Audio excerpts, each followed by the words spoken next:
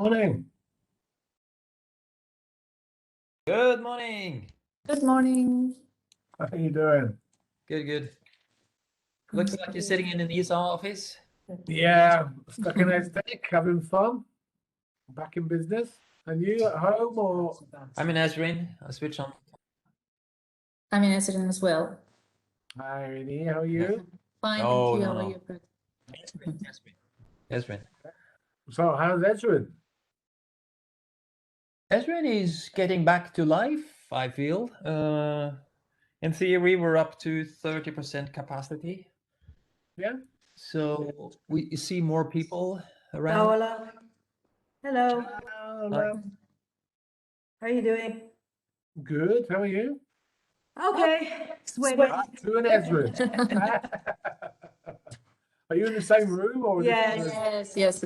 Okay. Okay. Because You should wear masks indeed. It's okay, Ulla. the banding. So yeah, it should be fun today, I think. Let's see what happens there. Yeah.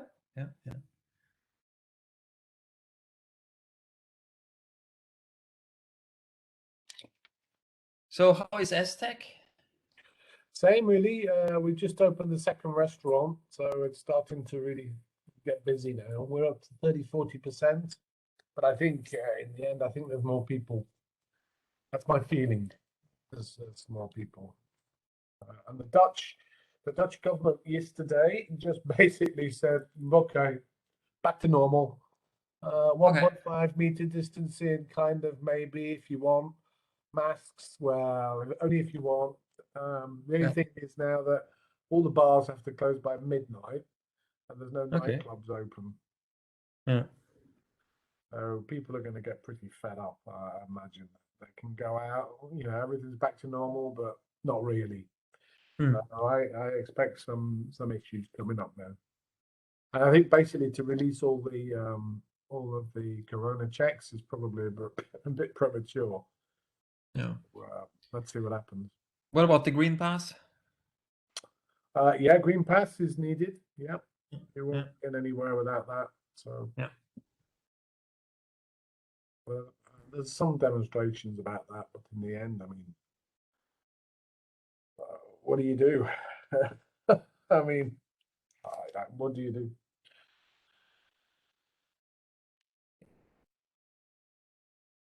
There are so many people that have these weird views about what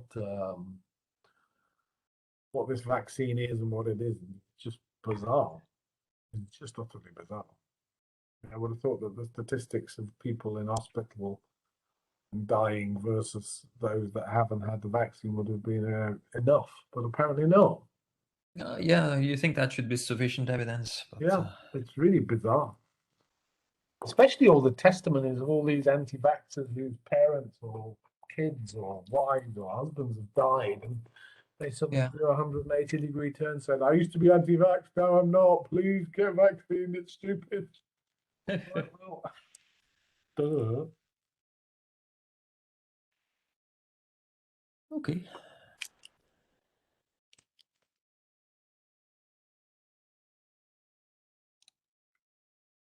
I'm trying to reduce the size of my slide. Yeah.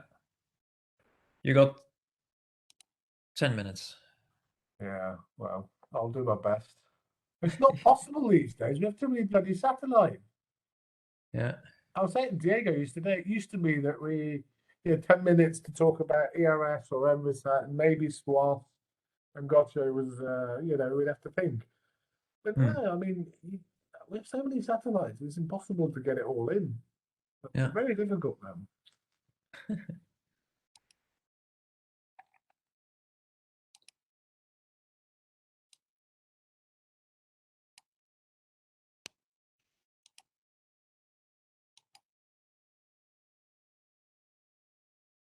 So, Ulla and Irene, all the participants to this meeting, they have the same rights, right? They can all in fact, shout and scream, they can all chat, and it's everybody can see all the chat all the time, right? Everybody can see the chat. Actually, let me just check that. We're so transparent. That's wonderful. So don't write anything naughty. Well, we have to wish for the best. Options. Just wanted to see the Q&A. So we leave the chat panel and that's it. Okay, because that's what we agreed with Diego. So I deactivated the question and answer, so people can only chat. So there's a chat to everybody or chat to the individual people, but we leave the everybody there. And this is what we've done in the previous ones. I think Craig for Chimra too.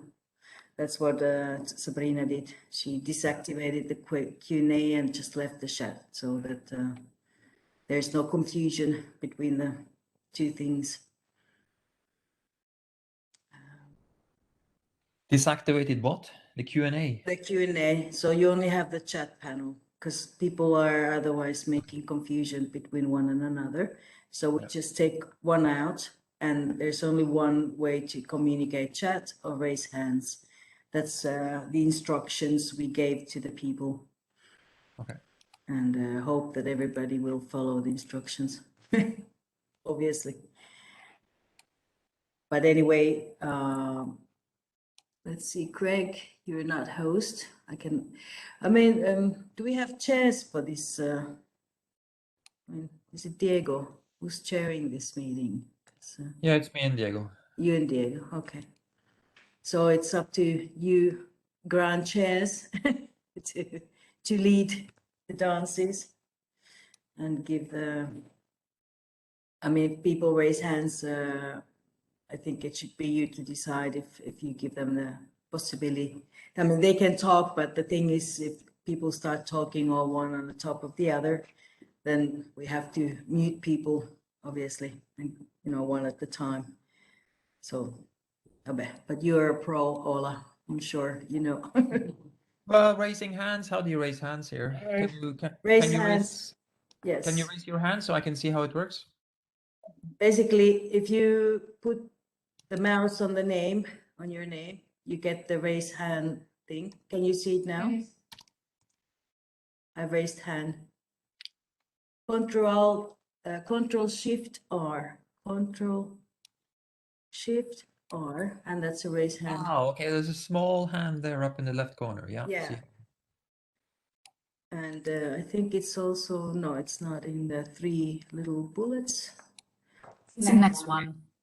You have reactions. Icons. Oh, okay, yeah. On the face. But that's just in a reaction, whereas the raise hand is another function. Which, this one? Yes, this Ah, okay, lower hand. Okay, great. Anyway, if you put the mouse, it kind of pops out automatically. So you click on the little hand you see, and that's raise hand. And who is muting and unmuting people? So if somebody's raising the hand and me as a chair, I would like to give them the floor. What do we do? I change your role to a co-host.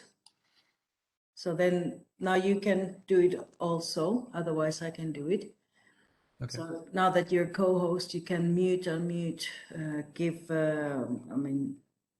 rights to talk and stuff. Lower so the hands. The same right to Diego. Yes, when he Donlan, are you just a client or are you an organizer this time? Me, client. You're a client this time, okay. I'm in and out, hopefully. Okay. I'm already in the ship for everything.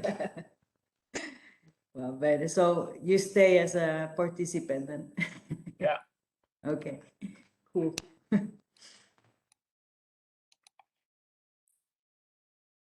We still, hopefully everybody connects in 20 minutes.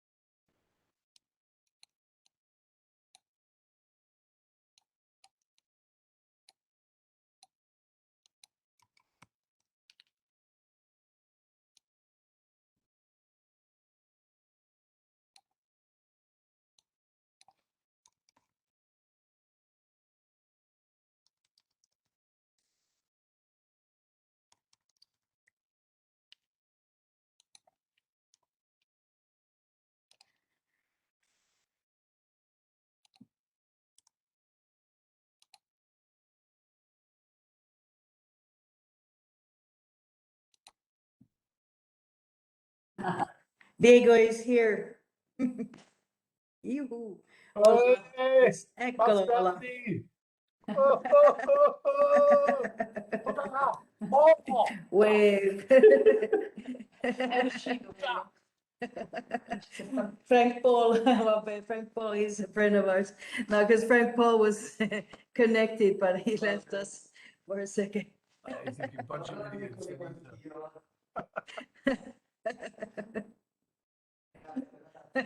Ciao, Diego.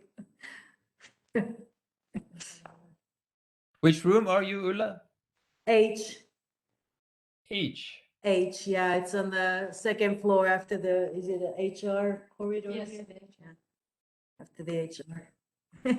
H at the HR. Yeah. Okay. Just next to me.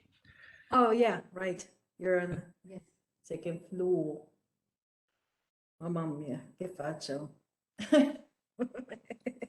No, I don't bear to see myself. Sorry, guys, I need to stop the video. It's better for everybody.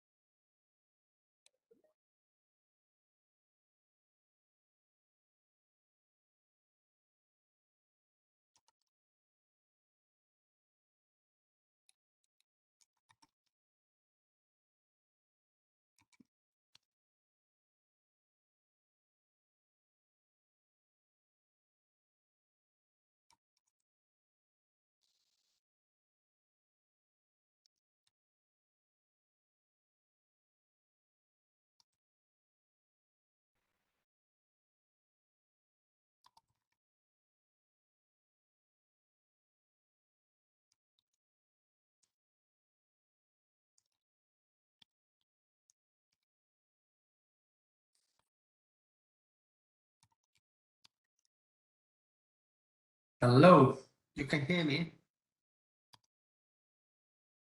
Yes. Hi Diego. Nulla, tutto bene come sono? Sì, sì. E ti faccio host in modo che Va bene. puoi master the... Si vedono le slides? Yes. Va bene. Ah.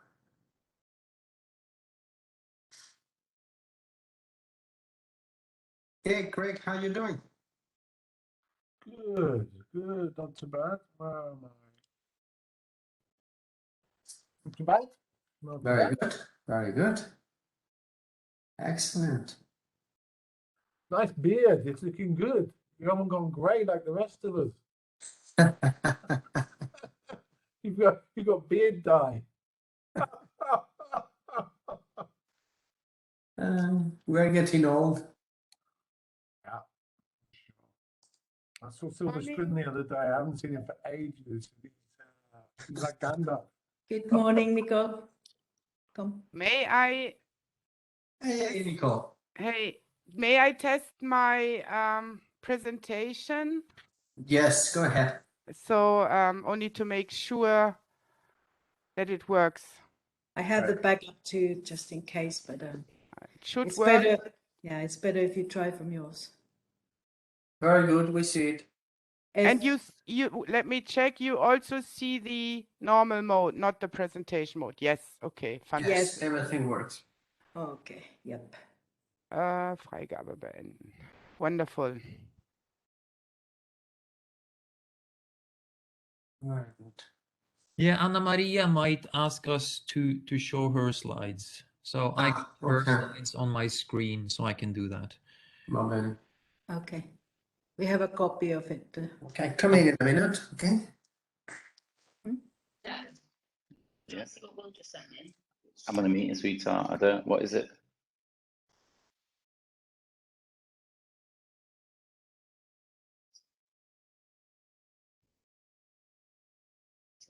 I don't get it. Sorry, I'm.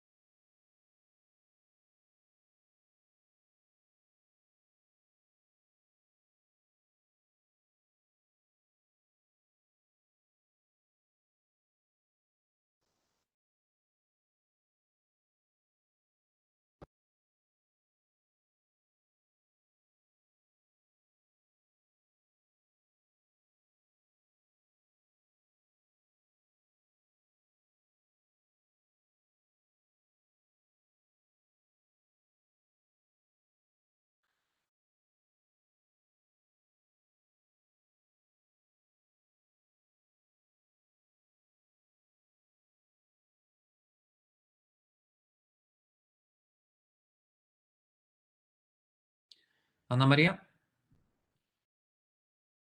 Yeah, good morning. Good morning. Do you want to test your slides, Anna Maria, or you want us to show them? I can, let me see if I manage. I have said I don't do this often with WebEx, but I mean, Oh, yes, perfect. it works, right? It's Yes, quite and intuitive, so. yes, if you put the presentation mode, we just check that the slides Where is swap. the, sorry, It's in your PowerPoint, or you go F5. I can do it directly in the PowerPoint. Wait, problem Yeah, is that yeah, it's exactly. hidden. Slideshow, okay. Okay, but now you have the small screen. Okay, now you can see it, right? In Yes. presentation mode, and Yes, it works. And it Okay. works. Yes, perfect. The only one where I have doubts will be because I want to play a video. Can I try that too? Absolutely. But I'll Now is the right time. need to. I think you need to share the application. Wait. Now I need to launch it already in my, but I have, yeah, here in my browser. And then I'll need to do a different shares, right? Yes, I think you should, in this case, share your browser Yeah. So if it's from the browser. so you're sharing, stop sharing. And then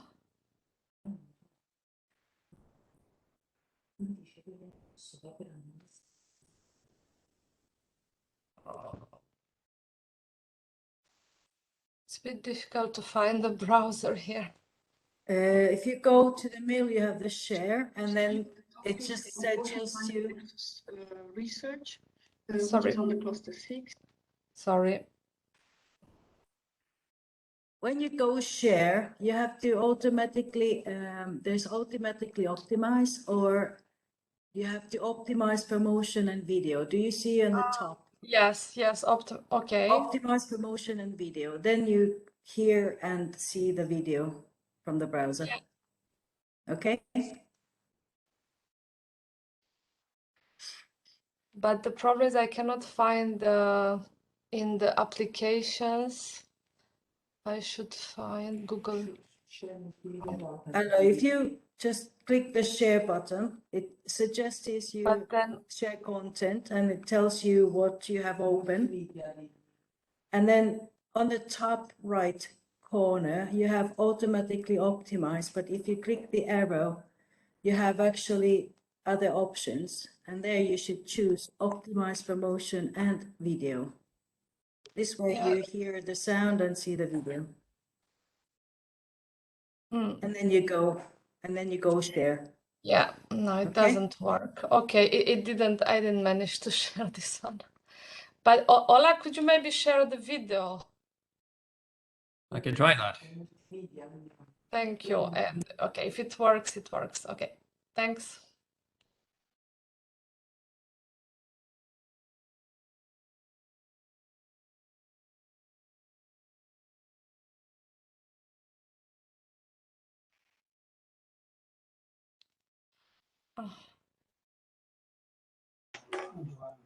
Ui, me voy a conectar, mira, ya comienza.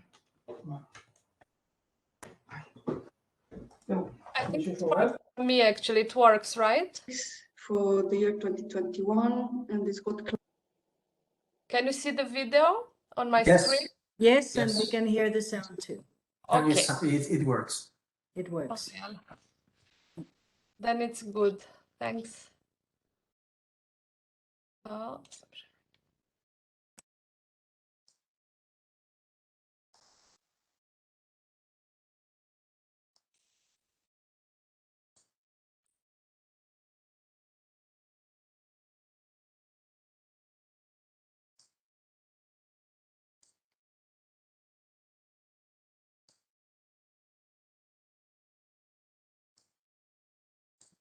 Okay, so we will wait just a couple of minutes and then we start while the people will join, okay? But otherwise we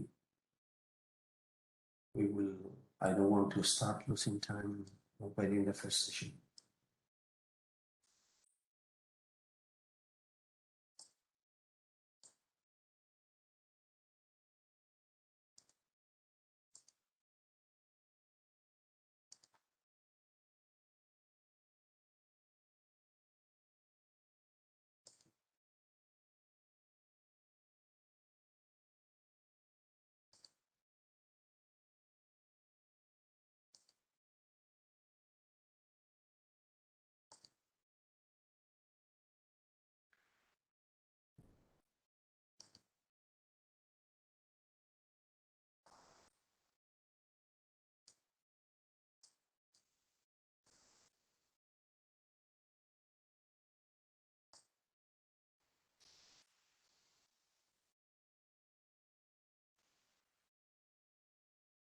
Hello, Rene. I see you are in a very nice place. Rene.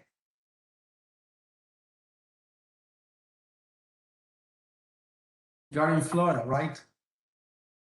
Cannot hear me.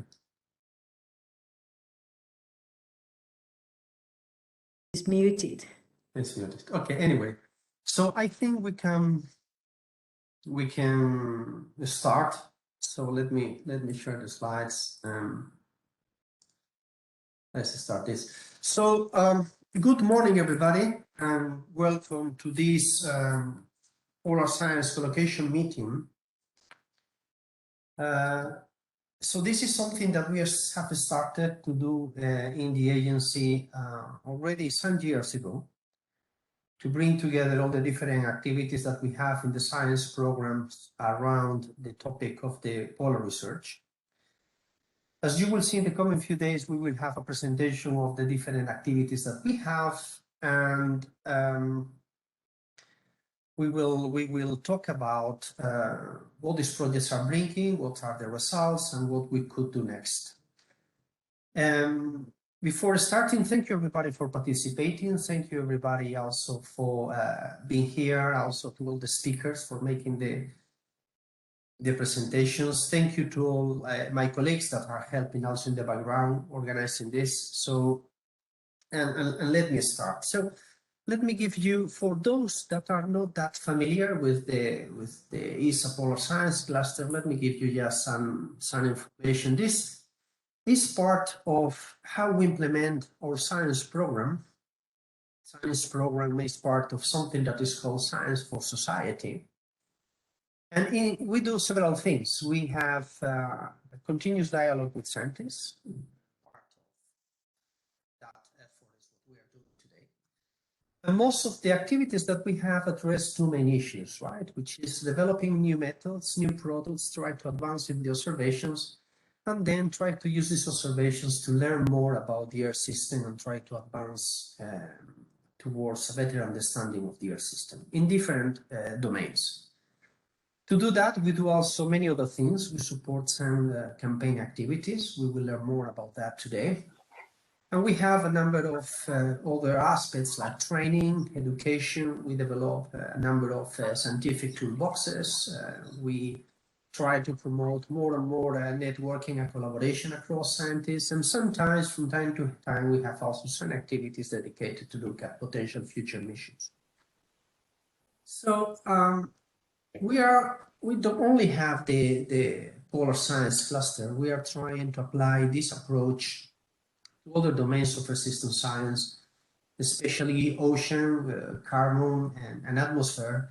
But very recently, we have started also to apply this type of more collaborative research approach to biodiversity, extreme and natural disasters, water cycle, and solid and magnetic. All these things you will see are very connected, and in the several collocations that we organize, many people are also involved in several clusters, which also is an expression of what the Earth system is. Now, all these clusters are more focused on the polar one. We are focusing on three main domains. We have a series of activities dedicated to Antarctica and the Southern Ocean. series of activities that we can group around Greenland and the Arctic, and a series of activities that are more addressing the third pole, so what can be, if you wish, the mountain glaciers and all that mountain high mountain environment, and everything that is more Panarctic or continental Panarctic cryosphere. So permafrost, snow, methane emissions, all these type of activities. So the meeting today will address these big three domains. In the morning today, we will have, so the full day today will be dedicated to Antarctica and the Southern Ocean. Tomorrow we will move to Greenland and the Arctic, and Friday morning will be dedicated to the Pan-Arctic issues and high mountain glaciers. In all these particular topics, the things that we are trying to do are more or less the same. So try to advance the way we observe these systems, trying to understand how the systems work, and try to transfer that knowledge into solutions for society. Now,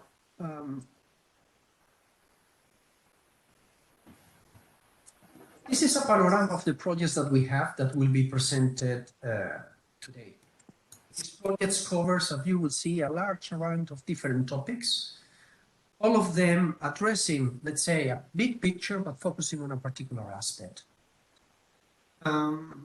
This is the problem we're trying to solve collectively. I'm just focusing right now on the topic of today. Okay? How the Arctic system works in the context also of the ocean interactions. So it's a very complex. Okay, it's a very complex process. It includes processes in the surface, interactions with the atmosphere, interactions with the oceans, processes in the lithosphere, all that connected. But in the last few years, through different set of activities, we have been able somehow to start looking at some of these. You will see these days projects dealing with snow, projects dealing with superglacial lake mapping, projects that are trying to improve the way we observe surface mass balance, and others looking more at the dynamics of the ice sheets, more looking at the subglacial environments of the lithosphere, and ocean aspects. So we are trying to build all this picture through different activities, and one of the things that I would like to discuss here today is, okay, we have all these different projects, so let's try to bring things together and try to address, let's say, the big challenges that we have in front of us in this particular. Now, just very briefly, we will talk also about international collaboration. We will talk also about mainly two big activities that we have in collaboration with NASA. The one is called INVI, looking at the ice sheet mass balance in the comparison, and the other is a new one that we have launched recently, looking at the Arctic methane and the permafrost challenge. I'll talk also about this on Friday. So, in overall, we have around 20 different projects running, and we have more to come. We have an ITT that will be issued very soon. It's about 1.6 million euro. And it will be issued or this week or next week. Okay, it will address three main topics. One topic is sea ice intercomparison, so it's mainly dedicated to networking and community efforts. The second topic is on mountain glacier mass balance intercomparison, and the third topic is dedicated to support the AMPAC initiative. We have also several tools under development to support scientific activities, and this will be also presented. And we are also engaged in a number of training, preparations and training and some books, okay? Now, we are not trying to do this in isolation. Part of the discussion that we will have today, let me call this call, part of the discussions that we will have these days will be also about how we collaborate in Europe, especially in the context of this initiative, which is called the ESA System Science Initiative. So this has been approved or signed just a couple of years ago, in 2020, and has the main goal to work together ESA and the European Commission, especially our colleagues of the GRTD that are participating to this meeting. So big thanks to them to be able to be here. To join efforts to address the main challenges that we have in front of us in terms of persistent science and how this may help also society. So just to give you a perspective of where we are in this initiative, we are in something that we call the pilot phase, which is more or less learning how to work together. And the main challenging milestone for us is 2023, where we want to pass to a more operational stage of this initiative and try to have a more, let's say, collaborative way, for instance, how projects are somehow launched. And we will discuss about this also. Part of this effort is the European Polar Science Week that we have last year. All of you, or most of you, have participated to that. We have a very nice report that most of you have also helped to prepare. So, 100 contributors. And it prepares a very nice baseline for all the discussions that we will have these days. So the purpose of today is mainly to review where we are with all our activities. It's important that you know what your colleagues are also doing, the new projects that we have recently kicked off that complements very nicely the picture of the panorama of different projects that we have. We will also have these days the presentation of some very relevant projects from the advice of the European Commission as part of the H2020 program that are very relevant for everything that we are doing. And the purpose of the discussions is exactly to explore opportunities for putting all the pieces together. So collaborative research, synergies, networking, and especially looking at that time frame that I mentioned to you before, this 2023 plus, right? So starting from all the activities that we have, what could be the next ambitious projects that we, ESA, together with our colleagues of the Commission, will put together as a large European endeavor. So this is what we have in front of us these days. I would like to have the meeting rather informal, and I hope that everything will work well in the sense that we have much more people that expected connected. So please try to, if you want to talk or you want to intervene, please use the chat or raise your hand. I think you have a tool in WebEx to raise your hand, and the chairs will give you the opportunity to talk. When you are talking, just open your video and just go freely and talk. Okay, I would like to have this quite interactive and informal, so let's see how it goes. And with this, I would like to stop my introduction, and I would like to give the floor, if I'm not wrong, to Anna Maria Stan from the GRTD and the European Commission, and she will give us a panorama of the activities of the ESA, especially in the context of polar science. So please, Anna Maria, the floor is yours. Yes, thank you, Diego. I would first like to share the slides.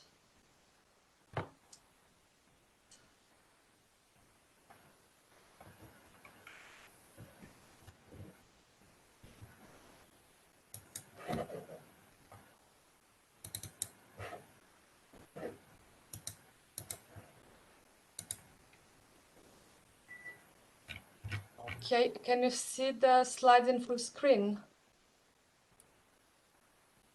Not yet? Yeah, not yet? You have to put in the presenter mode. Yeah, So up in the top is left. Have to Which I change. did. No. On your left corner, you have 3 titles up, and then the middle one. Yes. Not that, yeah, the middle one. If you click on it, you should be able to choose the presenter. Okay.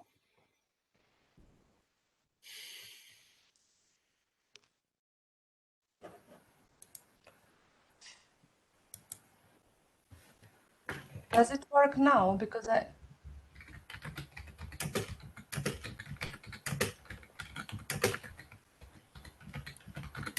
click there. There you go. And then there you should be able to choose speaker interview. There you go. Okay, good. Okay. Perfect. Thank you. Thank you. So good morning, everyone. And my name is Anna Maria Stan. I work in DG Research and Innovation of the European Commission.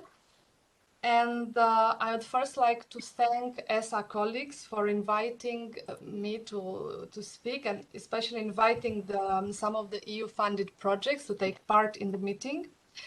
As Diego recalled, we have an agreement to cooperate between DG Research and Innovation and ESA to cooperate on polar science. And these meetings of the different clusters are a very important part of the work we do together. So for the networking and collaboration among scientists. So this morning I would like to make just a short introduction to you about different policy priorities or the policy context at the EU level. I'll try to be short anyway, because I think most of you will know part of the things, but I think it's good just to recall some of the important things happening this year. So I'd like to start with the Arctic strategy, because the European Union will adopt in the beginning of October a new strategy for the Arctic, mainly because, as you all know, the Arctic has a growing geopolitical importance. And the last strategy of the EU was from 5 years ago. It had 3 priorities: climate change and environmental degradation, so tackling these challenges, then finding solutions for sustainable development in the area, and then international cooperation. Research and innovation was an important part of the 3 priorities, and the project funded through Horizon 2020 try to respond to these 3 priorities. And just as an example, also science diplomacy in this context was very important. So in the international cooperation part, also because the European programs are by definition international cooperation, because it's already amongst countries. And the projects that were funded were mainly for developing an international Arctic observing system to improve predictions and projections and improve the local level climate predictions, and also making Arctic research and monitoring data sets accessible and relevant for communities. Besides this important policy document, so I'm passing at a wider picture of polar research supported by the European Union, and the main instrument we have for this is the Research and Innovation Framework Program. Up to last year, we had the Horizon 2020 running for 7 years, where the different projects were grouped under the EU Polar Cluster, and the cluster is coordinated and managed by EU Polar Net. But right after my presentation, you will hear Nicole Bibo from EU Polar Net. She will make a presentation on this specific topic. I'd also like to recall, of course, Copernicus, which offers very important services for polar science. And to highlight that the Commission is taking part in the Arctic Science Ministerial meetings. The third and last one was in May, and Commissioner Maria Gabriel signed the joint statement alongside with 25 governments committing to continue to support Arctic science. Last but not least, the Commission also has its own joint research center, which is also quite active for Arctic and wider polar research. And I mentioned the previous program, Horizon 2020, where I have to say there are still several important projects still running, because the program just finished last year. And the new program, Horizon Europe, started in 2021. Like the previous one, the Horizon Europe is also trying to respond to the societal challenges that of the European Union, but also the ones decided at global level by the UN. So helping to achieve the UN Sustainable Development Goals and contribute to that. In the vision for Horizon Europe, you'll see the first line is tackling climate change. As you know, the new commission, meaning started 2020, and has a new, quite ambitious European Green Deal.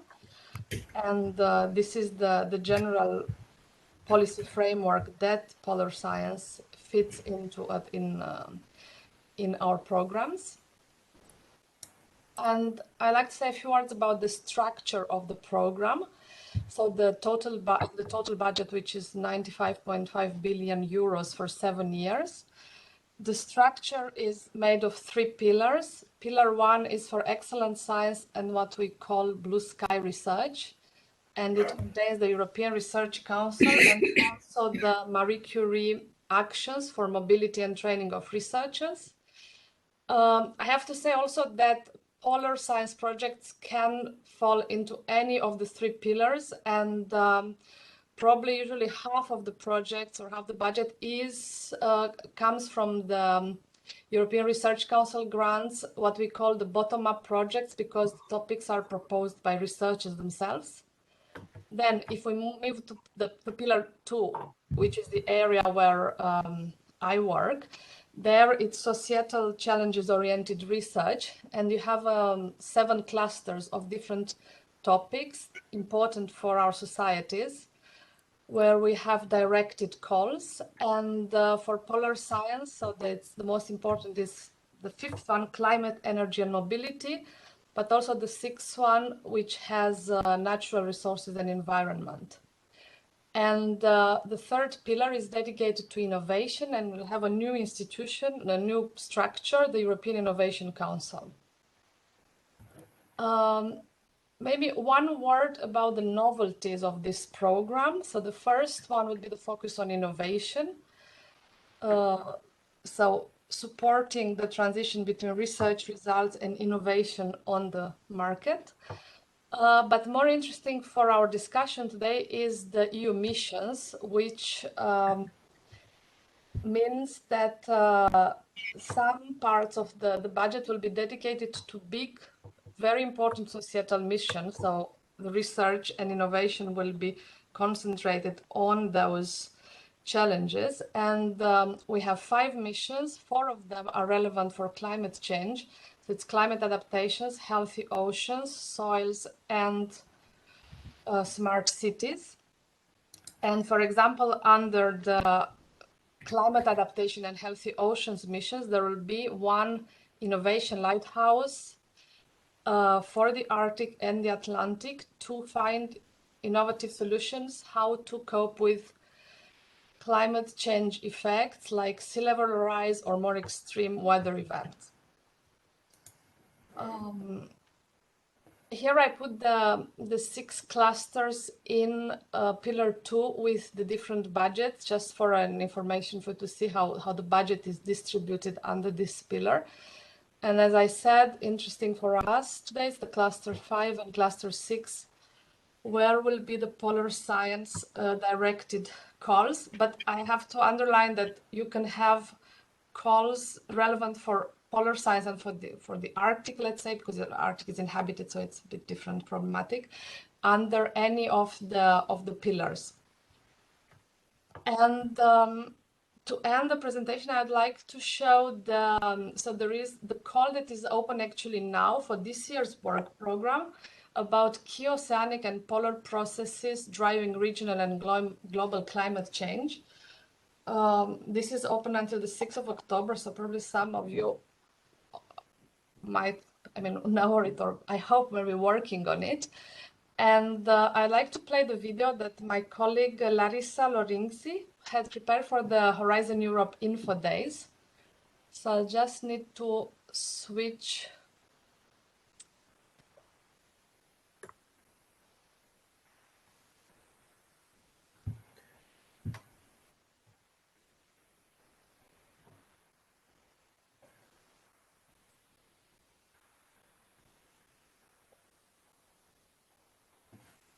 So can someone please tell me if you see the screen with the video? Yes. Okay, so I'll see if it works. Introduce to you the topic on the Ocean Climate Nexus research, which is on the cluster 6 for the year 2021, and it's called Climate 0103. And it focuses on the key oceanic and polar processes that drive regional and global climate change. What we expect with this research topic is to see an advancement in the ocean climate nexus science. We would like to see an expansion of our understanding of the nature and magnitude of these processes that are affecting our ocean and climate, including the tipping points. What we would like to achieve as well is an increase in the predictability of these processes and a major contribution to the next generation of observation and modeling. Certainly, the results of the project will be contributing to help us formulate appropriate European policy action. And there should be as well substantial contributions made to key international assessments, such as the IPCC, and as well the UN Decade of Ocean Science for Sustainable Development that has just started.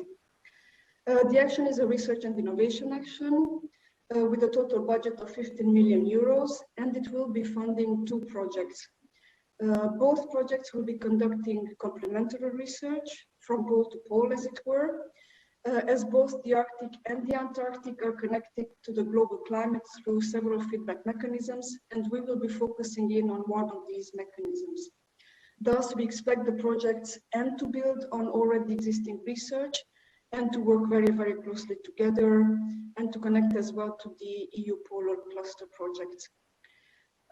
Project A will be focusing in on the AMOC, while Project B will focus in on the Antarctic processes and the Southern Ocean circulation. While both projects have this regional component, for example, for the AMOC, just to take an example, to look how and why the AMOC has changed over time and how it will evolve in the future. While Project B will be looking, for example, at the Antarctica climate variability, including tipping points. Both of these projects have as well a component that brings the two and links them together and bring them as well in connection to the world ocean circulation system. And here, for example, for Project A, we will have understanding the entire system of the AMOC and how it links with the world ocean circulation system, in particular with the polar oceans. While for Project B, understanding the ice shelf loss in Antarctica and how it links and impacts on the ocean circulation system, in particular the AMOC. Thus, what we want to achieve is that the two projects form an outcome which is greater than the sum of its parts, and that it covers this systemic approach. And we hope that it will contribute to closing the gap towards producing an integrated view of the planet's climate system. With this, I hope that I have captured your interest for this topic, and I wish you good luck in applying. And So thank you. I finished the presentation, and I think I ran a bit over time, so apologize, but looking forward for the rest of the day and the presentations. Thank you very much. But I think it has been very interesting, and I assume that also the announcement of the call has raised a lot of expectation in the people. So very fast, in this session, we have not expect any exchange of questions, but we will have during the daytime to take your questions maybe also. So I would suggest that we move forward with the intro talks. And the next one will be Nicole Biebo, that will talk us about the EU Polar Cluster and the different projects in the cluster. So please, Nicole.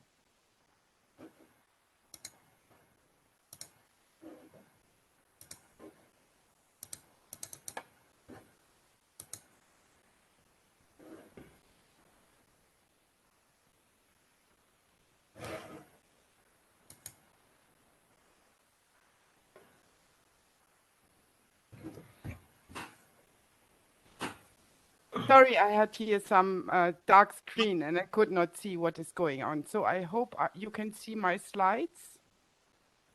Can you see it? Yes. Okay, wonderful. So, hello everybody. I'm Nicole Bibo, and I'm from the Alfred Wegener Institute of Polar Marine Research in Germany, and I'm the coordinator of the EU Polar Net. And I will give you a short introduction to the EU Polar Cluster, what we are doing within this frame, and what benefits we see of cooperating together. How did we begin? So as Anna Maria already mentioned, the EU has an Arctic policy, which was launched in 2016. And with that, the European Union also committed to put particular importance on funding research, science, and innovation. And suddenly we had several Arctic projects coming up, funded by Horizon 2020. You see here the beginning of the EU Polar, at that time still EU Arctic project cluster. And we thought that it would be good if we join forces and cooperate in several issues to make more progress in Arctic research. So this was the beginning of the EU Arctic cluster. But then during the course of Horizon 2020, we had much more projects coming in, funded by the European Commission, and we changed the EU Arctic cluster to the EU Polar cluster. And I will give you a short introduction soon. To make a cluster work, you also need a coordinator, so someone who's taking care about the progress and the cooperation within the cluster. And the coordination of the EU Polar Cluster is the task of EU PolarNet 2, which has started last year in its second phase. You see here our ambition. So one important point of our work is to co-develop and advance European research, and the cluster is a prominent part of this. The objectives of EU PolarNet 2 are listed here. I will not go into detail. I only want to tell you that we have a work package on advancing European and international polar research coordination. And in this work package, we have a task for the coordination of the EU Polar Cluster. And the coordinator of the EU Polar Cluster is Elena Ford from the British Antarctic Survey. And she does the work together with Renuka Bade from the European Polar Board. The other objectives which are listed here for EU PolarNet 2, like for example, stakeholder and right holder involvement, policy advice, interaction with funding agencies, are also things which we do jointly within the Polar Cluster. So now about the cluster. So as I said, we started with Arctic projects, and we still have a lot of projects. You see here all the logos focusing on Arctic research. But we also have several projects working on both poles, and project with a dedicated topics on the Antarctic. At the moment, the EU Polar Cluster comprises 22 projects and has 2 partner organizations, the Svalbard Integrated.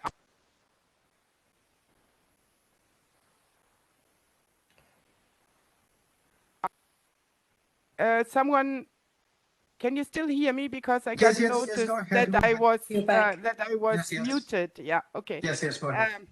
And we also have a dedicated project on the Antarctic. So at the moment, we are covering 22 projects, as I said, covering both poles. We merge a quite wide spectrum of research and innovation activities. So we are working on permafrost and sea ice. We are working on enhancing observation on both poles and improving predictions. And we also have infrastructures project included who aim to network the Arctic research stations and the Arctic icebreakers better. And we are also, for example, drilling the oldest ice core in Antarctica. So you see, it's a very wide spectrum, and you will see as you will get some more information about the cluster project's scientific backgrounds in the talks this afternoon and the next.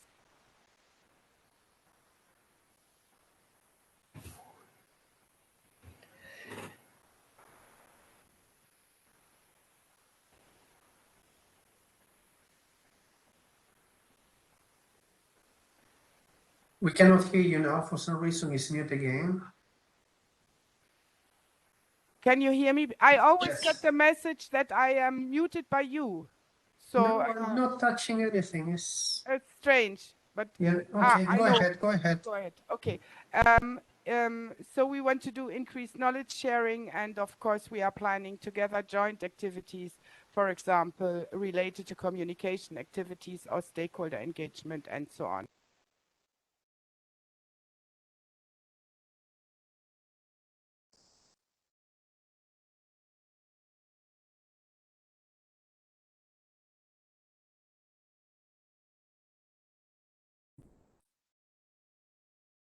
Again, for some reason, you get a mute automatically. I don't know why.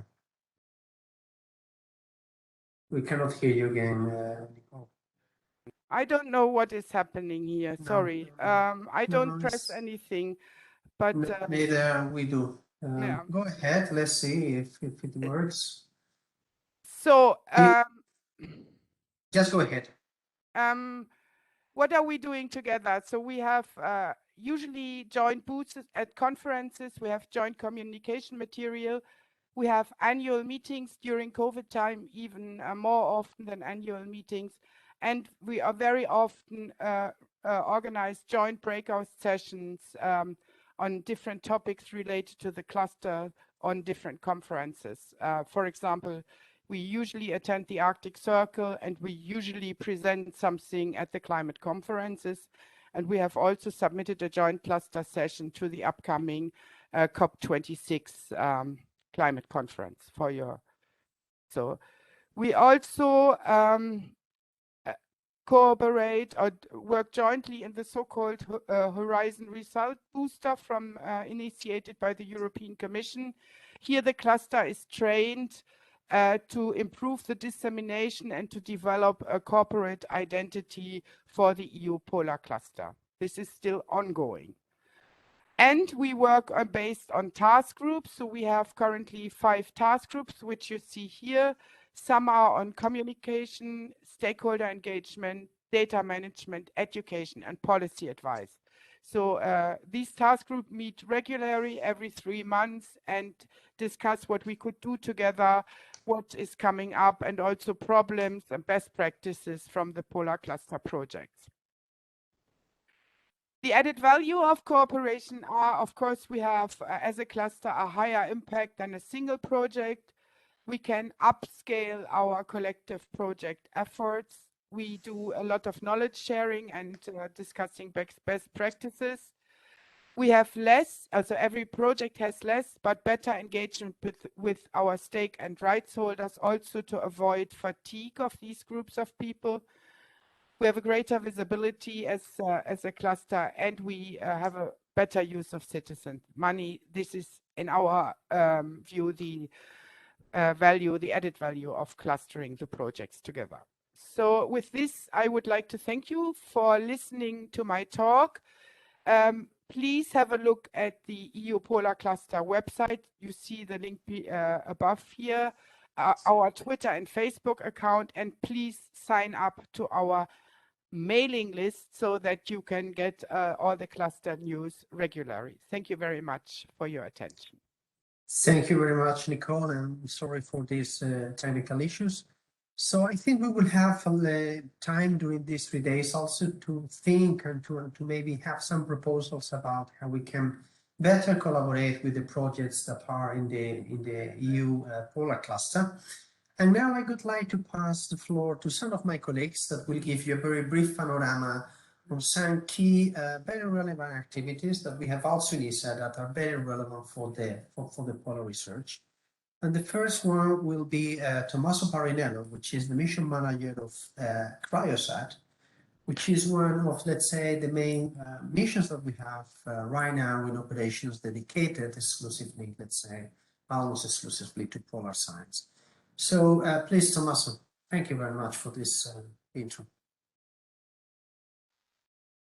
Okay, Diego, good morning. Are you seeing the right slide? Because Yeah. Okay, I hope it can stay like this. Please, Diego, you can mute me at any time if I speak too much. And, No, go ahead. and let me know if the slides change, because that is going to be complicated, because I have a system which has this. So go ahead. Feature. Thank you. So I would like to give you an overall status of the mission. As already Diego said, CRISAT is an important asset for polar science, and it's all I'll say our duty and our day-to-day work to make sure that this asset stays in space as long as we can. So I will go straight to the sorry, let's see if this works. Okay, yes. Okay, can you see the next slide now? Yes, we can. Okay, thank you for that.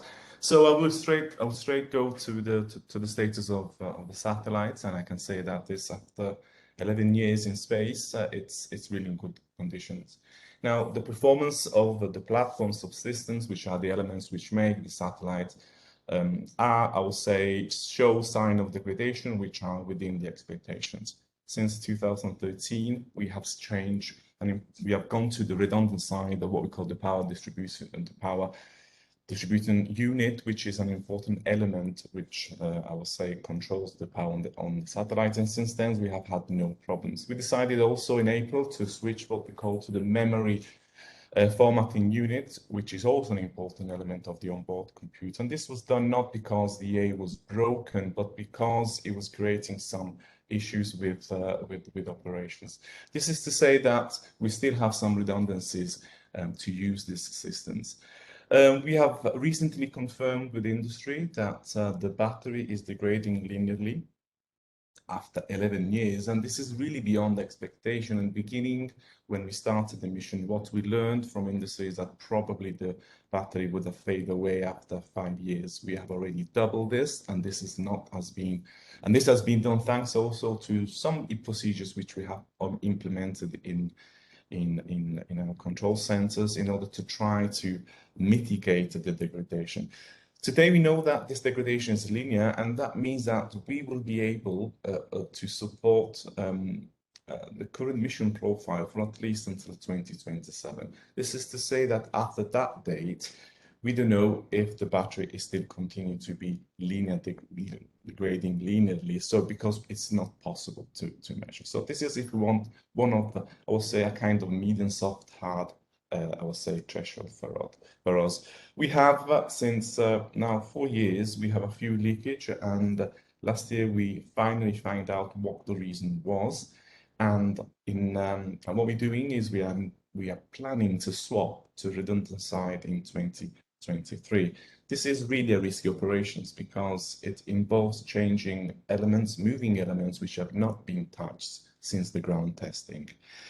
And if we do this, this should ensure us, I will say, at least theoretically, if we manage to do this, that we will have fuel sufficient until the end of the decade. Now, if we combine the information that we have on the battery and the fuel and the consumables, and we don't take in consideration other things which can happen, of course, on satellites, I think our expected lifetime, it's based on all duty parameters, we can say today with good confidence that it's between 27 and 30. This is really important because, as you know, we don't have an asset as a CRISAT, but we have in the development, I would say, phase, we have another mission which is called Crystal. So it would be really important that we could eventually get very close to when Crystal would be launched. The instrument, by the way, is in excellent conditions. Any degradation is within expectations, and we have all redundancies still available. And we are preparing also for the bad times, because it could be that in the next years we need to swap to the redundant side, and we have recently consolidated the procedures to do that. On the ground segment, no major really things to report, just to say that, and I have another slide on this, that our product portfolio since the beginning, if you look at this, the right image on the clock has really evolved a lot. Let's say, whatever means sharing emails. Guys, this not, you're not speaking to me. Please, could you, whoever is talking, could you mute yourself? Okay, thank you, Diego. I thought you were speaking to me. So we have been evolving our data portfolio to include new demands to support new applications. And recently, well, recent now is about more than 4 years, I will say, near real-time and operational use of our data. And we have been evolving these data, and now we are focusing on two important, I would say, axes of our portfolio, which is the oldest and the new thematic products, which is approach which has now been followed or about to be followed by another altimetry missions, and certainly is going to pave the way for the set of products which Crystal is going to offer to the community. Now we are disseminating all this to the users, and overall I will say that we have on the ground segment, which is, don't forget, an important element of any mission, because it's a ground segment which is able to follow the users and follow the user expectations, and of course make sure that the data are in good quality once these are acquired by the satellite. So just one quick slide on the data portfolio. We started at the beginning only concentrating on the core, which is the left, if you want, the x-axis of our data portfolio. This has been important and will continue because it has been supporting, I would say, R&D and activities, but more importantly, the long-term data record. And we have been carefully looking into what this has been for the users, what kind of demands or requirement, and if you want, is our pillar. Now we have been, as I said before, we have been also developing another two axes of the product, and the one in the middle is about the swath, and this is an interesting, I will say, an important, I will say, axis of our portfolio, because it's a successful example of transferring into operations are the R&D products, which was, I remember, which was all under the responsibility of Diego. And after we have proven that the system was able to provide quality data in swath and gridded products, we decided to put this inside our ground segment. And now we are concentrating as well as our third axis with a new concept of products designed not, I will say, for altimetry experts, but for users, for those scientists in the field of the cryosphere, the marine, the hydrology, and the climate, who wants to use fast, simple, small, and best quality data with uncertainties. And this is important. We are convinced, as I said before, that this approach will be followed by other missions. Now, what are we doing now? Now, the mission, as you know, has already been extended 3 times, and we have programmatic funds to operate the mission until 2022. And in the discussion we had 2 years ago, after having demonstrated, of course, that we are still fulfilling our prime objectives and we are securing the long-term data record, plus a number, I will say, of additional goals and criteria set by the member states, by the community, we proposed at that time 7 important objectives to be started in 2019, and it is our, if you want, they are our strategic objectives, which will be continued in the future. And now we have to demonstrate this year, and this is just to give you an idea what the roadmap will be. We have to demonstrate again to the member states, and this will happen very soon, in a couple of months, that those objectives which we have set up in 2019, we have to show them what has been the result and see what we want to do. These objectives have been accepted by our member state. So if you want, it is our bread and butter of every day, and make sure that we can fulfill what the expectation is. This roadmap for the mission extension, which we usually do every 2 years, will end more or less in PBO.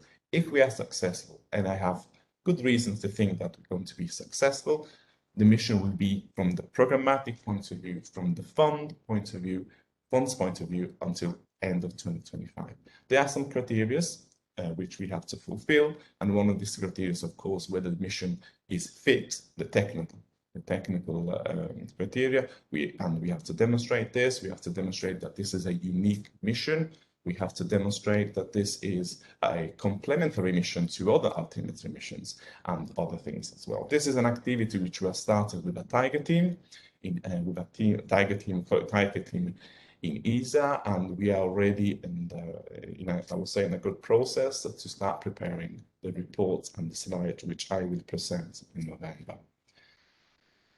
Okay, 2 slides on to talk about science in general, just to give you an idea. As you know, our prime focus of CRISAT has always been on the prime and sector objectives of the mission, and important to continue to sustain the long-term data record over the cryosphere, linking our data from mission from the past to mission in the future. And thanks also to the synergies with other missions, we have been able to better characterize, for example, sea ice and other I'll say, important elements, also like land ice and snow. And thanks, I was just already mentioning this, to innovative methods like SWOT, we have been able to measure with great accuracy the contribution to sea level rise of complex areas like glaciers. And there are papers coming out of this, as you know. SWOT has, and we are very proud of this, if you want, SWOT has really extended mission capability of any altimeters, transforming what is one-dimensional measurement in a kind of ground track into 2 mode altimeter, and has become, I think, indispensable requirement for the new mission like Crystal. So we have proven that something, which was interferometer, which was, if once it was an R&D on the satellite, has now really become part of an important asset, I would say, for the next generation of products for polars. And just another slide on science and why we have been just bit of a busy slide, but just why we have been very careful to listen to a number of other users, to the point that in the last 11 years, the mission has evolved from a dedicated ice mission to a multidisciplinary mission, contributing to different science spheres, even beyond what really we expected at the beginning when this mission was launched. Just one slide before I go to the end, and by looking at the statistics and the scientific literature, we discovered that there's been an increased trend of publication since launch. In the 5 years of the mission, on average, we have been published, science have been published, and here I'm only referring to the peer review article, of course, have been published in an article every week. In the second 5 years, this has been increased to 1.5 paper per week. And of course, our objective, and please be motivated to increase this rate so that in the next 5 years of the mission, we can reach the 2 papers per week. This, as I said, only considers the peer review article, and but if we go beyond that, of course, the number of articles, proceedings, books, and so on has really increased, I would say, significantly. The affiliation of authors, and this is the image you see on the right, says that the most active colleagues have been from US, UK, Germany, and as you know, also China, and about 2/3 of the papers have been written by European scientists. And this goes me to the famous timeline which I have, which gives you an idea what is going to happen in the next 2 years. We've just completed, okay, before summer, the anniversary conference, and which... Sorry, Thomas, I think we have to close as soon as you can. Okay, okay, this was 10 minutes. I just want now, this is the timeline. And we will complete the mission review, which foresees to go to as I said before, to go through the 2 important criteria. We're planning 2 important campaigns, and this will be both in the Arctic and in Antarctica. And also to do this, we are planning eventually to shift again the orbit phase so that we can maximize the measurement with ISAT-2. Once we have done this, of course, we will go back again to the Arctic. And we are planning to do the switch to the RCB, as we said, in spring of 2023. And this goes to my conclusion slide, which says that, okay, it's written there, the overall performance of the mission is good. None of the ground segments pose any risk or critical issues. To continue the missions for another 5 years, I would say, until 2025, this is what we expected, and it's paving the way to the new Crystal mission, and we're trying to reduce the gap as much as we can. The mission has provided a unique data set in these 11 years of mission, and also contributing to the essential climate records. We did not talk, because we didn't have time, about the change of the orbit we did last year, but as you know, it's often now a unique and repeatable possibility to have spatial quasi-temporal coincident laser altimetry. And this will be very important for, I'll say, a handful of applications and research in the scientific community. The preparation of the next mission is going on, and we are very optimistic that the member states will extend the mission until the end of 2025. This is really good. Thank you, Tommaso. Thank you very much to give us this overview of where we are with Cryosat and what we have in front of us, at least for the coming few years. And as we are doing very late, let me pass very fast to the next speaker. It will be or Tanya Casal or Dirk. Dirk, will be you, right? Yes, it will So be me. just go ahead, share your slides. Dirk is part of our campaign section. They are dedicated to go to very nice places all around the globe to collect in situ observation. We are very jealous about them. So please go ahead, because this is also an important aspect of all the activities that we are doing. Please, Dirk. Try to keep the time also, because we will need also some coffee. Yes. Because the next. Thank you. Thanks a lot, Diego. I hope you can hear and also see now the content of the presentation. Yes. Yeah, good morning to everyone. And just to comment, I think as many people in the audience, we also wish to be in the field during the last 2 years. We were a bit hampered, but I think we all have good reasons that this is improving in the future. So I will give you a little bit of an overview about campaigns in general at ESA, but also highlighting some of the upcoming campaigns. Most of the content is prepared by Tanya Casal. So she's responsible for most of the polar campaigns. I'm working a little bit on the UMPAC topic, but I think if you want more information on the campaigns, please contact Tanya. Just as a small reminder here, we are developing these world-class Earth observation systems, and we should not forget that the performance and evolution, as well as calibration and validation activities, are really a very important part of these missions, as you all know, and was also nicely pointed out already by Tommaso for Cryosat. Few words on general role of ESA Earth observation campaigns. I'm pretty sure most of the audience is familiar with what we do. We started early in 81. We are doing approximately 6 to 10 campaigns per year in general. And there are a number of strategic objectives for these campaigns. But they are not only the strategic objectives, but also really technology, science-driven campaigns. And as you can see here, all the data that is coming from these campaigns is freely available in our campaign data archive hosted in Esrin. And if you are not familiar already with the campaign database, I would invite you to follow the link and then see what is available. I think there is a huge amount of campaign data already available from Cryosat, but not only, there are also a number of other polar related campaign activities. I can also put the link in the chat later on, then you can follow the path during one of the breaks. If we're talking campaigns at ESA, we have to really be reminded that these campaigns are within all the different project phases. So they usually start already at pre-phase A, or what is sometimes called also phase 0. And then you can see that they follow the different phases for the entire mission, including the mission development, phase A, phase B, CD, and then of course, commissioning operation until latest data archiving. As you can see also from this slide here, they have different objectives during the different phases. In the beginning, it's of course driven by mission development and also mission simulation. Later on in the phase CDE, it's more preparing and executing the different CalVal activities, and of course also science and applications.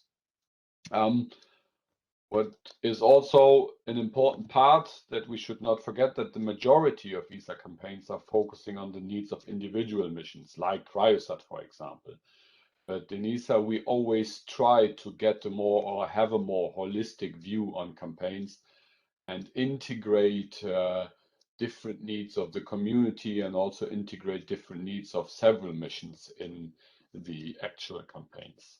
But let me proceed with the latest campaign, just as an example, that was performed in August this year in the context of the new UNPAC program.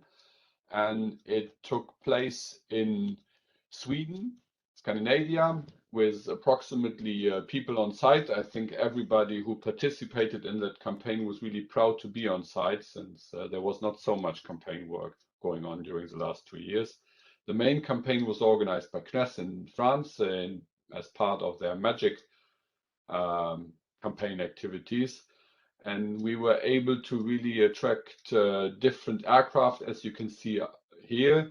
But there were also a number of balloon activities that required, I think, great preparation from the French teams. And the data will be used now in context of UNPAC, of course, but there will also be simulation studies for both the NASA SPG and also ESA LSTM, since this was not only focusing on atmosphere, but again, having a more holistic view on atmosphere and surface. First, very preliminary results from this campaign are already available. You can see here the in situ component from the DLR aircraft matching the methane emission inventories, which is already good news after 1 month after the campaign. And we could also see that from HITES, the hyperspectral thermal imaging system from JPL, is also in a position to detect smaller methane sources here as a quick look given. As I said, these are very preliminary results. If you want to learn more, feel free to contact the different people who are mentioned here on the slides. I think Tommaso already gave a very brief overview what is planned for Cryosat. Here on this slide, you can see that in spring 22, we all hope that there will be the first Arctic campaign again in the context of Cryosat. So this is a clear focus here on the Arctic, since the plans for 2020 and 21 had to be cancelled. Now I think the activities are proceeding. For further information, please contact Tanya. The same holds for the activities in the Antarctic in 22. I learned from Tanya that the national proposals are under evaluation and that more information will become available in October this year. So I think there we have to wait a little until the actual information is coming up. This is my last slide for today. There are these campaigns that just took place or will take place during the coming years. There are also other activities that we are currently planning or involved in. There is a COMET campaign that took place, that will take place, in Canada or Alaska in August 22. That will be relevant for UNPAC. There's also a larger fire detection experiment taking also place in Canada. We still try to combine these two activities. That could be relevant for some of the polar activities. And then recently there were activities, or there were several Earth Explorer 11 candidates presented. Not all of them were chosen, but there are some commended missions where we have the potential to also do further campaign in the coming years. Two are mentioned here. It's Cryorat and Stratus. And I think Tanya is now starting with teams to think about potential campaigns in the context of these two missions. So I'm sure that some of you will be contacted in the coming weeks to learn about the potential of these campaigns. In the meantime, as I said in the very beginning, feel free to contact Tanya or myself for learning more about these campaigns. And I think with that, I can close and would like to thank you for the opportunity. Thank you very much, Dirk. Very nice.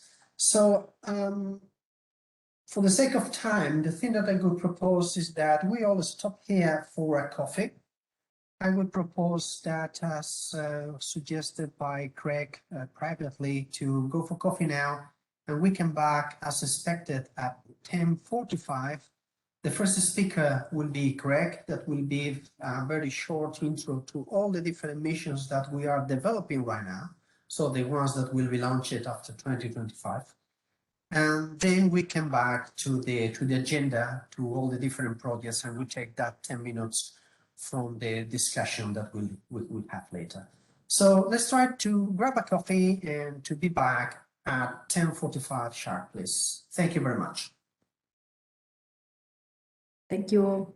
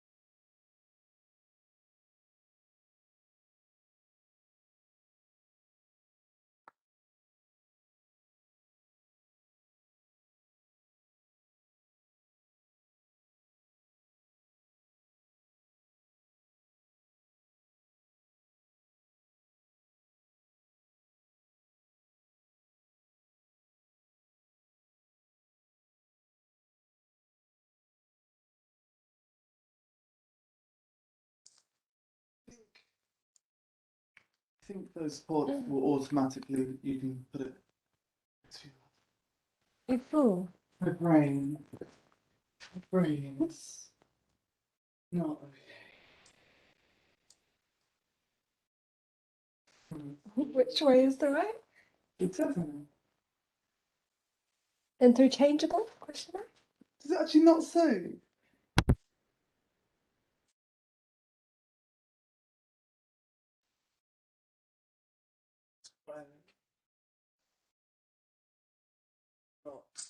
Greg, are you ready? Ah, Yeah. loud. I think please mute your mics. There is some people that has the mic Wait. open. Wait.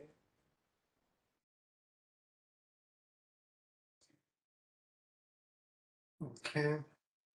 Okay, very good. So let's start. So we will have the first presentation will be Craig Dolan, which is the head of the Air Surface and Interior.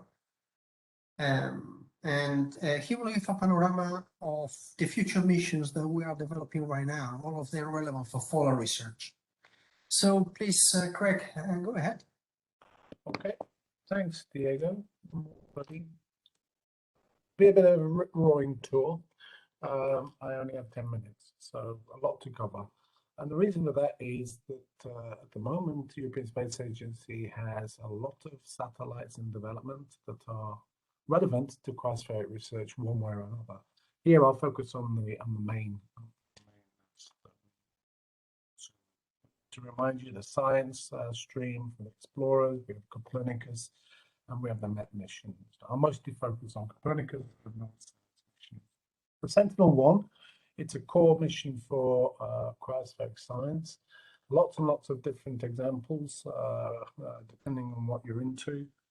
Here I just show some of them, but ice charting, subglacial mapping, looking at icebergs, ice shelf breaks, sheet movements, Antarctica and Greenland. So lots and lots of activity. Now, what we plan to do soon is to complement Sentinel-1 with the Roselle mission, which is a Copernicus expansion mission in phase B2. This will give us new information. It's not yet available for the current Sentinel mission in L-band, and it's complementary to the C-band that we get for Sentinel-1. We'll have 2 Roselle satellites, hopefully, and they'll be in the same orbit and acquisition geometry as Sentinel-1 and trigonometric wide swath mode. And you can see the timeline here. And in particular, we're looking at high resolution, 50 meters squared for enhanced continuity with a swath of greater than 260 kilometers, the 6-day repeat, 3 days over Europe and 1 day in the Arctic. And this will give us access to enhanced information, sea ice, snow water equivalent through the INSAR techniques, and also there for maritime monitoring. Will also be a wave mode for both.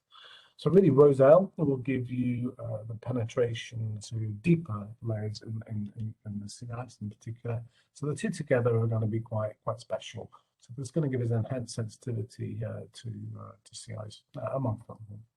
Sentinel-2, it's not dedicated to ice. However, many of you have seen some of the amazing, most beautiful images that you can obtain from Sentinel-2 in the ice.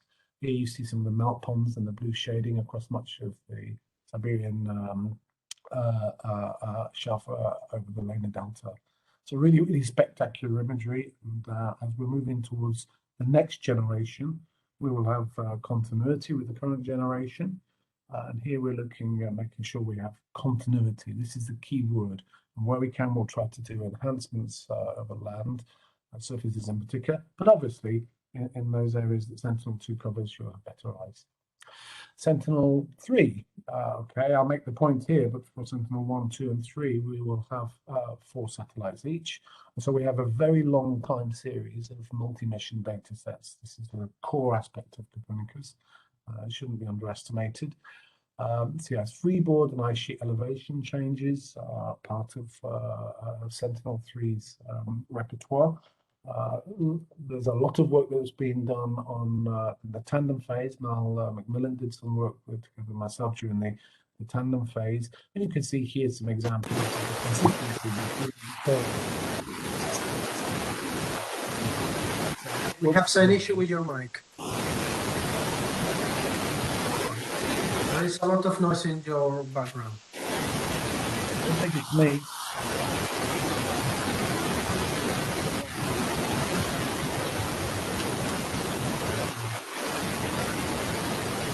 Machine. Okay. So for Sentinel-3 topography, here's the sampling that we get with Sentinel-6 and Sentinel-3. And we have big gaps in particular areas of the world, and this will be optimized. But obviously, that includes our job is to really improve the sampling. And we have 2 options to do that. It's a swath altimeter, or a constellation of small satellites, nadir pointing satellites working together, so roughly about 10, or 2 to 3 swath altimeters, or something in between, which is a hybrid swath and altimeter satellites in the next generation. And this will, of course, cover all of the continuity aspects of Sentinel-3, including the sea ice and some of the ice sheets. Crystal, everybody knows crystal in this community. Key indicator of climate change is looking at how we see mass loss from Antarctic and Greenland ice sheets, directly addressing the EU Arctic policy, and is going to provide us the continuity that we need for Cryosat. So it's really building on that. It'll be the first high-resolution operational mission in the Antarctic. So there'll be significant improvements. Here we have a Ka-band channel for snow depth retrieval and a microwave radiometer. This will move great improvements on the CIS freeboard and on the interferometric measurements. 50% we expect on the elevation error. So CIS freeboard, thickness, snow depth, land ice glacier elevation, iceberg detection, and then there'll be, in addition, some level 2 ocean products as well. So most of the products are already validated, so we're building on that heritage of Cryosat to go forward, and this will be a core mission for Cryosat research. Complementing that to a certain degree will be the Copernicus imaging microwave radiometer, responding, if you like, to some of the IPCC issues raised in the report to policymakers, global temperatures, Arctic sea ice areas, and pH. So this is a mission looking at sea ice concentration, sea surface temperature, salinity, surface winds, sea ice thickness, drift, ice type, and sea ice surface temperature.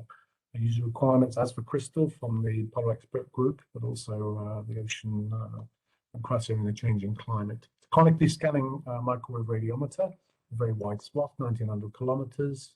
Channels are L-band, C, X, K, and Ka, providing H, V polarization, and a third Stokes.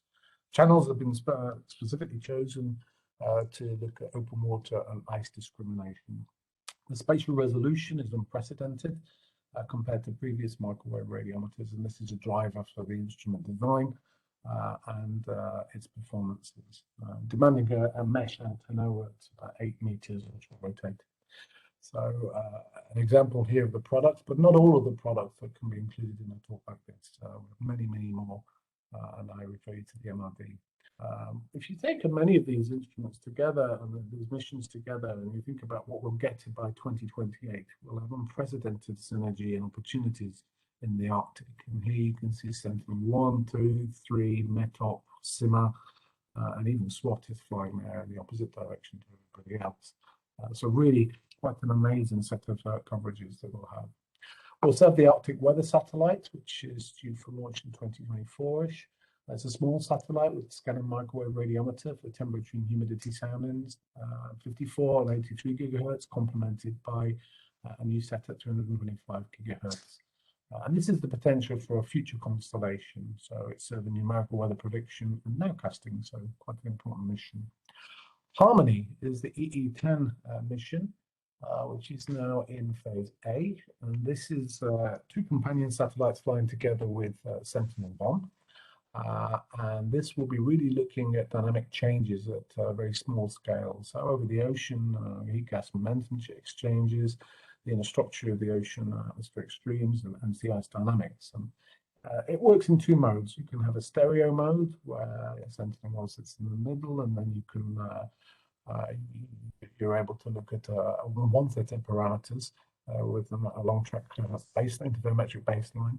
And then it can work in a cross-track interferometric configuration shown on the right here.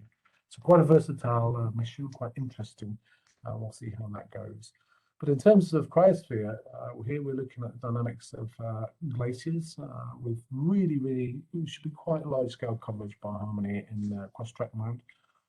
And then in the long-track interferometric mode, instantaneous ice drift and divergences, including Coulomb stresses, the brittle fracturing and stress redistributions.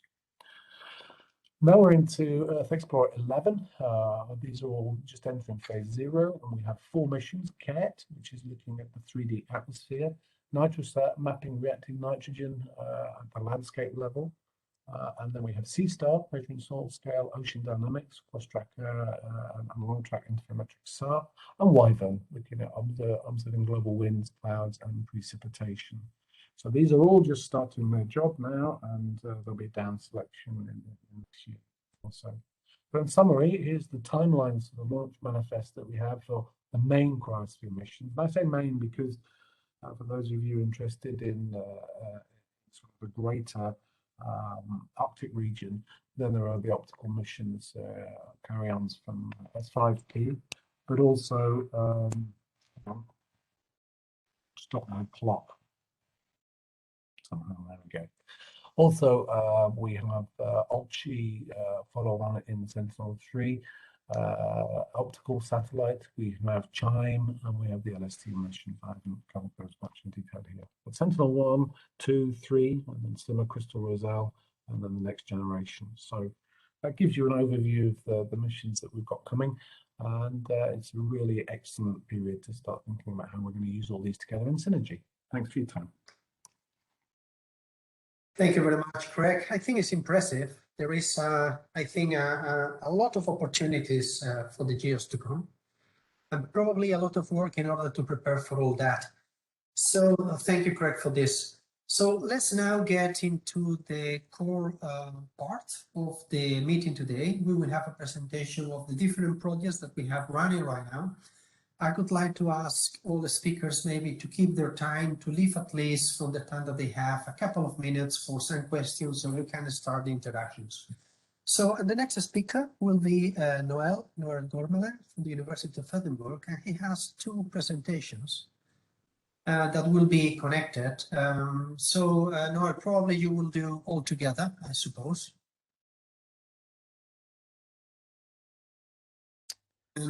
Yes, I will do that. Yeah. Can you hear me? Yeah, very well. So go for that. Let's try to be in time so that we can also open the floor for some comments and questions from the audience. Okay, thank you. Go ahead. Excellent. Good morning, everyone.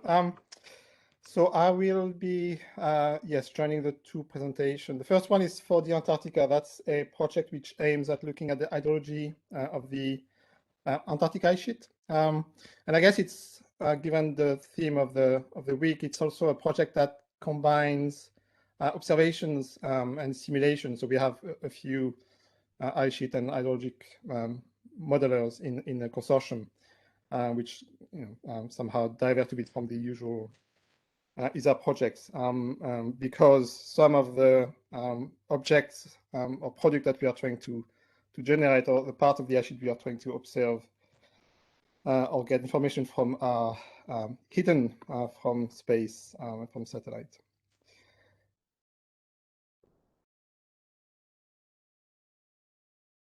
I have lots of pop-up window. I don't know if you can see them or not, but I'm just going to move them to the side. So we are looking at the hydrology of the ice sheet, Antarctic ice sheet. And we are going at both supra-glacial hydrology, so the surface of the ice. That is presence of liquid water in the ice, or ponding and lake and streams at the surface of the ice. And we are looking also at the bed, so the subglacial hydrology of the ice sheets, as water is generated from friction and geothermal heat flux, and is transported. And we have relatively very little idea of that, obviously, because it's under kilometers of ice. But that has impact on the ice sheet and as well on the systems bordering the ice sheet, the ocean, for example. These two components have impact in the ice sheet system. They make their way into the ocean. So this is about freshwater flux. They have a potential impact on the stability of some of the fringing ice shelf on Antarctica, with some ice shelf collapse linked to hydrofracturing over the last 20 or 30 years. And if you're looking at the subglacial hydrology, this is important for the flow of the ice that controls some of the property of the bed over which the ice flows, and that will influence the current state of the ice sheet, but also the projection of the ice sheet under future climate scenarios. And as this subglacial water makes its way through the grounding line into the cavity and into the ocean, that influences ocean circulation and transport of heat, and that could have impact on ice shelf melting. This is an example here in the Gate ice shelf, which shows elevated rate of melting at the outset of subglacial channels. And it also has a strong impact on the biochemical cycle and potential impact on primary productivity. So those are important components. We are not addressing all of these impacts, obviously, within that project, but we are generating a large set of products. And this is a very ambitious project, and so we have a large set of ambitious people working on it. I'm not going to, we are limited in time, so I'm not going to name everyone, but you can just browse these beautiful pictures. So we are generating a set of new products.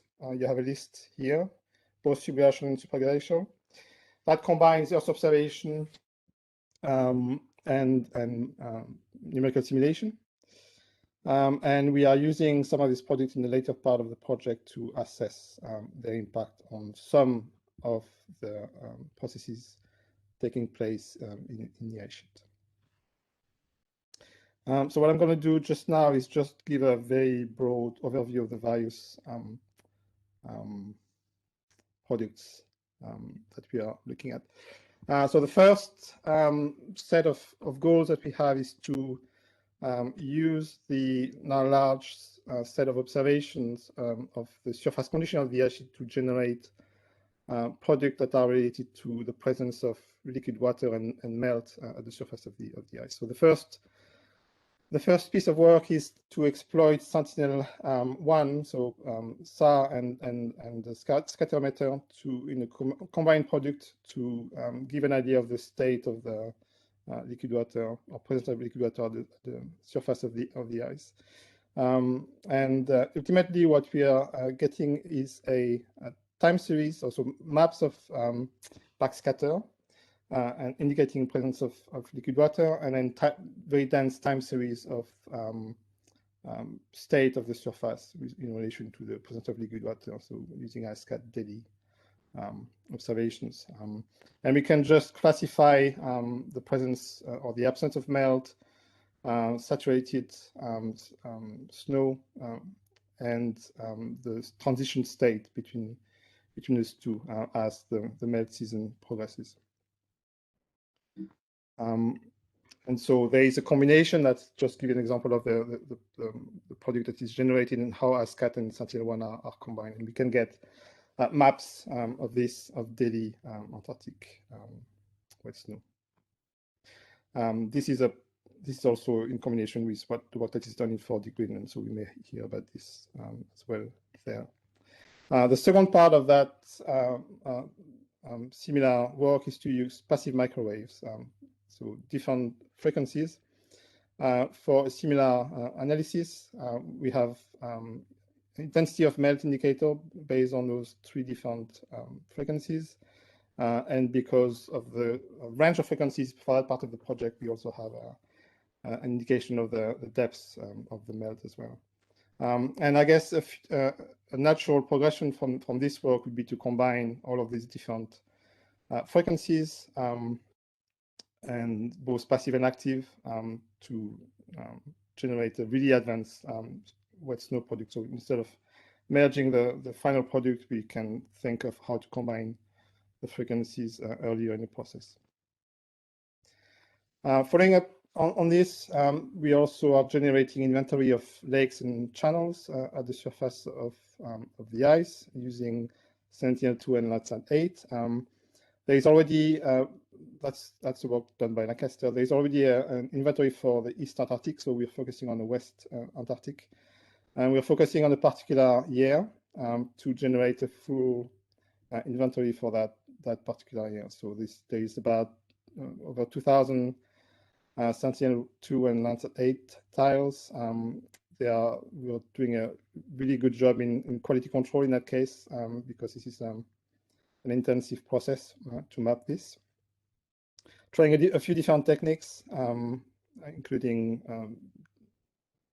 classical indices and more advanced machine learning techniques. About over 10,000 lakes have been identified for an area of nearly 120 square kilometers. And you can see the distribution of lakes here is particular in the Georgia 6, has a very high density of lakes and channels. And we have one particular case study, again, in Georgia 6, which shows very intense, very dense presence of lake and channel. And for that particular case, we're showing the example of what could be done if we are looking at the dynamic of this system. So in that case, we've looked at over 50 years or nearly 50 years of activity, of lake activity over the Georgia Shelf, and you can connect this to climate indicators and see how that evolves. There are 2 papers in review, so if you want more details, you can have a look. This is an open discussion. Now moving slowly to the bed of the ice, we are exploiting the ability of SMOS to be sensitive to the temperature of the ice sheet up to about 1 kilometer in depth. And combining this is, for example, in some ways of the synergy between observation and simulation. Combining this with an ice sheet model and an emulator to retrieve, to have an EO constrained temperature profile of the ice sheet. This is a very important parameter for ice sheet modeling, control the property of the ice, the mechanical property of the ice. And this is something that we only have observation of through a few different ice cores. So this gives really the possibility of having an extensive, spatially extensive map of ice sheet temperature. So that follows a previous project which looked at a relatively limited sector of Antarctica within the interior, and this project is extending the applicability of that technique to more areas. So we are looking forward to see more products coming out of this part of the project. And obviously this, if you think about the future, this can also be applied in Greenland. So far, this has only been done really in Antarctica. Okay, so we are going to the base now of the ice sheet. So there is a lot of melt. We know that from observations from radar sounding and from some of the dynamic of the surface of water and movement of water at the bed of the base of the ice sheet, and that comes from friction at the base as the ice flows, and from geothermal flux. And so this project is combining simulations, a set of observations of ice velocities, ice temperature, and others, and also the presence of active subglacial lake to try to build a validated melt product, and also to quantify the fluxes of this melt, so where it moves, how much moves, and how much makes its way to the edge of the ice sheet across the grounding line. So we have a melt rate map now. We have quantified melt rate at the base of the ice. And incredibly, this is actually, so there's about 60 to 80 gigaton per year of melt generated at the base of the ice sheet. If this was making all of this, if this is in balance and all of this is making its way out of the ice sheet, that's about 55 to 65% of the ice sheet total mass balance. So it's not an insignificant number. So that's important for the mass balance of the ice sheet. And it's also give a nice constraint as well on fresh water budget from that particular component. And we've also started to investigate the connection with ice shelf and the ocean. So I've mentioned about the potential impact. As this water makes its way across the grounding line, it creates freshwater plume that affects ocean circulation, and it impacts melt rate. We know that from direct observation in Greenland, because we don't have ice shelf. In Antarctica, we have ice shelf, so it's a bit more difficult to see.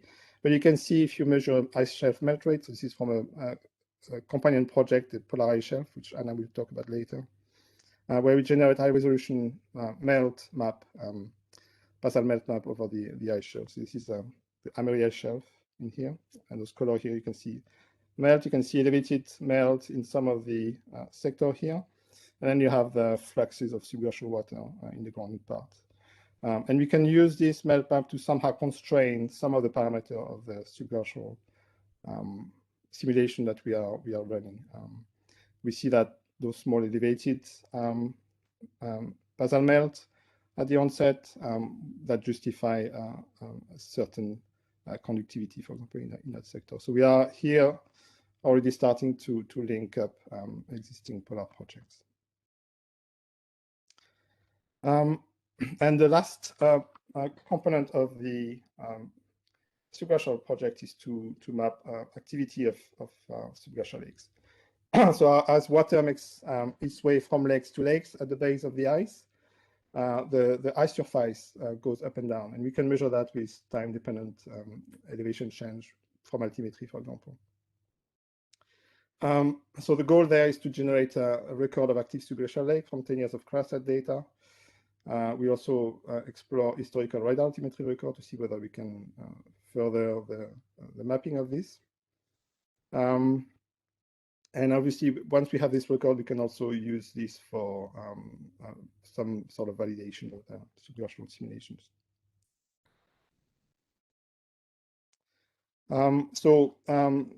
A couple of examples that we've been working on. The first one is the Amery record. So that's work that Leeds is leading. We have a couple of validations of the observations between cryosat and TANAMX, which you can see here. And then for each of the lakes that we identify, we have a record of change in elevation. So the green is elevation outside of the lakes, blue is elevation over the lakes. And we can see this nice record of activity. What is exciting actually here, that's cryosat, and this is historical radar altimetry mission. And even though the record is much coarser in terms of orbit pattern and footprint, we can still detect the activity prior to the cryosat period. So that gives us some useful indication of the timing of the activity. We're still working on calibrating the amplitude of change, but that's a really exciting potential new application for all the altimetry record. And the other things that we are looking at here is that, and I think that's pretty new actually, we are looking at the recharge period. So you have example here of change in volume of subglacial lake. That's 4 subglacial lakes in the thread ratio in the Amundsen Sea sector. You can see the drainage of those lakes. And then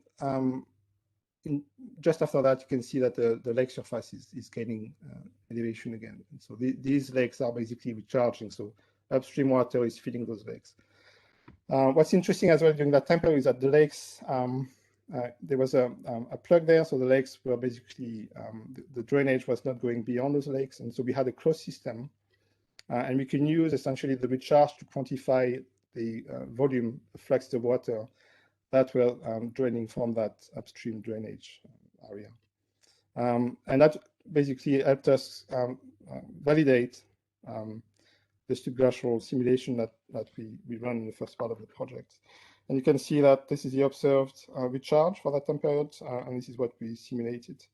If we compare that observed recharge to actually a previous basal melt product, we can see that at the time, this one was really largely underestimating the amount of melt being generated at the base. So this is a fantastic example of a system which we can barely observe, but in that case, that gives us a window into the system. So a couple of thoughts about where to take next. I think we need some sort of dedicated system where all these projects are put together. I mean, there are lots of different projects generated through those ESA projects, and they are sitting in various places, not necessarily easily usable. So I think we need to have a coordinated ESA-fronted system there where all these projects are in a certain place, and we can discuss requirements for that. There are plenty of synergies to exploit. I mean, in that case, we talked about synergy with 4D Greenland, with the polar ice shelf.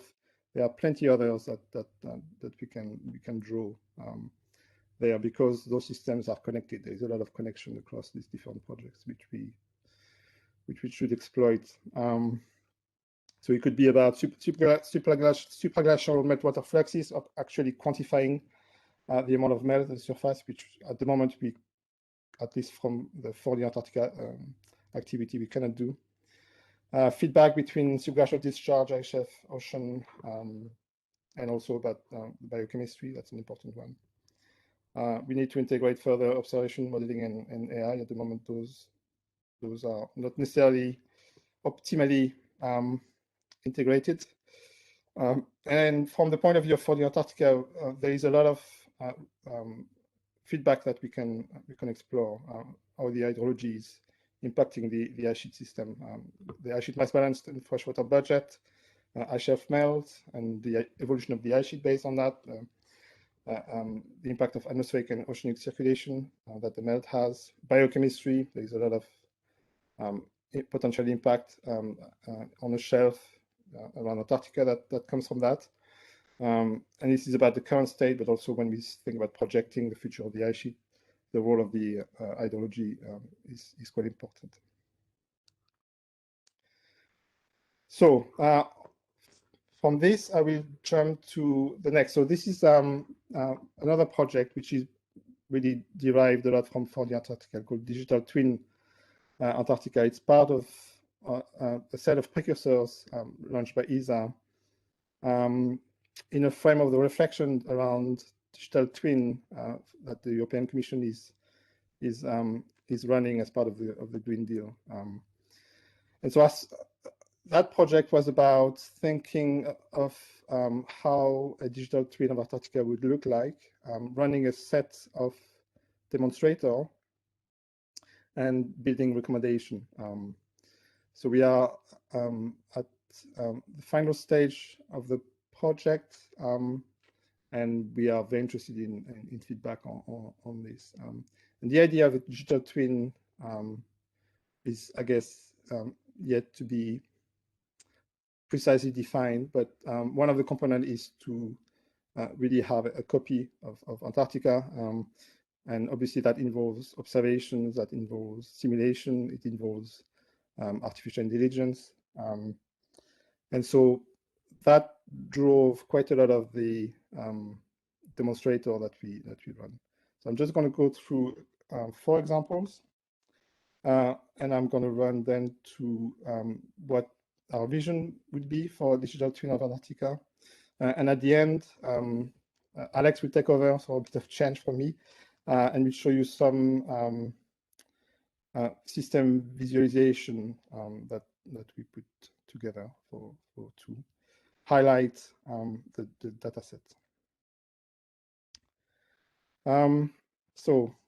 For demonstration activity, one, we looked at the use of artificial intelligence to automate some of the tasks. I think there are lots of things we do that can be automated for generating those products, which will free some of our energy and time for other things. So we looked at automatic detection of supra and subglacial lakes.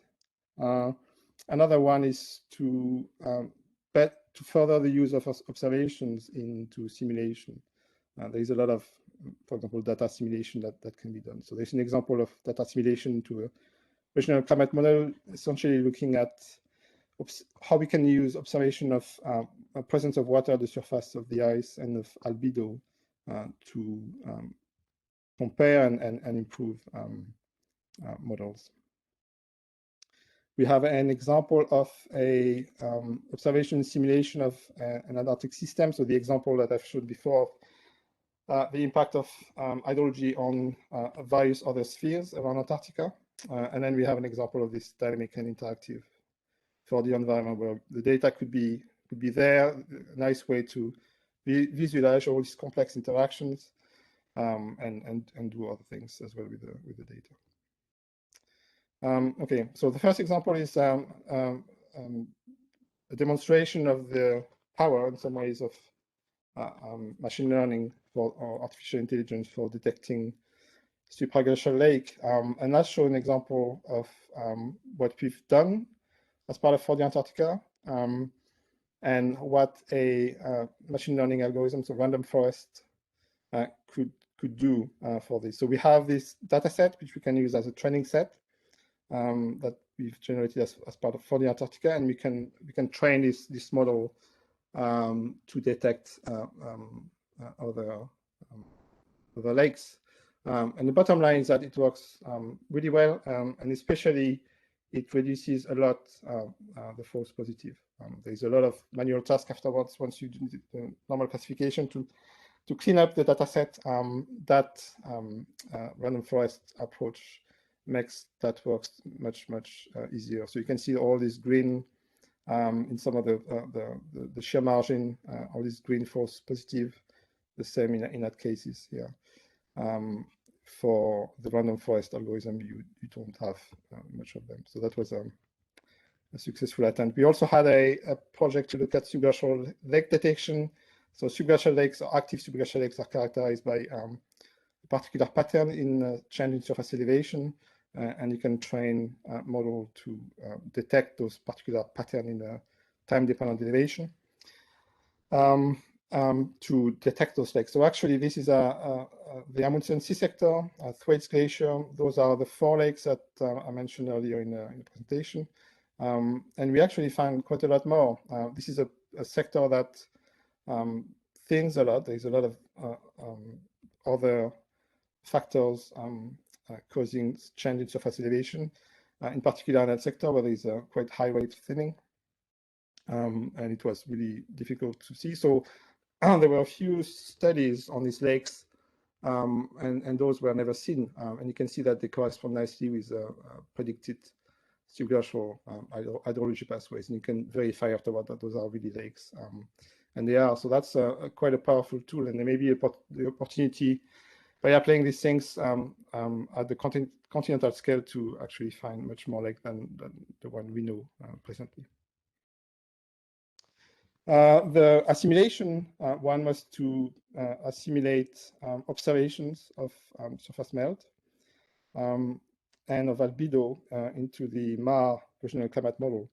And it turned out that what we saw is that MAR tend to underestimate the presence of melt, and that has to do with the snowpack condition, the snowpack initialization. And so there is a process of assimilation there where when we observe melt, MAR can adjust the snowpack condition, and then we run the model. And that turned out to work pretty well. So there were quite a few important findings in there. One, that this is a valuable method to follow. And the second one is that it has potentially quite some impact on projection of future climate from this model. Not necessarily that we can improve 3 the minutes. projection. Please. Say that again? 3 minutes, if you can, please. 3 minutes, okay. But that can work on improve uncertainties. And then the other thing that we looked at was to combine a subglacial model, ice sheet model, ocean model, and biochemical model to look at the impact of subglacial. So we observed an impact on the ocean currents, increase in ocean currents in particular location, an increase in melt at the grounding line due to subglacial discharge, and then some important processes in the biochemical system. I think what I'm going to do now, I had a lot of stuff there about future. We can discuss maybe that later. And what I'll do is I'll let Alex finish up on the system and visualization. Alex, are you here? Yep, can you hear me? Yeah. Cool. Yep. I'll skip the middle side, I think. So briefly, if we're building a DTE, Digital Twin Antarctica, or Digital Twin Earth platform, we need a couple of key components. As Noel mentioned earlier, we need one or more data lakes where we can store in one place the outputs from simulations, observations, AI, and other model outputs. That data would need to be prepared into data cubes. So this is filling holes, noise reduction, grid regularization. At this point, it's then possible for a large number of scientists and users to easily aggregate, combine, query that data, and perform analysis in their favorite kind of tool sets. One example of this we'll go into in a second is then visualizing that data. Another key part of this ecosystem would be the ability to enable custom processes that take that process data, rederive some new information from it, and repersist back into the data lake, kind of enabling seamless integration across the entire ecosystem. So yeah, with thinking of time in mind, if we skip the first slide, Noel, and go straight to the second, skip straight to the last, we'll go to the story demo. So from this DTA project, Digital Twin Antarctica, we've taken all of the data sets, put them on cloud storage in a regularized manner, and then used the Unity gaming engine to build an interactive immersive experience using those data sets. There's a couple of ways to interact with that tool. One is very advanced, so you add one layer at a time. You have to know what all the data sets do and how to show them. This last method is a story mode, so you can preload a pre-configured world, and the story will take the user through each part of that story, showing how the various data sets interact with each other. So Noel, if you could hit play on that.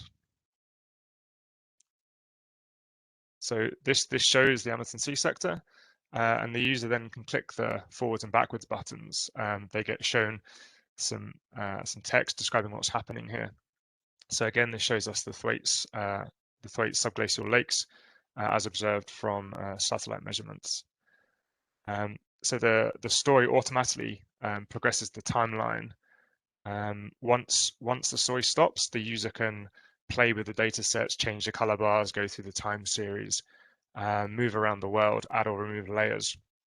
And then when they click next to continue the story, all of those configurations are reset and the narrative continues. So here we're showing the subglacial flux underneath the ice shelves.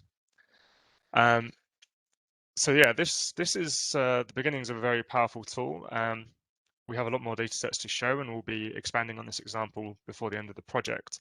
But really, with this kind of tool sets, the only limitation is one's imagination, really.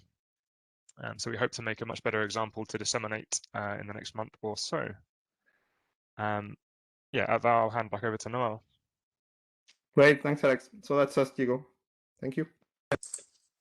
Thank you very much. We are running a little bit late, but I would like to open, maybe someone have any questions? Only one. Otherwise, we will move to the next speaker.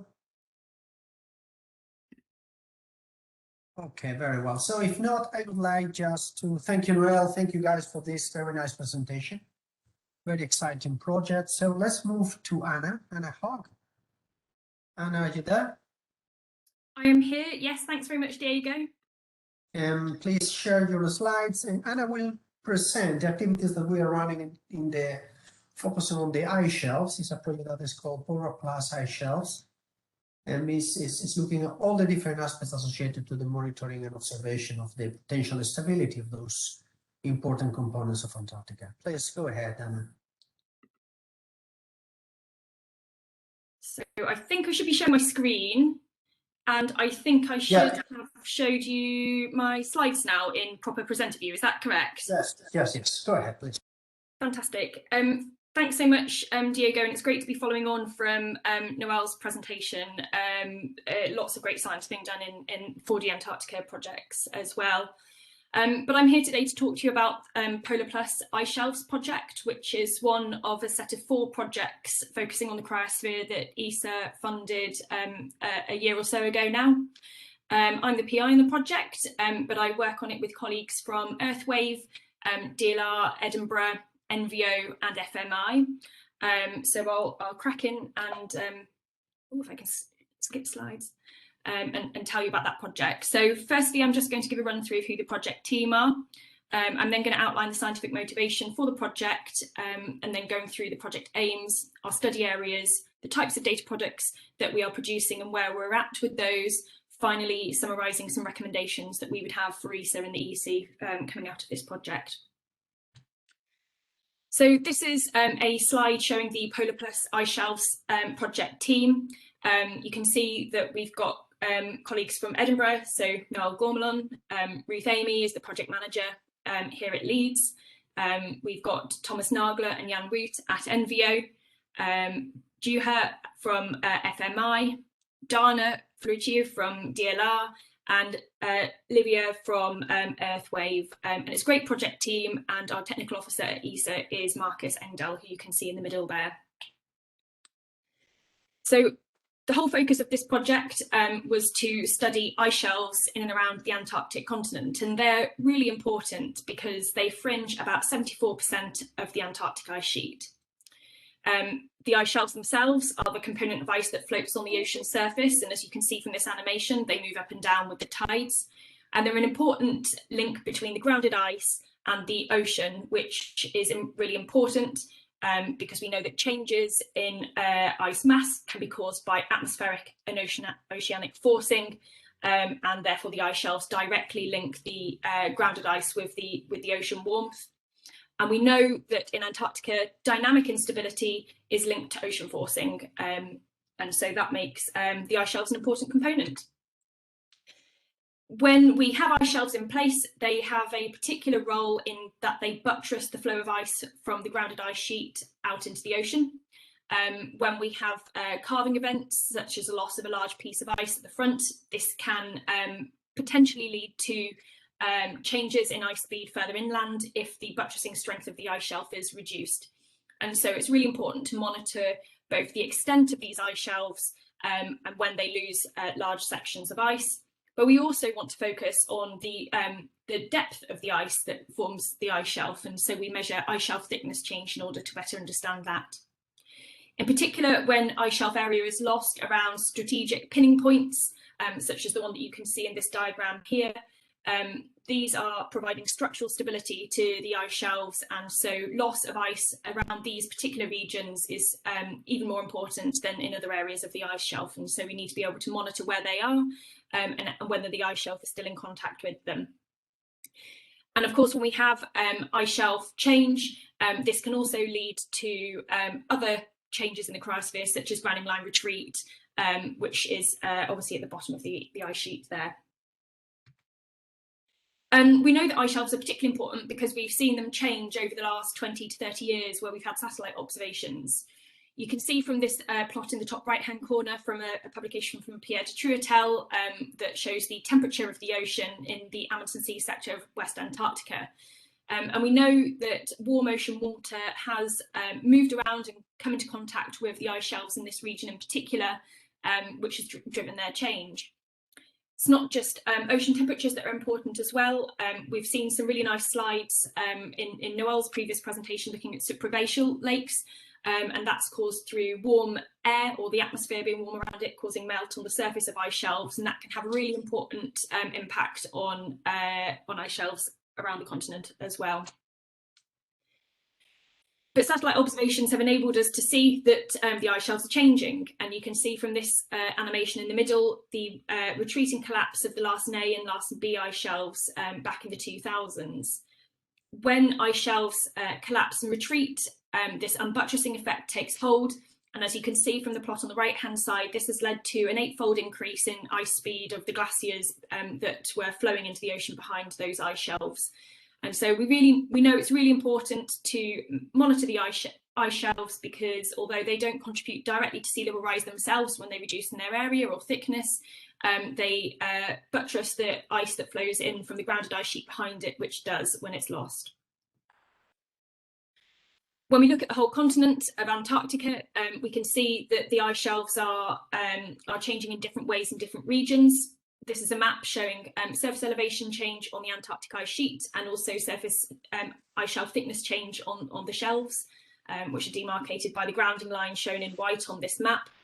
And you can see that the pattern of ice shelf thickness and thinning is variable, even within one large ice shelf, such as either the Ross ice shelf here or the Ronnie Filchner ice shelf up at this end of the map.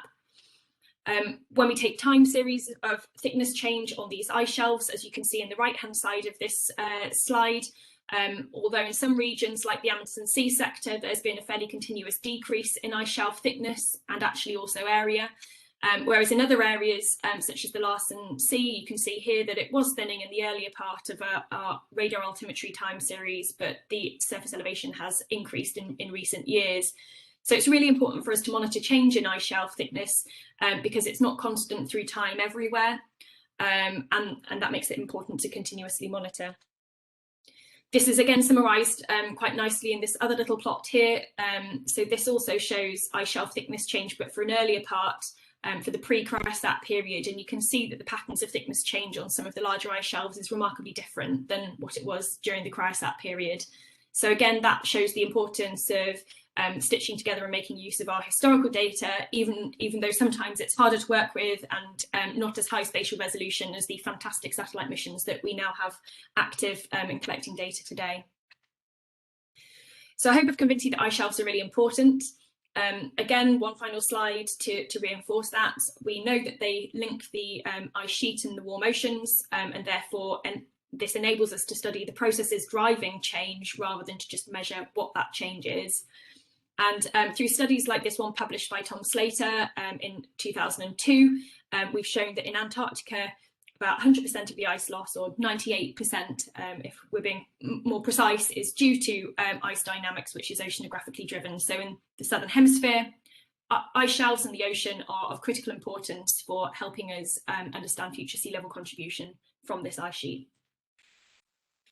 So the aim of the Polar Plus Ice Shelves project is really to generate a suite of data sets from a variety of Earth observation techniques that enable us to study change in the ice shelves around Antarctica.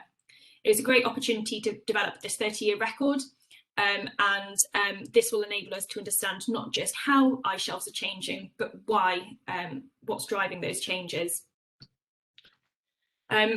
We're studying and trying to produce data sets around the whole continent, but we are also focusing on a number of case study areas as we refine our algorithms and generate our preliminary data sets. You can see those study areas indicated here in this map, and it includes the Amory ice shelf over in East Antarctica, the Larsen Sea ice shelf on the Antarctic Peninsula, the Amundsen Sea and the Getz ice shelf in West Antarctica, and also the Brunt ice shelf. And we chose those regions because they have experienced change during the time period that we're studying them, but also because they are good target areas for us to calibrate our algorithms and refine our processing techniques. There are also synergies with other ESA projects such as 4D Antarctica and others, and the CCI projects that make these complementary study sites to look at first. And so I'm just going to go through now and sort of show you some initial data sets that we've generated during the first few months of this project. Ultimately, these data sets will be combined into a full Antarctic-wide paper, understanding the mass balance of ice shelves. So up front, first, here is a nice animation showing how we're measuring carving front location. The animation here is of the Amory ice shelf, and you can see the height data where the whiter colours indicate higher elevation and the black indicates low elevation, or the ocean surface in this case. This is produced from swath mode cryostat data, which is why it's so high spatial resolution. It's great, you can even see the crevassing on the surface of the ice shelf there. What we are doing, you can see the processing chain indicated by the flow chart on the right hand side, whereby we are taking the swath mode elevation data, gridding it up, and then using canny edge detection in order to delineate the carving front of the ice shelf. And you can see how in this animation that enables you to capture carving events such as the one that occurred on Amory, I think it was last year. Oh yes, and here we go. Here's the line that you would draw on the height data there. Another aspect of the work that we're doing is to look at changes in ice speed on ice shelves, and then also using that data to improve our calculation of basal melt rates. So we've performed tests with the cryostat swath mode datasets generated over Amory, Totten and George VI ice shelves, and we are implementing a Eulerian and Lagrangian processing chain for both, which will enable us to calculate basal melt rates using those techniques. What we're looking at the moment is investigating the impact that time variable ice velocity measurements will have on those calculations, and we're trying to back out the impact that will have on the overall basal melt calculation to investigate how sensitive our numbers are to those sorts of short-term processes, which aren't always easy to capture. We chose to study this in the Amory region, first of all, because we don't believe that there's been any major changes in speed in this region. And so it was a good baseline area to start looking at. But obviously in other regions of Antarctica where speed changes have occurred, such as West Antarctica, incorporating variable ice speeds into those calculations will be even more important. We are also looking at short-term grounding line variation, as you can see, and this is work that's being led by our colleagues from DLR. Again, sticking with the Amory example, you can see here a map of the Amory ice shelf with grounding lines that have been calculated using Sentinel-1A and B, with the red lines being the furthest away in time and the blue line being the more recent measurements. And you can see that even over a short time period of 1 year, or several months, sorry, there is significant variability in the grounding line position that we can measure from Sentinel-1 interferometry. And we're investigating how this is linked to the tide amplitude at the time with which those measurements are taken, and so using tide models to help understand what's going on there. I think what this work does show is that grounding line variation does vary on short term. We've seen it in other regions, but it needs to be accounted for sure in our when we are saying that grounding line retreat has taken place in a certain region of Antarctica, and we also need to account for that in our ice shelf area change calculations too. And finally, another example of a project that we are looking at in the Polar Ice Shelves project is using... Yes, yeah. Is using swath mode SMOS data to measure L-band signals over ice shelves. Again, this is probably one of the least mature products that we are working on, but you can see a really nice example on the right-hand side of how those signals vary over big Antarctic ice shelves. So finally, I'll just sum up with a slide of recommendations from the project. And I won't go through all of these words here, but I'll pass those on to ESA and the EC following this meeting. I think a main point is that Antarctic ice dynamics are critically important. They control almost all of the ice sheet contribution to sea level rise from this region, and yet we don't have any integrated lab that has in situ modelling and Earth observation observations coordinated over long-term periods as we do in Greenland. And there's a huge opportunity for the EC and ESA to collaborate on such an ambitious project like this. We have fewest measurements of mass balance from the input-output method in comparison to other techniques, but the IOM method is particularly well suited to measuring mass loss at the basin scale, and so will become increasingly important in the future. and having continent-wide ice ocean heat variability accounted for, so we can explain why the changes we observe take place, is going to be really important. So I'll leave that there. Thanks very much, Diego. Thank you very much. And I will open the floor just for one question. Otherwise, I have a question for you. We have been discussing a lot internally about what are the signals that we see in the L-band. Have you discussed with the team? Do you have any particular question? Can that be connected to the temperature of the ocean or to the thickness of the ice shelf? Sorry, can you repeat that question again? I was just trying to stop sharing my screen. Yeah, sorry. We have some discussions internally to try to understand where the signals and the variability that we see in the L-band from the SMOS may come from. And so we are talking about the temperature of the ocean. We have been talking about the thickness of the ice shelves.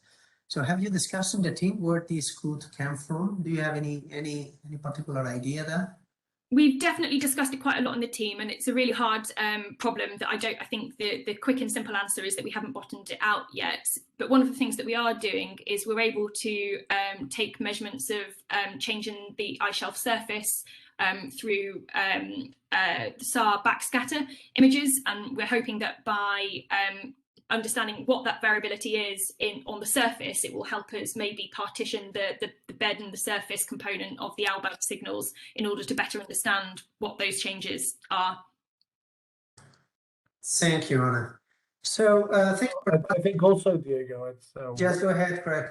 It's wetness and layering. So depending what you're looking at, that layering is really difficult. But primarily it's moisture, which is why we are so happy with soil moisture from L-band. So I think you have to think about always how the snow, the compaction, moisture content, rather than temperature. Yeah, you're correct. Very well. So let's move to another important domain, and now we move to the sea ice, capturing sea ice signals, sea ice thickness signals over the Antarctica is much more complex than in the Arctic. So we have a dedicated activity to look at that. So I think the next speaker will be Jan Alexi or Stephen Becker. I don't know who. Jan Alexi. Okay, very well. And we'll talk about Cryosat Plus Antarctic Ocean project. Please go ahead. Thank you. Hi everyone. Could you hear me? Can you see my screen? Very good. Yes, go ahead, please. Oh, okay. Yes. Also, without further ado, I will present you what we are doing in this project, Cryosat Plus Antarctica Ocean, on behalf of all the consortium. So the main objective of the project is to investigate novel methods to improve sea ice freeboard, sea ice thickness, and variables as ocean topography and currents in Antarctic Ocean. Of course, using Cryosat data in SAR and SAR in mode. For this purpose, we have to design new algorithm for retrieving those variables and investigate novel method to get SSH. And of course, we have to assess their impact on ocean dynamics. So to do so, we have to develop and intercompare and validate multiple approaches to sea surface height and sea ice thickness retrieval. Approaches are mainly on methods for discriminating leads from sea ice. So this is about classification here. We have to review also retracking, so processor over leads and over sea ice flows for freeboards and sea ice thickness estimations. So we are focusing on a long track here, and then we have to go to higher graded products for dynamic ocean topography and currents. So here we are using baseline D Cryosat 2 data over Antarctic, so pan-Antarctic Cryosat 2 data. Here we are seeing the main region of interest around Antarctica, as you know about. We are facing also some transition modes because we have SAR, SARIN, and LRM. I'm here to just present you some updates of the work package, the current work package here. We are dealing about a long track validation, which will be the input of then the graded product for higher analysis and assessment. So if we go into more details about the radar processing chain, here we can see we have various steps to go from altimetry data to variable like freeboard or sea ice thickness. And we propose here to review different steps like water ice surface identification, so leads and flows discrimination, of course, as a first step. Then we will move to range estimation, assess different retracking and their impact on the freeboard, etc. So first of all, on the SAR methods to detect leads and flows, we propose to investigate and compare some solutions from baseline D, of course, and novel method like neural network algorithm, and also FFSR-based leads detector. So at a first glance here, if you just plot a map of the density map of flows here, for example, it's a good way to see a good match of the different discrimination methods compared, for example, here to the NSI-DC index, which is about sea ice fraction. So we can see patterns and the difference between the methods that can be very useful to then go to a long track analysis to understand what is going on. Also, we have to take into account the seasonal variability, which can be complex and behave differently depending on the method you just consider. So here you see some differences between, for example, the neural network from CLS and the Lagos algorithm or the baseline one.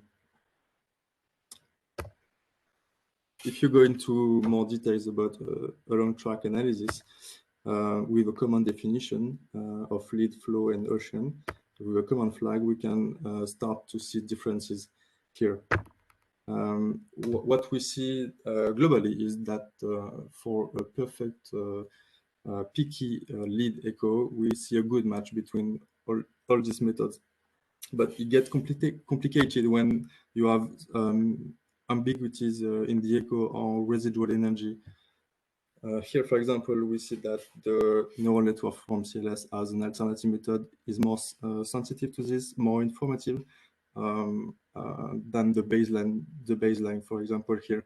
So that way we can understand the differences we just saw before. You can see exactly the same thing with disturbed echo identified in the baseline for now as the flows, which can induce some error in the range estimation here. On the right, you have instead of a good shape of rough sea ice roughness, very characterize the sea ice here. And we see globally a good match in this waveform. So mainly the difference will be in the accuracy and to be able to discard disturbed waveform in the process.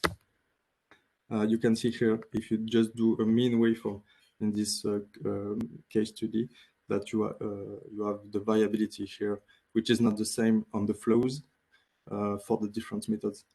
So what's next? How can we validate all these methods? We are looking for ground truth, which of course can be in situ data. But here we are interested in comparison with maybe FFSR developed by ESA, which is proposing a new lead detection approach, considering the replicas from CureSat-2 and a sync model to fit. This method will be able to identify leads with a fine resolution and maybe to compare to the classical CureSat resolution for SAR mode. So this is very interesting. This is a new approach, and results are still to be made here.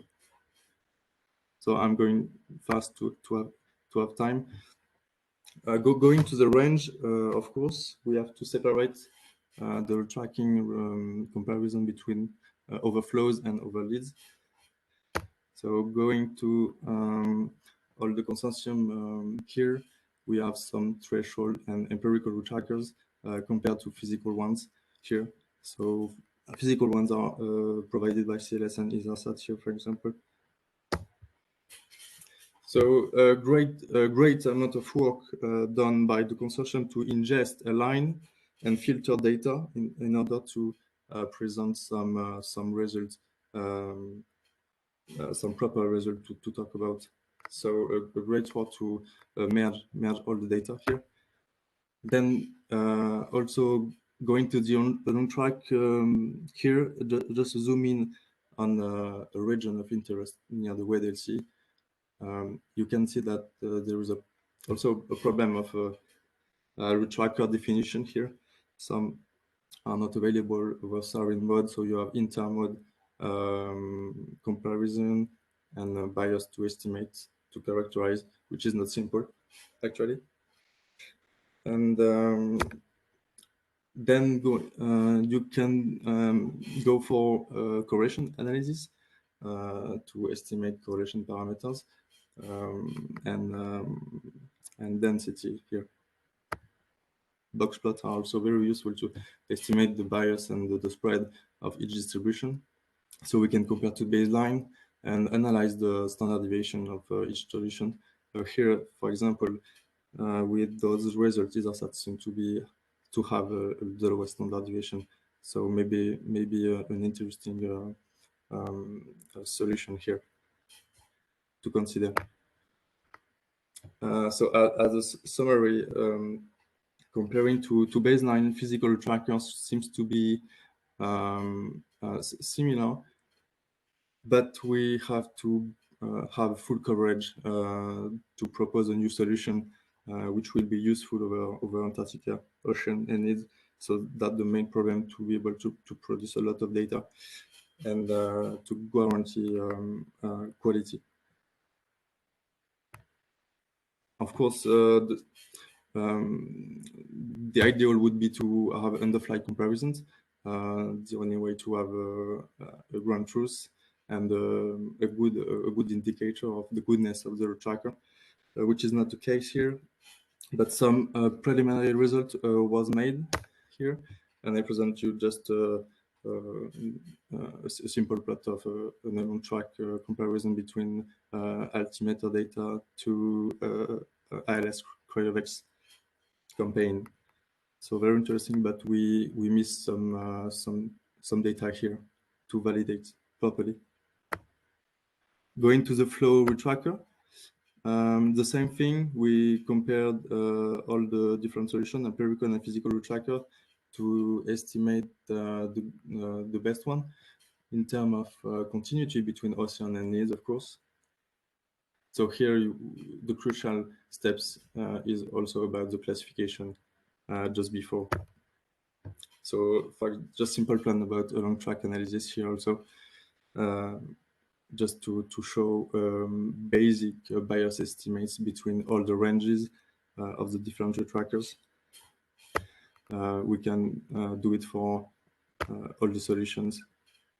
We also consider here the JPOD. And of course, you can run this analysis over a whole month of data or more, of course, and analyze the correlation, the distribution, the bias, and the standard deviation with respect to the baseline. So a lot of work about merging the data, of course.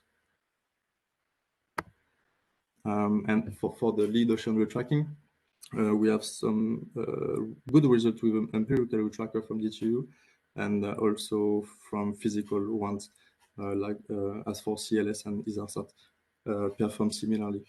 So of course we need to assess more the lead classification, which greatly reduce potentially the amount of data and the performances. Two minutes, please. Okay, thanks.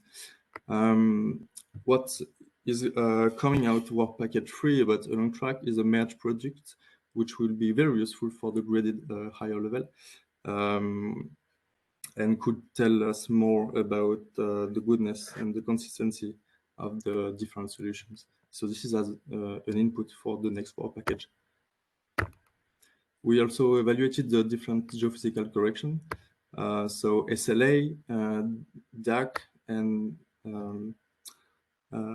yeah, so here is the MSS. What is the impact of the MSS on the SLI STD? It turns out that the MSS had a significant impact, and here is the metrics here. So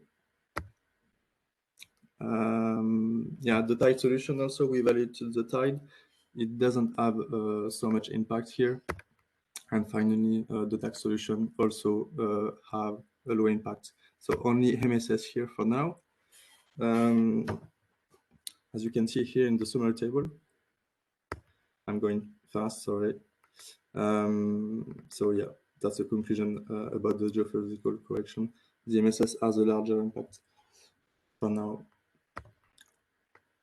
Okay, moving on. Just to talk about the next graded product level, which is very interesting. We will be able to assess the dynamic ocean topography and maybe be able to tell about the performances and the goodness of each solution that we can compare thanks to the great work about the merge product with all the consortium. So yes, that's all for me. Thank you for listening to me. Thank you. Thank you very much for all the consortium. And back to you. Thanks. Thank you. Just very fast question. I mean, you have been looking at the main differences and comparing all the different techniques you are trying to bring together into a kind of data set. I mean, how far are we from that a kind of consensus about what could be the best, let's say, retrieval scheme to get a good product over Antarctica? How far we are from that? Something that can be put out there and to be used widely by the community. You mean, do we have a recommendation for eventual tracking and classification, you mean? I mean, something that can be a community consensus between the different data providers. Let's say everybody's using different methods, different options here and there. So how far are we to have a kind of consistent, let's say, community product? For now, I would say there is no big consensus about which solution to use. That's why we decided to produce exhaustive merge product to be able to assess it in the next level. And that way we will be able to maybe have a more precise answer. Okay, very well. Just as an information, we are opening very soon a dedicated activity to somehow continue with this type of CI center comparison exercises. So I hope that can help in this important effort, let's say. Yeah. Very good. Thank you very much. So let's go to the next three activities are activities that we have started recently and are the last projects that we will present this morning. And they came from a call that we have done, especially focused on trying to increase collaboration across different teams and projects. And at least some of them have offer kind of collaborative work between ESA activities and activities from the European Commission. So this will be presented now. And the first one is SOICE, will be Anna Hogg again, and it's mainly a collaboration between the Ice Shelf project that Anna presented before and Sheet. That is a project that will be presented also this afternoon. Please, Anna, go ahead. Thanks very much, Diego. So I think I'm sharing my screen now, and I'm just putting my slides into presenter view. Can you see that okay? Yep, go ahead. Perfect. Thanks. Thanks. So this is a presentation on the recently started ESA SOICE project, which is Diego has already mentioned is a combination of the Polar Plus Ice Shelves project, which was ESA funded, and the SOCHIC European Commission Southern Ocean Heat and Carbon project, which will be presented later today. So again, I'm just going to give you an overview of the project team and then run through the scientific motivation for why we think this is a really important topic. And then I'm going to go through and finally end up on some recommendations of future work from our consortium. So the SOICE project team is comprised from scientists from Earthwave up in Edinburgh, the University of Edinburgh, NORSE in Norway, British Antarctic Survey, Sorbonne University in France, and the University of Leeds. And here on this slide, we've got some happy faces of the scientists that are on this project. You can see me and my colleague Ben Davison, who is a research fellow here at Leeds, Noel Gormelon up in Edinburgh, Shenji, who is a colleague at British Antarctic Survey, along with Andrew Myers and Mike Meredith, JB, who is a researcher at Sorbonne University, Fine, who works at NORSE, and Livia Jacob, again, climbing on her rock up in Edinburgh. And we have a technical officer from ESA of Marcus again. So it's a great team and we're really happy to have started work. But the main question and the reason why we started this project is because of how important the Southern Ocean is on understanding not just changes in Antarctica, but changes elsewhere in the world. This is a really nice map and it's a different view of the world than ones I've seen before that Mike pulled together, which shows really nicely how you could argue that Antarctica is at the centre of the global oceans.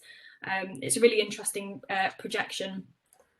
And that location and its placement shows why the connectivity of the Southern Ocean gives the remotest regions in Antarctica global reach.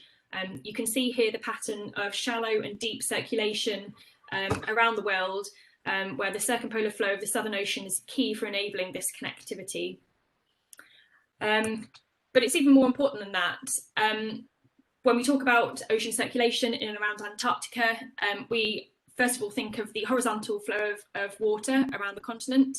And you can see how this goes in one direction with helixes and gyres that bring water up from depth to the surface.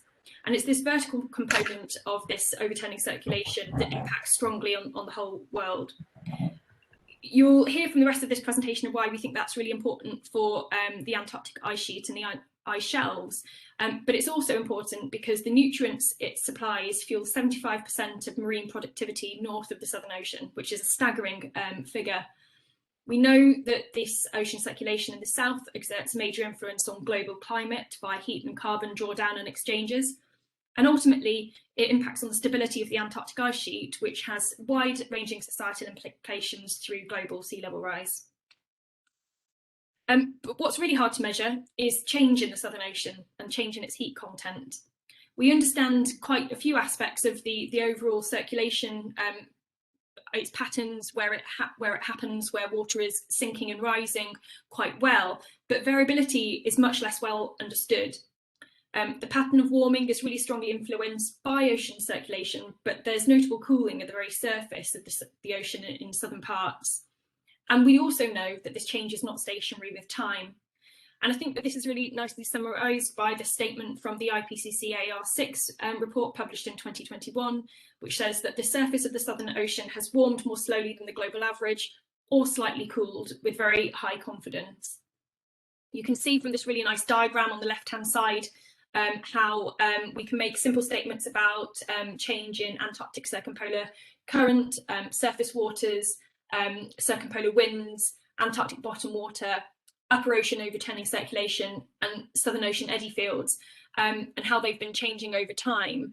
And all of this links together to be a really complex system that directly impacts on the changes that we see in the glacier ice. And so we know that change in the ocean heat impacts on ice. Again, a really useful statement from the recent IPCC report says that Southern Ocean circulation and associated temperature changes in Antarctic ice shelf cavities are sensitive to change in wind patterns and increase ice shelf melt. And we can say this with high confidence. And there's a really nice example of this here from the Getz region of West Antarctica, which was published by Heather Selly earlier this year, which shows how the speed of a number of glaciers in the Getz region is changing over time. So this map here on the left shows regions in red where there has been marked speed up over the last 20 years or so. And this is linked in with the amount of ocean heat and how that circulates and gets into the ice shelf cavity. You can see from this diagram on the top right hand side where we think that warm circumpolar deep water gets into the ice shelf cavity and cooler meltwater, represented by the blue arrows, leaves. And we're trying to do all of these studies by using satellite observations to provide us with the core data set explaining the changes in the glacier ice. But we require ocean models and in situ measurements to really measure this change in ocean temperature and where it's located over time. And you can see that from the CTD profiles in this little panel B. I think it's always really remarkable that each of these heat profiles comes from largely comes from seal tags and temperature measurements that are placed on seals in Antarctica, which only last for one season. When the seal molts, they lose their temperature sensor. But it's fantastic how we've got these extremely ingenious measurement techniques, from monitoring temperature with seals to collecting measurements of the cryosphere change from space. And we know that the ice shelves are changing in response to this ocean warming through time. So this is a map here that shows change in ice shelf area around the Antarctic continent. It was created from measuring the carbon front location over a decade on each of these ice shelves. And it shows that we can group the ice shelves into sort of different types of behaviour, whether that be ice shelves that are having major calving events take place throughout the decade, ice shelves that are just gradually decreasing in their area, or gradually even increasing in their area over time. And this variability in the type of behaviour that we see on different ice shelves around Antarctica shows the need for monitoring each and every ice shelf, as opposed to taking sort of one ice shelf as a proxy for all others. And even more so when we combine our measurements of ice shelf area change with measurements of ice speed, and now increasingly additional parameters such as damage to ice shelves, i.e. the fracturing or crevassing of these glaciers, we can see how it's evolving over time. And this is an example from Pine Island Glacier, where we can see that the calving front has retreated over the last decade or so. You can see that in map form here in the map on the top right hand side. But at the same time as this calving front has retreated, the ice speed of Pine Island Glacier has increased. Through the same period, we've then seen an increase in damage on the ice shelf surface. And all of this is driven by the ocean in this part of the world. And so this demonstrates why this is a fundamentally important question to be investigated. So the project aims of So Ice are to combine this knowledge of change in the cryosphere from the Polar Plus Ice Shelves project with knowledge of change in ocean heat from the So Chic EC funded project. We're going to combine those models and data sets in order to try and understand why certain regions of Antarctica are changing, but with a focus on the Weddell Sea region, which is the study area that's primarily focused on in the So Chic project. Ultimately, our project schedule is first of all to kick off the project, and we only did this on the 1st of September this month. So we are a new kid on the block, as it were, and it's great to be in the room with the rest of the ESA polar cluster. And the work that we'll be doing over the next 2 years is focusing on 3 core papers. One will be looking at ice dynamic change on the ice. There's an example of this from Western Palmerland, which was published in 2017, I think. The paper 2 will focus on ocean heat change. There's a really nice plot here from the oceanography group showing that the bad news is that the Southern Ocean is the world's biggest data desert. But the good news is, of the things we are under measuring, ocean heat is the least worst measured. So if there's ever a need for a project, I think having least worst measured data sets is a really helpful part of that. And then finally, we're combining these 2 components to understand how the ice ocean interacts within the Weddell Sea region. And you can see these schematics of the different modes of circulation underneath the Ronnie Filchner ice shelf and how that impacts on shelf melt. And so we're really excited to crack on with that work. So I think that recommendations at this early stage of the project from the project team are that, we really need to understand more about these water mass transformations. There are lots of reasons for that, in that heat and carbon fluxes are related to climate, and warm water supply to ice shelves has links to deglaciation and sea level rise. And so whilst this needs EO at the core, Earth observation data is absolutely critical. These are the types of grand projects that aren't doable using Earth observation data alone. And so a recommendation for a co-ESA European Commission Ice Dynamics Lab is really critical, because it will enable us to bring the oceanography, the glacier ice, the sea ice, and the primary productivity communities together to understand how this system really links in up together. As I say, the processes that take place in the Antarctic are not the same as those that happen in Greenland, and so we really need regular long-term monitoring, as we do have in some regions of the north, down in the south, where we don't have this in place already. I think Craig's presentation about the upcoming high priority candidate missions that ESA will be launching in the future is a really great overview of what's to come, but we need to be planning calibration validation campaigns to prepare for these missions already. And while that's almost impossible to do in a pandemic world, the mission launch dates are still set as they were pre-pandemic, and so we must collaborate with member states on national investment in this, but also making use of the nationally held logistics that we have in and around Antarctica, which will be critical for delivering such campaigns. And so I'll leave it there. Is that okay with you, Diego? Very good. Thank you very much. Thank you very much. Project has started. It's quite was an interesting exercise when we launched this ITT, asking for collaboration across projects. I think this demonstrated that this works. We can discuss also this type of approaches later during the discussion time. But yes, thank you very much. There are other two projects associated to the ocean component that will be presented now that are also very relevant for this. And the next one to present will be Mathilde Cancet.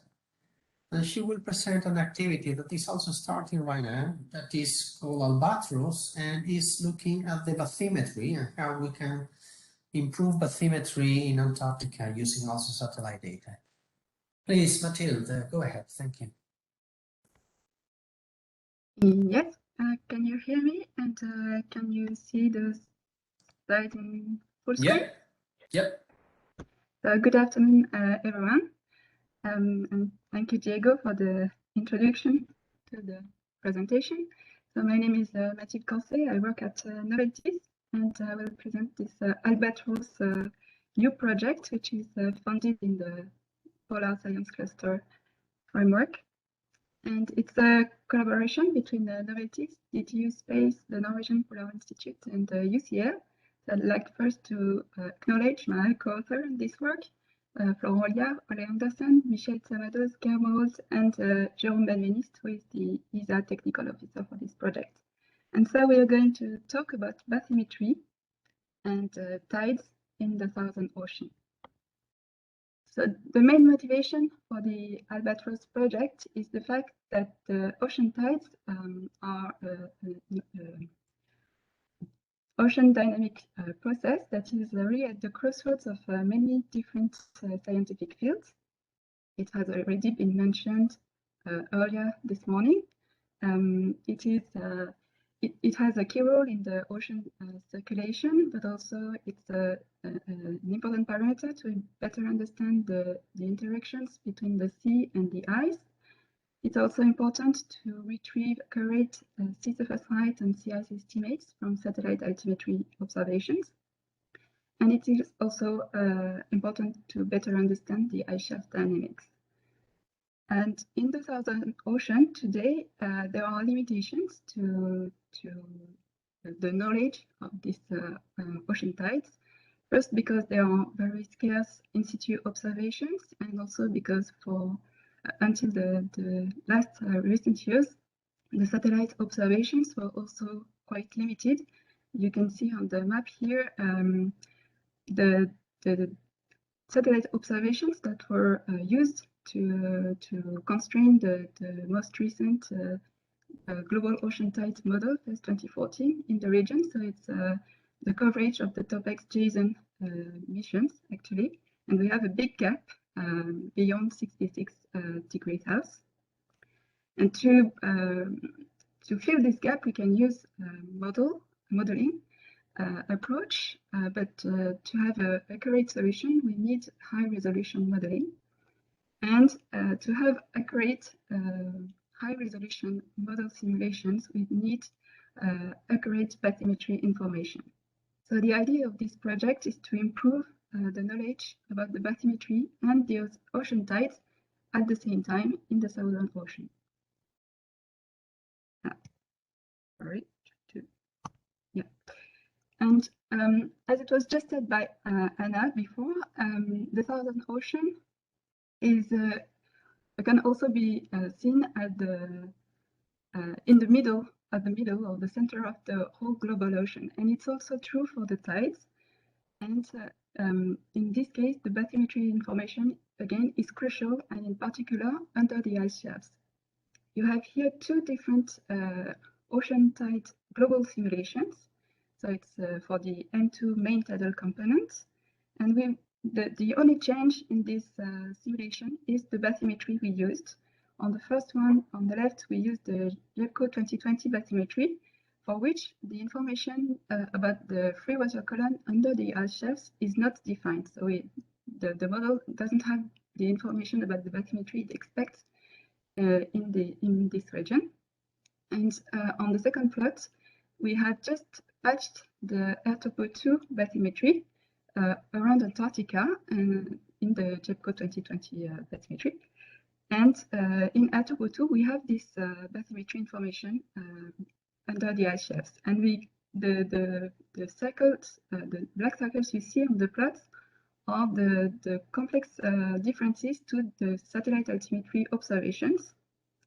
And you can clearly see the improvement because the size of the circles is reduced when we use a bathymetry that is defined under the ice shelves. And the impact is not only just around or in the Southern Ocean, but it's clearly global. And if we look at the scores in terms of basins, we can see that we can reduce we can strongly reduce the errors when we use appropriate bathymetry information for this tidal modeling.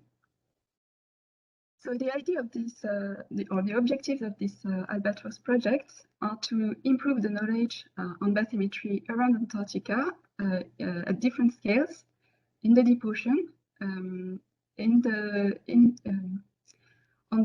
the coast, and also under the ice shelves. And to do this, we will use recent satellite observations. And we will then develop a high-resolution hydrodynamic model to improve the knowledge on ocean tides in the region. And we will also perform data assimilation to constrain the model and obtain the best possible solution. And finally, we will look at how this new model can improve the satellite altimetry retrievals for sea surface heights and sea ice information in the ocean, and also how it can improve to retrieve ice shelf parameters. And the last and not least objective of this project is also to share information and knowledge about these different processes and information with the other polar science initiatives and projects.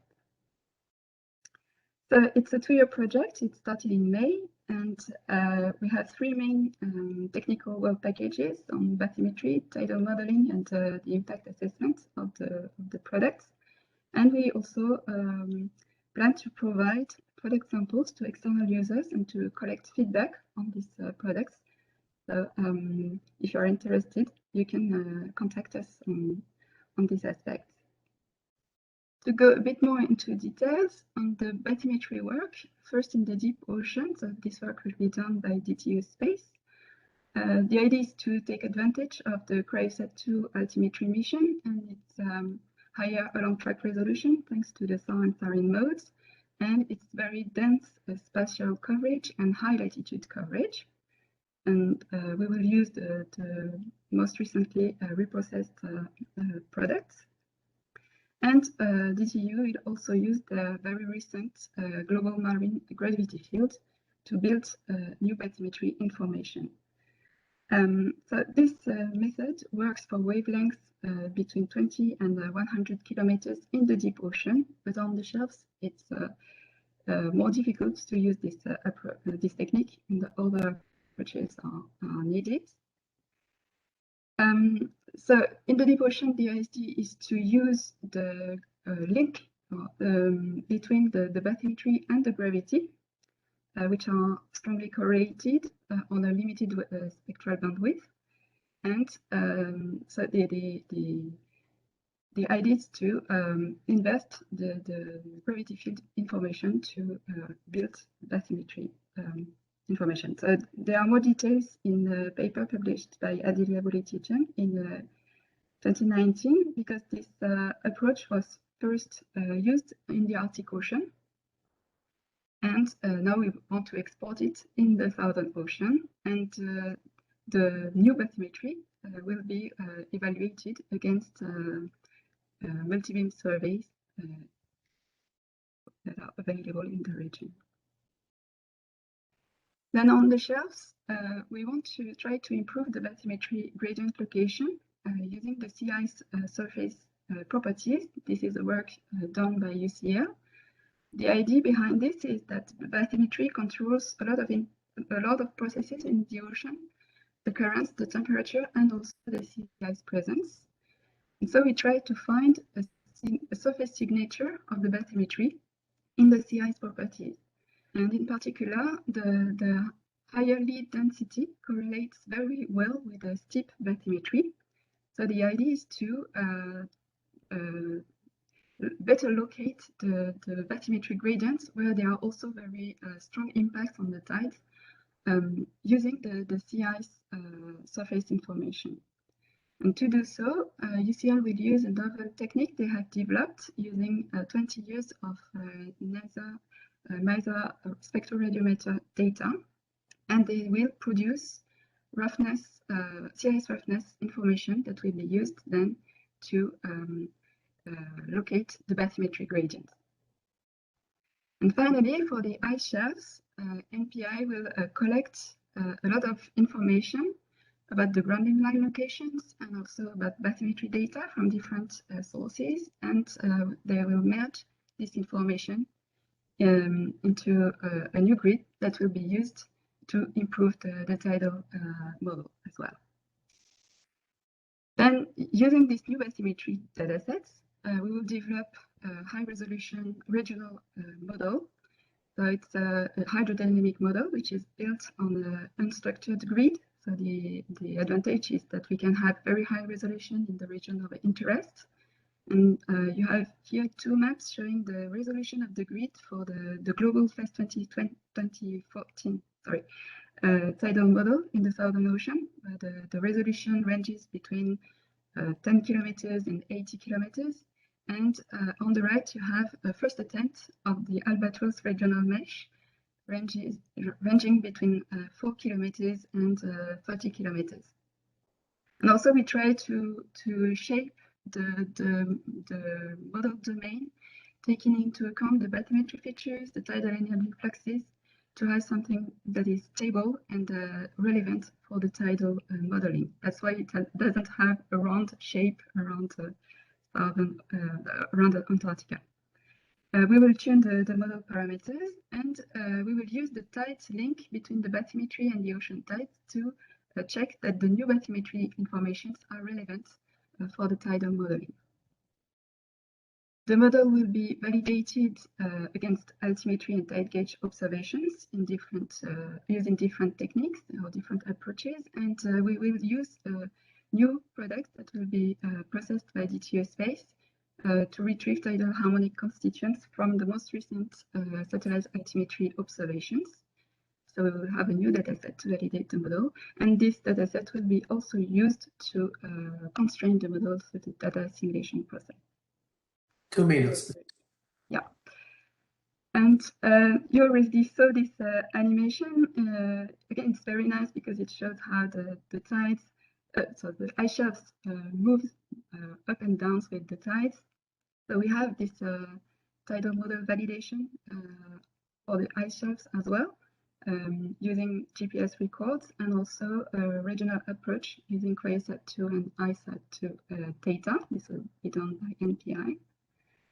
And finally, regarding the impact assessment of the regional tidal model, it will be done in 2 steps, or looking at 2 different type of information. In the ocean by UCL, with strong links with the Cryosat Plus Antarctic Ocean project, which was presented before. And the idea is to see if this new regional tidal model improves the Cryosat-2 sea surface height and sea ice products. And for the ice shelves, NPI will look at the ice shelf thickness change and the basal melting. So the impact of these new models on these parameters, and also on the future monitoring of Antarctic ice shelves and the vulnerability to tide-induced instabilities. And again, we will provide samples of products from this project. So if you are interested and if you want to look at this new tidal information, you can contact us, and we will see how we can extract some information for you.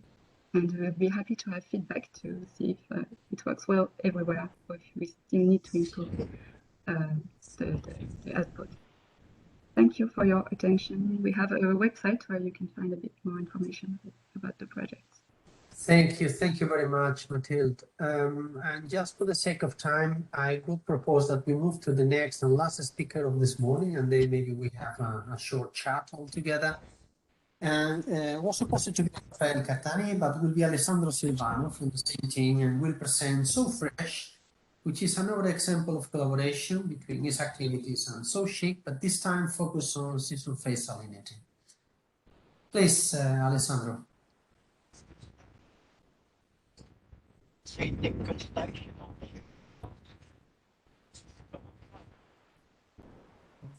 Can you see it and hear me? Yes, yes. Okay. So I'm Alessandro Silvano. I'm a research fellow at the University of Southampton, and today I will present So Fresh. So Fresh is a project trying to understand the role of fresh water in the Southern Ocean. And this is a collaboration between Argans, BEC, the Barcelona Expert Center, and the University of Southampton. Okay, so Fresh has 2 main goals. One is to provide improved product of sea surface salinity, using some expertise that has been developed over the years for the Arctic and the Baltic Sea. And the final goal is to produce a new product covering the last 10 years, roughly, with a 25-kilometer resolution. So there is also a user requirement document that I will share in the chat later if you want to fill in. You can also contact me here for more information. So one goal of the project is to generate this new product. And the second goal is to apply or use this product for science. And in particular, we have 4 science studies that we want to develop over the 2 years. So the project has just started. So I'm going to talk very quickly about the Southern Ocean, as Anna already mentioned. So the Southern Ocean is basically the center of the global ocean circulation, because it's where all the water masses from the other basins meet and mix, and is therefore very important for absorbing heated carbon by the ocean on a global scale. So what is really important in the Southern Ocean is the overturning circulation. So what happens is that the wind drives upwelling of old water. This water is upwelled to the surface, where it can interact with the atmosphere and exchange heat and carbon. And there are 2 main cells in this overturning. One is the one that we call upper cell. So this water is upwelling and then it goes to the north. This is the upper cell, and we think that this regulates the interannual to decadal variability of uptake of carbon and heat by the ocean. And there is also a second cell, which is instead the abyssal cell. So the water goes close to Antarctica, and then it sinks into the abyss, because here the water gets much cooler and saltier because of sea ice formation. And this process is responsible for storing carbon and heat in the abyss for centuries and millennia. So this is very important for long time scales beyond 2100 in present day. So the Southern Ocean is very important, I think, in particular for anthropogenic carbon uptake and anthropogenic heat uptake. In fact, recent estimates suggest that up to 75% of the heat is absorbed by the Southern Ocean, despite being only 1/3 of the ocean surface. So salinity has a very important role in all of this. This is because the changing in the upper and lower cell, the transformation of water masses is driven by changes in the buoyancy of the surface. So the buoyancy is basically a combination of heat and fresh water, and buoyancy can be added at the surface by heating or by input of fresh water. And the freshwater input is very important in the Southern Ocean. And we know that we have freshwater input in the upper cell, close to the sea ice edge, and we have salt instead input into the ocean near the coast of Antarctica. And these processes are the key processes for the overturning circulation in the Southern Ocean, and therefore for the ability of the ocean to absorb heat and carbon. So it's very important to address the role of freshwater fluxes in the Southern Ocean, and in particular the role of sea ice. So sea ice freezes near the coast, then it's advected northward and it melts to the north, so in the Southern Ocean. So this process of freezing near the coast and melting far from the coast is what we think drives the upper cell. And it's very important to understand what the input of fresh water into the ocean is. So the first study that we want to do is to understand the role of, better understand the role of sea ice, and understand in particular the role of recent changes that occurred in the past decade. And we are going to use this new product of surface salinity in combination with Argo floats that can give us salinity in the upper 2000 meters, but also they can give us information on the mixed layer properties. And we will also use precipitation from ERA-5, for example, sea ice fluxes estimated from satellites and model to understand the impact of sea ice changes on the upper cell. Here is a first map that we developed, Tim Holgate from the University of Southampton developed, and shows the freshwater flux into the ocean calculated from this SSS data set that is under development, and the Argo float mixed layer depth derived by the Argo float. So this is one of the study. The second study is instead focusing on the weather polynya, which is this area of open water that occurs rarely. The last time it occurred was a few years ago in 2016 and 17. And we know that this is very important because you can have open water during winter, and therefore you can have an enhanced exchange of carbon and heat with the atmosphere. And we also know that in this polynya we have deep convection, so you can bring this heat and carbon to the abyss very rapidly. And so we will use again here this SSS dataset within the polynya potentially, but also during summer this is ice-free, this area, so it's going to be very important to understand the role of summer stratification as well. And this will be in combination with other datasets like Argo floats, SST, sea ice concentration. And this project will be in strong collaboration with Sheet also here. And one specific work package of Sheet is on the weather polynya. So there will be a strong synergy between the two projects here. The third one will focus on the ice sheet melting. So we know that Antarctic ice sheet is losing mass and causing sea level rise. About 10% of the total sea level rise in present days due to ice sheet melting. And here we know, as Anna mentioned before, that this is because of warm water that is able to reach the glaciers, the marine terminating glaciers in Antarctica. We also know that the density in the Southern Ocean in the polar Southern Ocean is dominated by the salinity, and therefore changes in the salinity can change the circulation and therefore can change the path of this warm water to the ice sheet. So it's very important to understand that we can use this new data set to study this. And also there is a feedback mechanism. So if you increase the meltwater input into the ocean, then you can have a change in the circulation. So what we are going to do is to combine different data sets. So we will use estimates of basal melt from Cryosat and other products. We will use estimates of sea ice formation near the coast that can be done in polynyas, regions of enhanced sea ice formation. And we will combine these data sets with the sea surface salinity and other data sets to better understand the changes in the ocean properties near the ice sheet. And finally, just to mention very quickly, the last study is linked to the other ones, but it's going to be more specifically on trying to estimate the water mass transformation, so the amount of water that is forming inside the ocean, and in particular it will be developed for the upper cell, so in the ACC, the Antarctic Circumpolar Current region, to understand the formation of Antarctic intermediate water and subantarctic mud water. So these two water masses are responsible for most of the anthropogenic carbon heat anthropogenic carbon and heat uptake in present day. So it's very important to understand the processes that cause the formation of these two water masses. And we will use in particular changes in the sea surface density that can be used to estimate this water mass transformation. And yes, so I'm done. It was quick. So yeah. Very good, very good. Thank you very much to have this overview.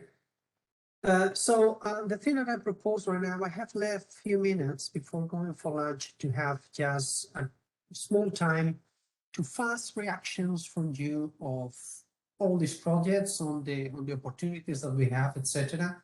I would like to focus maybe this time for open comments, etc. on more practical themes, short-term practical themes. Because we will have a more, let's say, if you wish, big science and strategic discussion this afternoon. Let me share with you something. Yeah, probably you can see that.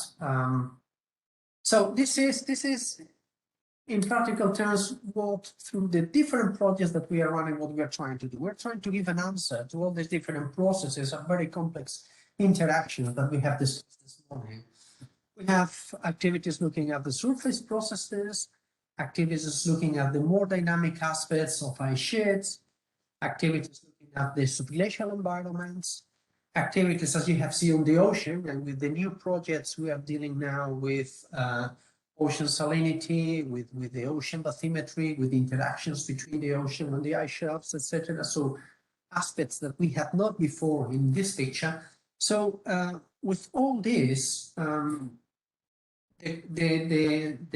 question is now to you. Okay, so you have all these different activities, and maybe we can try to go very fast through these questions, because are needed for us in order to understand how to manage or how to maximize somehow the impact of all the activities. So I think it was Noel in the first talk that he said, okay, we need a place where all these different projects may have their results. So I would like maybe to ask Noel to give us his perspective on that. As you could see, we have several projects addressing important aspects of the same big problem. So how we go about that, how we can facilitate the access, how we can facilitate that the data is accessible. Any idea about that? How we share data across projects? So I need your feedback. Please, Noel, could you comment on that?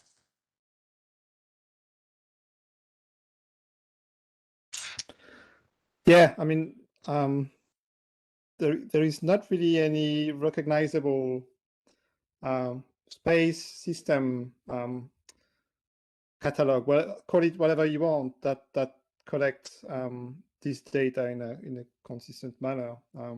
I think we could probably think of I mean, Anna also mentioned this ice dynamic, facilities or something. So I think if we could, it's about branding in some ways as well. I think it's about having a using all of these different products and branding them as a characterization of the ice sheet. I think at the moment it's very fragmented. I think on the other side of the Atlantic there is NSIDC has been relatively popular in being this aggregator of data set, but even at NSIDC now start to be very complicated. There are several versions of ice velocity, several versions of this and that, and so I think we would need to work together as well with probably the other committees, ice modelers. I know that the velocity we produce is not necessarily the one that they are expecting in terms of characteristics. So there is a list of requirements I think we need to come together, and then some sort of generic, well-branded system, platform, groupings, call it however you want, that people know about, really, that Okay. to get it. I think that's kind of a Right. what we need to achieve. Okay. I think it's an important point. Can you hear me? Yes, I can. Yeah. Okay, yes. So I think it's an important point. We have started to try to put together, not only for the polar areas, but also for the other domains where we are working, a catalog where we have access, because normally the thing that we have is the list of projects. Each of these projects have a website, and in this website, we provide access to the product. So it's very difficult, maybe with the current system, to navigate through different projects and to reach the data that you're looking for. So we're trying to change the way, and probably this polar cluster could have an associated component, which could be just as you say, as an integrator for the data. We have, especially in the land atmosphere domain, we have launched recently, some years ago, but it's quite mature, something that is called the ESA Data Lab. And the ESA Data Lab collects data sets, global data sets, mainly associated to different processes in the land atmosphere domain, and allows processing in the cloud. So you don't need to download the data, you can access all the data there, and through Jupyter notebooks, etc., you can access that super data cube, including everything, okay, everything, and you can process whatever you want. Together with that, we have a number of functionalities that are dedicated mainly to facilitate the processing of that data cube. It's quite useful. I mean, we are getting a lot of scientific results now using that. So maybe that is a way to go. I don't know if anybody else wants to comment. I would propose that you just open your mic and participate in the discussion. Okay. So, Diego, can I have a comment? Please, Johnny, please go ahead. I like this. Thanks for all the interesting presentations, by the way. And I really like this question that you're bringing forward here. And maybe if you turn back to the slides before that you showed, you can really, from that, you see basically the key word is entirely Earth system approach. And can you show that previous slide? Yeah. So when you fill in all the elements here, what could be one attempt to bring together projects is to now define key processes. And that will be key cross-disciplinary interactive processes. And when doing that, you will be faced with the situation that you have to take into account elements of this schematic figure. One example could, for instance, be the sea surface elevation or the sea level change in this schematic that you have. And out of that, you are bound to go into some of the dominant other processes and changes that is there. So this is what I think ESA in the Climate Change Initiative program, I was part of this sea level budget closing. And I think that in fact documented the importance of starting to dig into a cross-disciplinary approach to a particular variable that we were studying. I think this is something that could be explored also on a project-to-project level to find an optimum way to combine and take benefit synergy out. Absolutely. And in preparation for the discussion this afternoon, we have been asking some of our PIs to provide us with some vision or some statements on those processes. So this afternoon I will present those statements. I will present the vision of some of our PIs, and later on we could discuss all these things. But for sure, I believe this is the way to go. Diego, could I make a comment? It's Anna. Yes, go ahead, Anna. Go ahead. I think one of the things that the presentations today and previous ESA meetings have highlighted to me is that one of the benefits of the funding that ESA has invested in research questions is the fact that it's provided a forum for academics in this community to come together and to collaborate internationally. And it strikes me that particularly now as we invest in digital twin Earths and other ways to bring together the data sets that are generated from these collaborations, that there's an opportunity to have a more early career polar scientist community and forum, or a network, or whatever you want to call it, that brings together the postdocs, the PhD students that will be involved in almost every project that we've seen presented today. And I think that could be a really, it's not about funding those positions, many of them are already funded, but there could be fellowships tied to the ESA science exploitation projects in the same way that there have been associated with the CCI projects historically. And that would be a really great way to make the most of the science that's being done by many of these early career scientists in our projects using our data sets. I think it's also probably important to say that, the long-term collaboration amongst these new groupings, it's really great to see EC projects collaborating now with ESA project teams, but we're at the very start of that, and so having an opportunity to work together in the long term will also be really important, because we already know that whether it's an ice sheet model or an ocean model, the models aren't sophisticated enough to really ingest the high temporal frequency of data that we get from satellites. The ice sheet models can't intake every Sentinel-1 velocity map, for example, at the moment, and that means that we can't properly investigate short-term processes and short-term speed changes. So I think that there are some really specific opportunities there for if we can invest in these types of collaborative working in the long term too. Right. Well, this maybe bring me to the third point in this list that we have here, which is the last entity that we have opened was also looking to that, was also looking to try to establish some more collaborative activities between the type of projects that we have that are, as you could see, very focused on the Earth observation aspects, very focused in trying to get the best data out there and try to see the potential impacts of that data, with wider scope projects as the ones that the Commission are funding, that includes a lot of modeling, a lot maybe some in situ data collection, also Earth observation in any case, but then have a wider perspective. We had this small exercise. It was really an experiment for us. You have been involved. I think it worked to some extent. What was your experience? I mean, it's something that you propose. I mean, we should do that in the future again. This type of promoting these collaborative work packages between projects is something that works. Maybe for you, Anna, you have been part of the crime.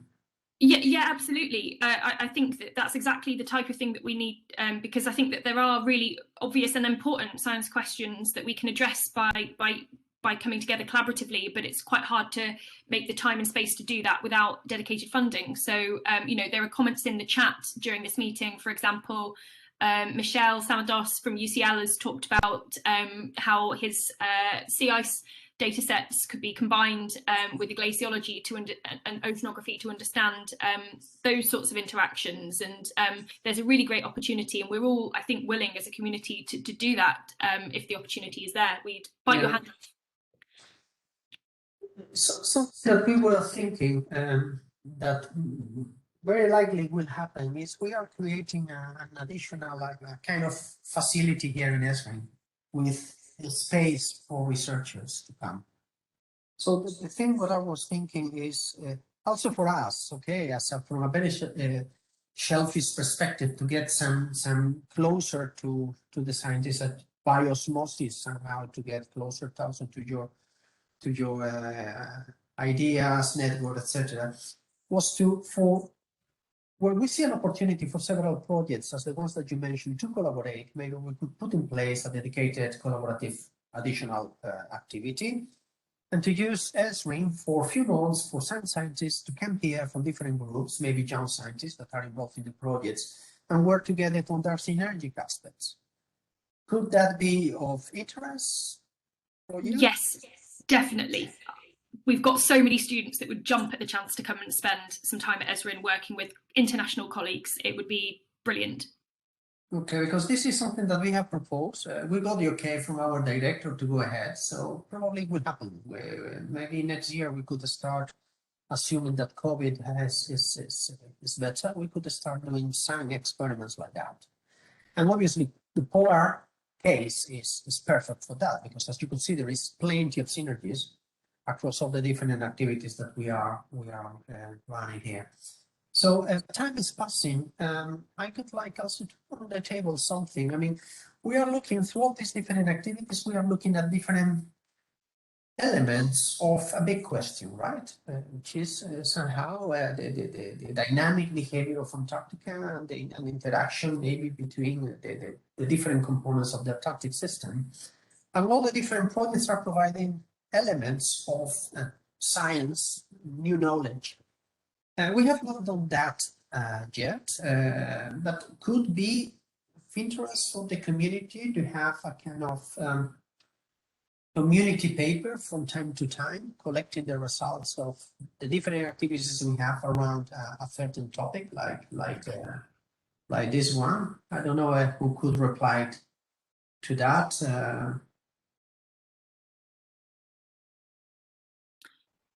I mean, I think, yes, I think these community papers are useful. They've been useful in the past for example, justifying future missions, for justifying calibration validation campaigns for existing missions and future missions. And it seems that they're a useful place for us to put recommendations, in particular in this new framework where the European Space Agency and the Commission can formally collaborate on work. So I think, yes, I think that would be something that the community would contribute to, in my opinion.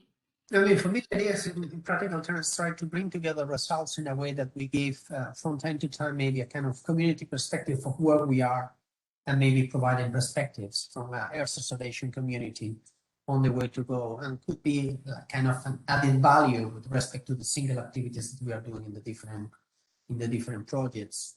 So could be also interesting as part of the activities of the cluster. I think also on saying, Diego, that one aspect of such community papers that has to be bring forward, and where maybe there would be more enthusiasm to contribute, is for the gap definitions. Yes. Where are we still missing, and what are we still missing? And that could also be highly important for ESA in regards to future missions and so on. Absolutely.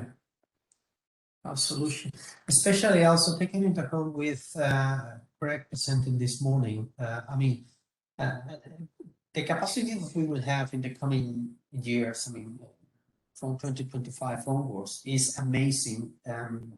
So the opportunities, I think, are huge. So, and everything that we are doing right now with this project is also preparing somehow for that. So I think there is a good way to use the current activities, also preparing for what is coming. Diego, can I ask one more question? Yes, please. As well, one of the things that's worked really well in the past has been these, bilateral agreements between ESA and other space agencies internationally, like NASA, outside of the European community. And I wonder if it's an opportunity to do that more on science questions. So, obviously that there are countries like Canada that are already affiliated with ESA, but again, as new missions get launched in other countries, I wonder if that's a really great opportunity that ESA can help put in place for the benefit of all member states. I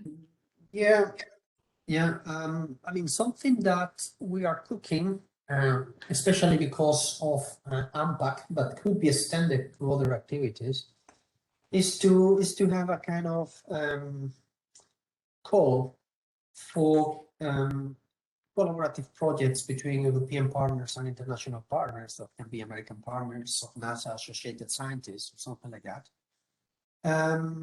Mainly not to pay for the science in this case, but maybe to pay for funding for exchanges. So maybe to pay for people, professors, students to go to the States to work on a particular project together with an American colleague, or for an American colleague to come down to Europe and to collaborate for some months with some institutions on one particular topic. So in the case of this AMPAC collaboration, we are preparing something like that, but maybe we could make it more open for other type of topics. So this is a possibility. As I don't want to keep time from the lunch, we will have more time for discussion this afternoon. I would like us to open a follow-up question. As you could see from this picture that has been shown before, we are addressing a lot of different things. All of them with different levels of maturity, etc. But at least we have a number of projects associated to all these different important elements. Question is, are we missing something important in the set of things that we have associated, in this case, to Antarctica and the Southern Ocean? All of these projects are mainly associated to Antarctica sheets and the interactions with the Southern Ocean. So we don't have anything more on the purely ocean side. I don't know, something that can be connected to circulation, or something that can be connected, I don't know, to the biology or to the carbon. This is true. But in terms of the interactions, is anything particular that you believe we are missing? Anyone? I mean, you just open your mic and comment. Well, I think, as I mentioned, the interaction of the subglacial environment with the ice shelf at the grounding line, we're missing that at the moment. That's potentially an important process in Antarctica. But we are not addressing this already as being for the Antarctica. Not in the connection with the ocean and the ice shelf, and probably there will be some simulation needed there as well. So I mean, we are generating the flux at the grounding line, but we are not looking beyond at what it does to the grounding line itself and the ice shelf in terms of... To the grounding line itself, you're right, because the experiments that we have been doing with Daniel were mainly also to look at the impacts on the ocean. That's not right. At the grounding line, you're right, you're right. And the ice shelf above, yeah. And the ice shelf above, correct. Okay, so I think it has been very interesting. I think the purpose of this session was mainly to give everybody an overview of what the different projects are doing. Now you know who is doing what. So that I hope may trigger some additional discussions among you, some additional potential sharing of information, and probably also collaborations. And I would like to stop here as 1 o'clock. We did it with the time, so I'm not such a bad chair after all. And I would like to invite you to come back at 2:30. We will have a long break now. After this, we will have the presentation of a number of interesting projects funded by our colleagues of the European Commission that will give, let's say, a kind of more wide panorama of what we're doing in Europe. And then at 4:30, we will come back to the final discussion that will be mainly dedicated of what next, but especially thinking in 2023 onwards. Okay, we have to prepare a ministerial council. We would like to have good arguments to come back to our member states with a good proposal, and this is what we are trying to build with you, right? What are the main things that we could do? And with this, I would like to close the session. I think for the link for today is the same, and that's it. Thank you very much, and let's come back, everybody, around 2:30 here. Thank you.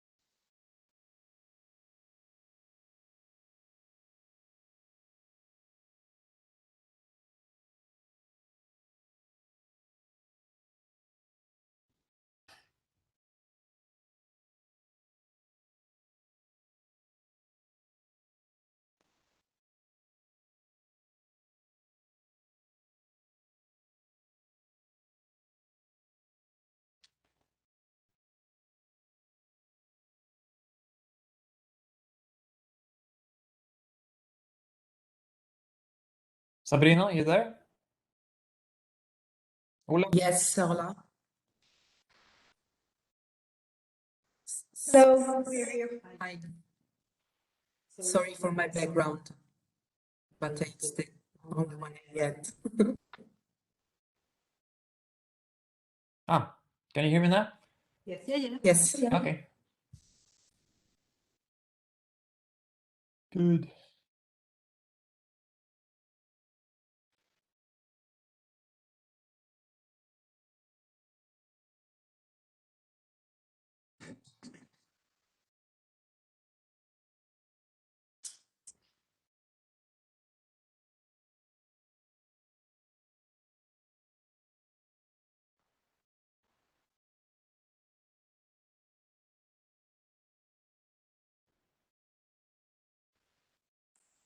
Hi, Anna. Hi, Ola. Back from lunch? Yes.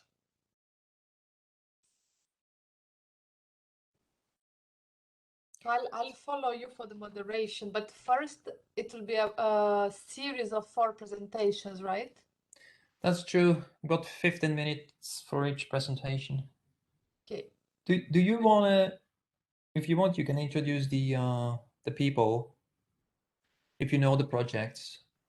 Yeah, I don't know them that well, so I think it's better if they introduce themselves. Yeah, okay. I'll take the lead then and Okay.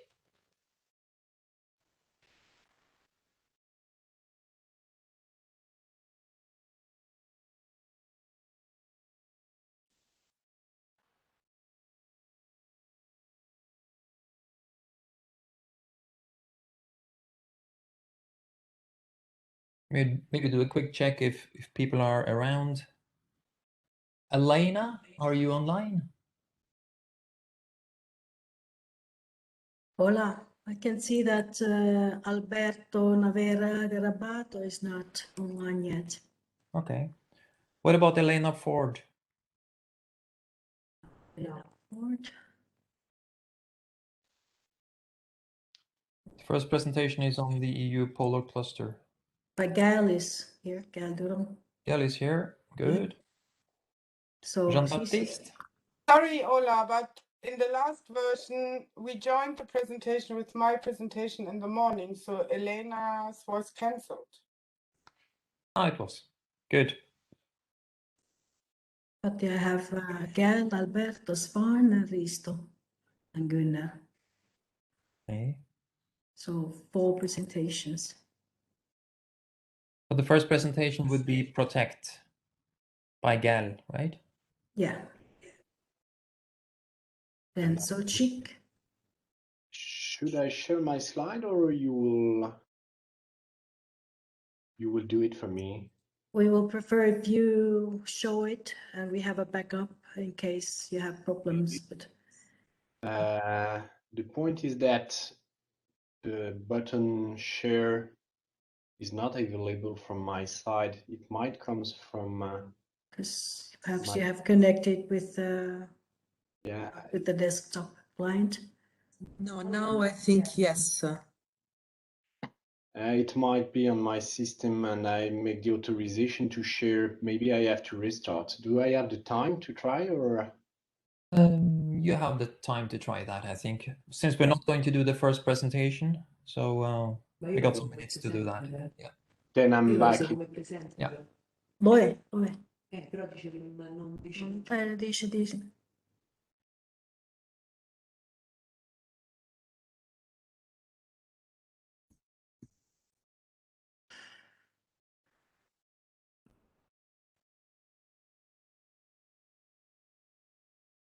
And Tipax, Svein Österhus. I'm checking. Sven is, yeah, he's here.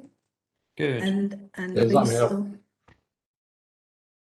Risto Mäkkönen too, he's there. Yes. Hi, Svein. You want to quickly test sharing your screen?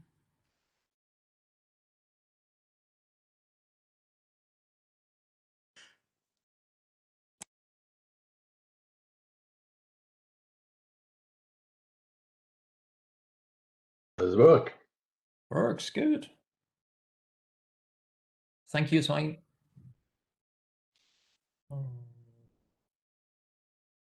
Then we got crisis with Risto Makkonen and Gunnar Spreen.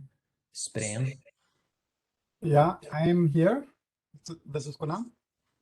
Yes, and this is Risto. Yep. You want to test your sharing as well? We got time for that. Yeah, sure, I can try.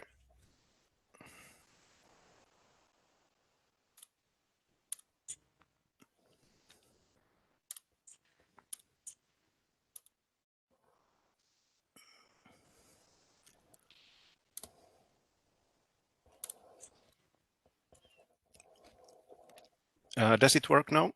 Yep. Works, yes. Okay. Thank you. Good. Yeah. Yeah. Okay. So as soon as Gael comes back. Then we can get going. In the meantime, welcome back, everybody. This morning we were looking at relevant ESA projects. Now we're going to look at what the Commission is doing. Together with me, I got Anna Maria, who was presenting this morning. We will co-chair this session. Each presenter's got 15 minutes each for the presentation. We're starting with Gael. We're not doing the first presentation by Elena Ford. So we got some more time. So now we're just waiting for Gael to come back, and then we get going. Then I'm back, and apparently I can share my screen, but no, I'm sorry. And then now the video is not working anymore. Oh, video is now working, but I'm sorry, I do not succeed to share my slides. So if you can do it for me, then I will ask for the next slide. Sure. I'm sorry about that.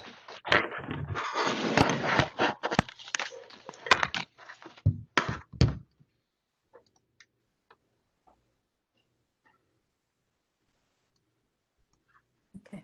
Can you see it?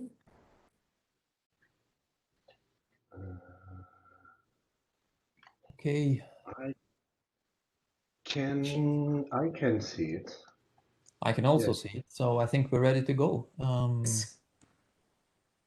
So Gael, if you're ready, the floor is yours to introduce the Protect project. Okay, thanks a lot. So good afternoon, everyone. I'm Gael Durand, the scientific coordinator of Protect. So thanks for giving me the opportunity to present our ASH 2020 project, which starts a year ago and will last for 3 more years.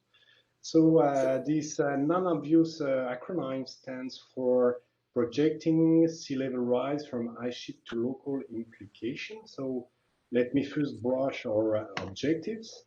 So Protect aims at assessing and projecting changes in the land-based cryosphere with fully quantified uncertainties in order to produce, please next slide, sorry.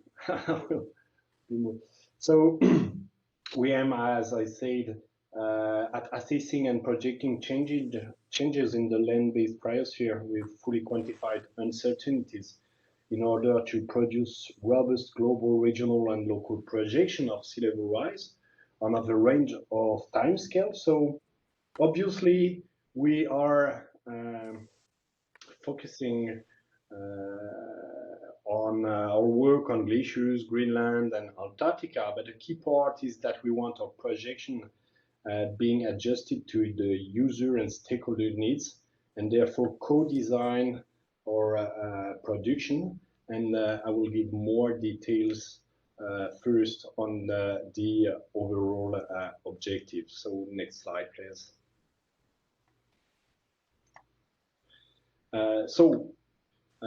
First, we want yes. So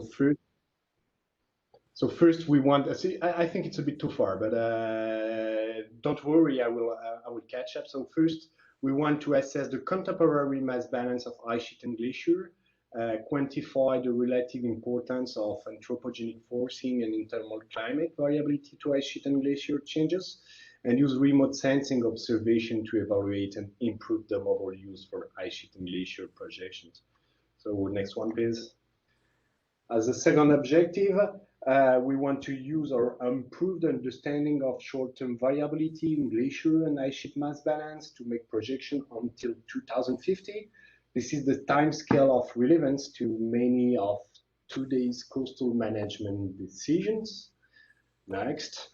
And also, we are developing a range of newly developed coupled climate ice sheet model to project sea level rise as a result of glacier and ice sheet mass change until 2100, which is the IPCC deadline timescale, and this is particularly relevant for long-term infrastructure planning.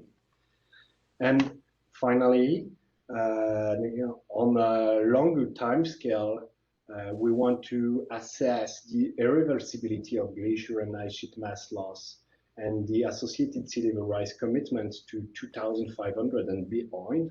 And this time scale is particularly relevant to the long-term viability of coastal cities, small islands, and low-lying states. So as an intermediate kind of conclusion, Protect in a nutshell, so we focus on the roughly 200,000 glaciers in the world, Greenland and Antarctica, which stores altogether about 65 of potential sea level rise, with the aim of producing robust global, regional, and local sea level rise projection on several timescales from decade to multi-centennial. We are 26 partners working together with about 100 participants over 8 countries with a total budget of 10 million. And about the structuration of the project, we'll go into some more details in a few slides. We have 8 work packages, one dedicated to the management, another one on communication, dissemination, and the exploitation of results, and 6 scientific work packages. On the right, the size of the thumbnails is proportional to our efforts. Next one, please. A bit more information on the aim of the work packages and the workflow. So work package 2 co-design and co-produces sea level projection and coastal climate services together with users and stakeholders based, as I said, on their needs. Contribution from Antarctica, this is work package 4, and Greenland, work package 5, or glacier, work package 6. And finally, work package 7 converts global sea level change from melting of the continental cryosphere to regional and local sea level projection, and interpret this in terms of coastal impact and adaptation needs. And these are fed back to work package 2. And actually, this procedure will be iterated twice. The first time at the beginning of the project. So we are currently in what we have called the fast track for about 6 more months. And in order to select the most appropriate modeling and uncertainty frameworks. And in the meantime, work package 3 improved the understanding and modeling of critical ice sheet processes to improve sea level rise, and then feed the second iteration to refine our results with the knowledge being produced during Protect. And this is what we have called full track for the last 2.5 years of the project. So I'm going to give slightly more details in the scientific activities we plan for work package 2 to work package 7. So please, next slide. And I will have not had the time to focus on all the points. This will be only the essential one. So as I mentioned, work package 2 focuses on co-design and co-producing sea level projection and coastal climate services tailored to user needs, based on the state-of-the-art for the fast track and input from work package 3 to 7 during the full track. And we applied that in particular to 4 local case studies with complementary coastal adaptation settings in France, Netherlands, Greenland, and my life, But this work package also make the link with stakeholders from outside the project. Next one, please. Regarding the process understanding, we work on several processes that control the dynamic of ice sheets, from calving to basal sliding, but also improve the link between the ice sheet and the ocean and the atmosphere. And regarding Antarctica in work package 4, on the next slide, again, this is based on the several time scale we are focusing on, and I mentioned earlier. We use spaceborne observation and regional climate model to produce improved assessment of the contemporary mass balance of the Antarctic ice sheets. We make projection until 2050 with a more specific focus on the Amundsen Sea sector, where the contemporary and the coming mass loss is concentrated. Regarding 2100, we want to extend the ESMIP-6 example to include new atmosphere ocean forcing from ESMIP-6 scenarios and the interaction also on the ocean and the ice that are currently missing in the ESMIP projection. And finally, on longer time scale, we want to focus on the sea level rise commitment from mass loss of the Antarctic ice sheet, including the possibility of ice sheet regrow under strong mitigation scenario. Regarding Greenland, in work package 5, I will, which is on the next slide, thank you. I will not detail more this work package on Greenland, as the work plan is very similar as Antarctica and also attached to our various timescales.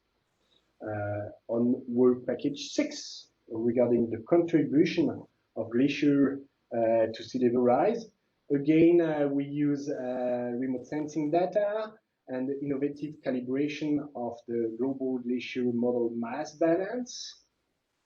In particular, we developed a time series of glacier outline that will be used to this calibration, and a modular framework for improving it into our model and cross-validate with the data. We want, and we are implementing new parameterization of debris cover on glacier surface mass balance. And finally, we will run large ensemble of model projection, and again, on the various time scale I already mentioned. So finally, work package 7 takes the result of work package 4, 5, and 6, 3 and 2 as well, and quantify the implication. Next slide, please. On work package 7. Oh, I don't see my slide anymore. What's happening? I don't know. I can't see this number 7 anymore. Okay. Then there is a problem with my PDF. I'm sorry about that. So I will do that without the slide. Sorry about that.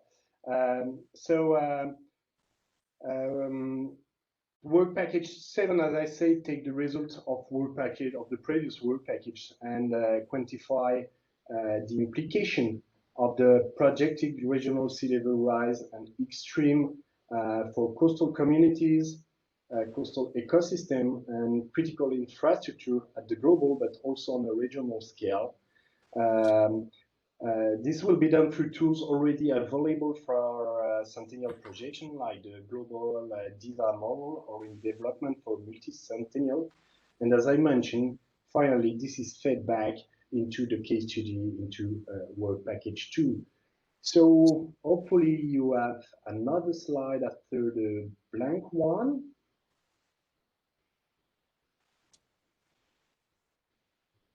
Definitely not. For me, unfortunately, the rest is empty after the work package 6.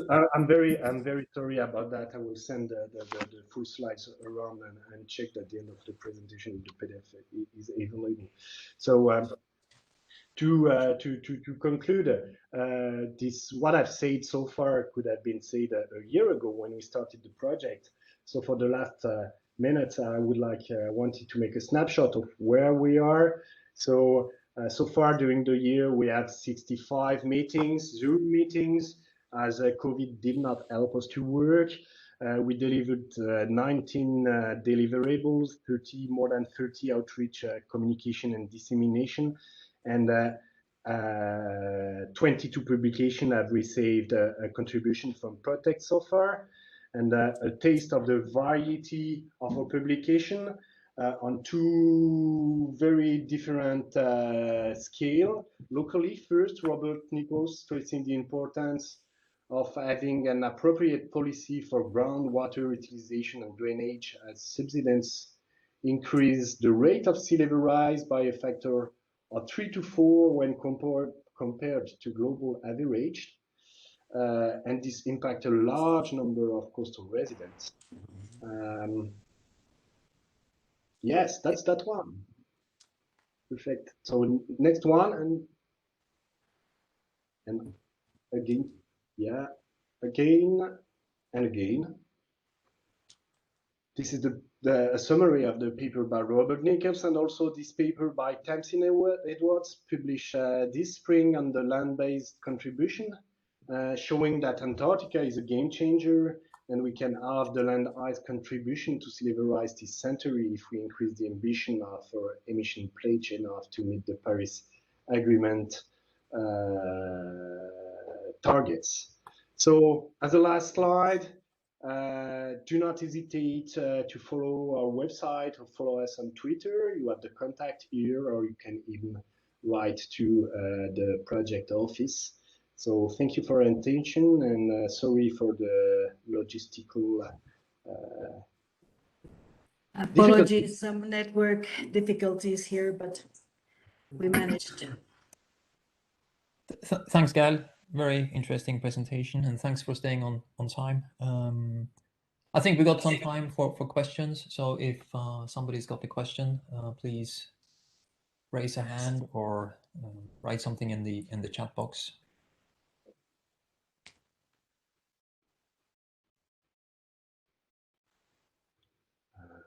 Open the chat. If any. I would have a question if no one else is asking. I'd be interested in the part of the co-design with users for coastal management and with stakeholders. So I would be interested if you could give us a little bit more, some examples of the process you used and what kind of users and stakeholders the researchers spoke for this. Thank you. So first we have some internal users and stakeholders, like the Conservatoire du Littoral in France, which is the national office that takes care of our coast. Rijkswaterstaat, sorry for the pronunciation, in Netherlands. So these are attached to our local case studies. Then regarding a broader interaction with our stakeholders, so far during the stakeholders meeting, this is based on, as I mentioned, in what we have called the fast track, based on the state of the art. This is a work made by GCF and Johan Inkel in particular. And also we collaborate with the WCRP Sea Level Grand Challenge, which is going to have a meeting on sea level rise and coastal impacts, and we interact through the preparation of the Singapore meeting next summer.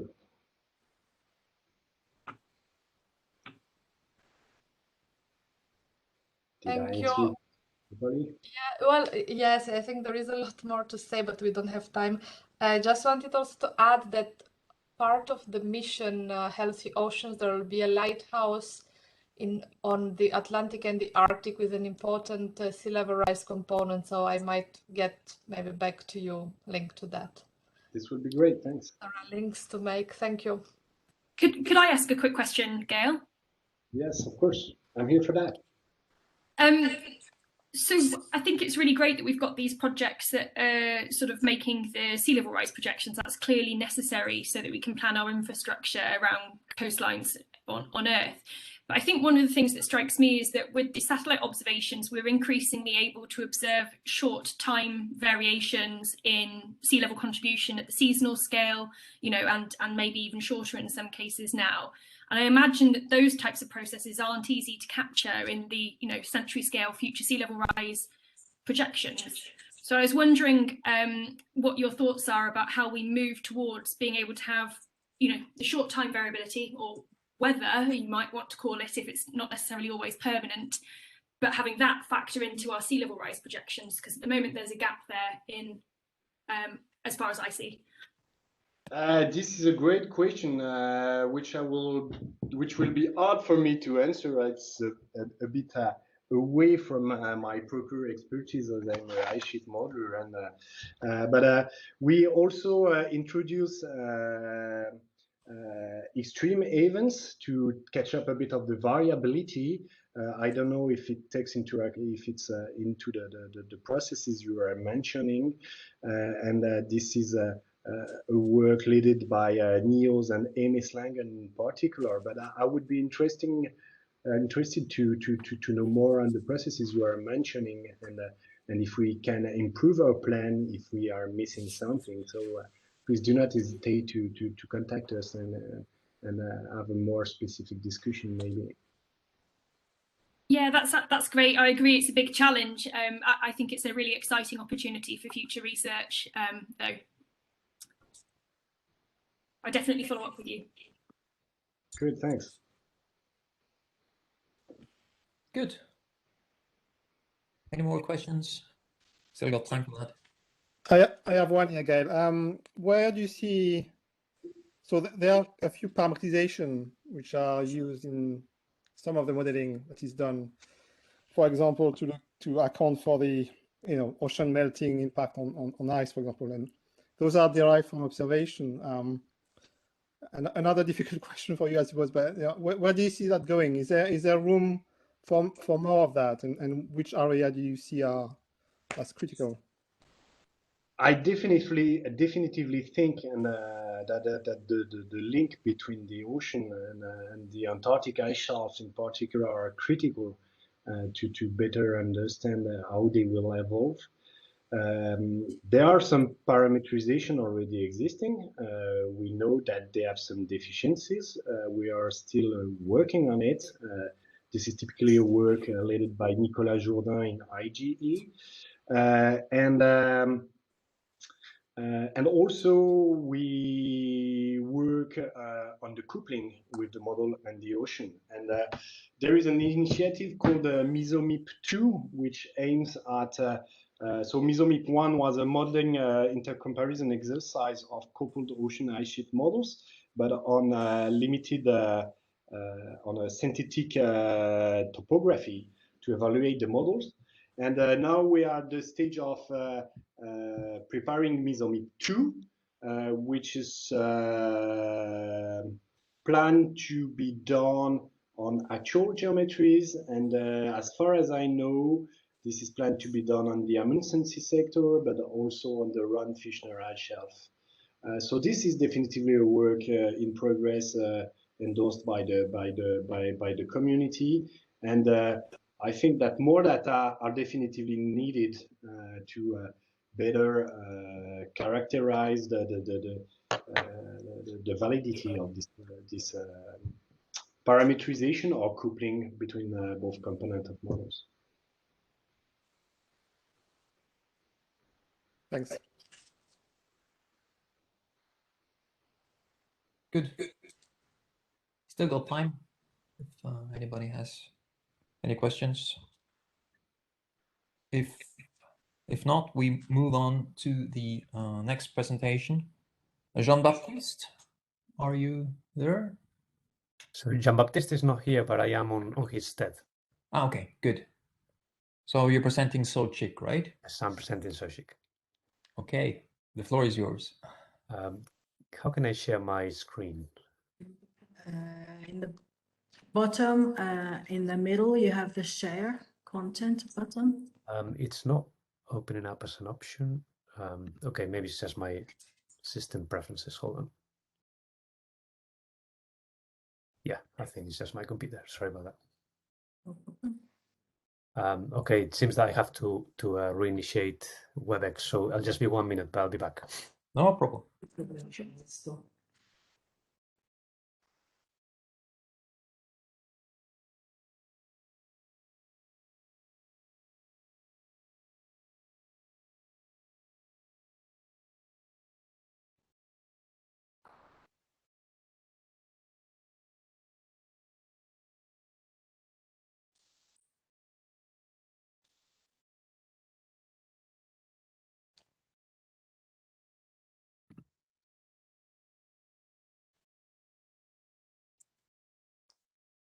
Hello again. Can you see that?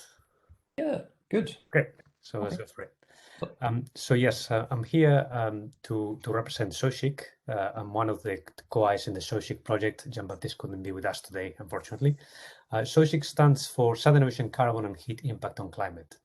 And it's a European Union's Horizon 2020 research project that is a collaboration between all the countries that you can see in this map. See if I can move this forward. Yes. So the motivation for the project comes from the very important climate regulation role that the Southern Ocean plays, or generally the ocean plays in I guess the unfolding climate change. So this role is generally poorly understood, and it's even more poorly represented in climate models. And the Southern Ocean plays a disproportionately important part of this role in terms of the global ocean, because it accounts for up to 50% of all the ocean's absorption of carbon dioxide since the Industrial Revolution, and up to 75% of all the heat that has gone into the ocean has done so via the Southern Ocean. So it's a very important window between the atmosphere and the interior of the ocean. So the motivation for this is not just scientific, it's highly policy relevant too. And this motivation can be framed in the context of the Earth warming targets. So for the last few years, we've heard a lot about the control and future suppression of carbon emissions and how this might impact on various scenarios of atmospheric warming. And the reason that we have to consider the Southern Ocean in this equation is that its contribution to carbon sequestration, to the carbon budget of the Earth's atmosphere, is potentially comparable to the aggregate effect of some of the major economies in the world. So it would be foolish to ignore it. So as I just said, Southern Ocean plays this very big role as a drain for carbon and heat. So it needs to be factored into these discussions of CO2 emissions and atmospheric warming. And also, we have increasing evidence that the climate change in the Southern Ocean is not just following the global trend. There seem to be really interesting, really distinct patterns of global warming, for example, happening there, which point to the existence of very intricate feedbacks, which through this role as a drain of carbon and heat could have global repercussions. Now, another reason why we care about the Southern Ocean, other than climate change, is global sea level rise.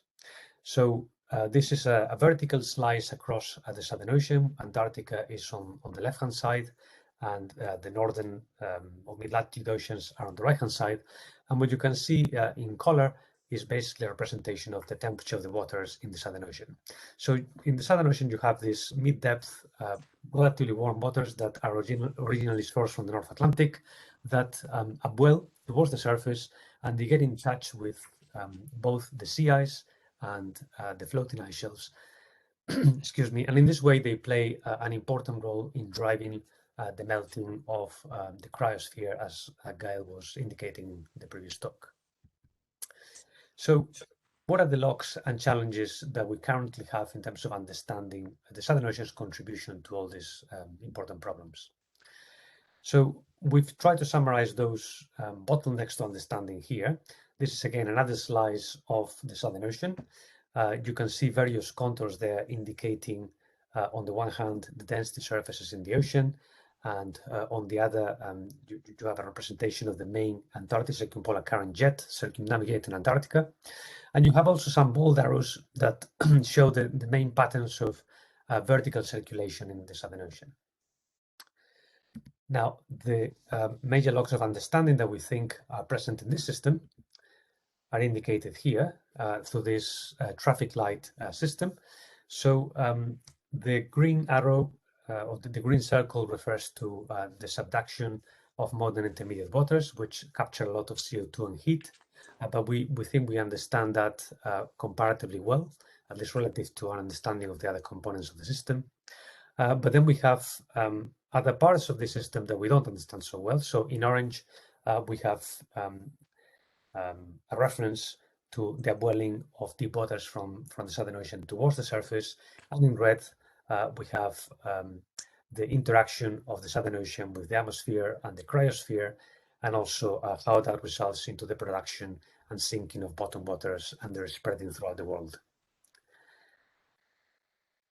So one of the challenges that we've traditionally had to understand these various pieces of the system is that the Southern Ocean has historically been one of the most poorly observed oceans. And just to take that point across, you have several maps here indicating the density of ship-based observations at the top, Argo float observations in the middle, and marine mammal observations at the bottom.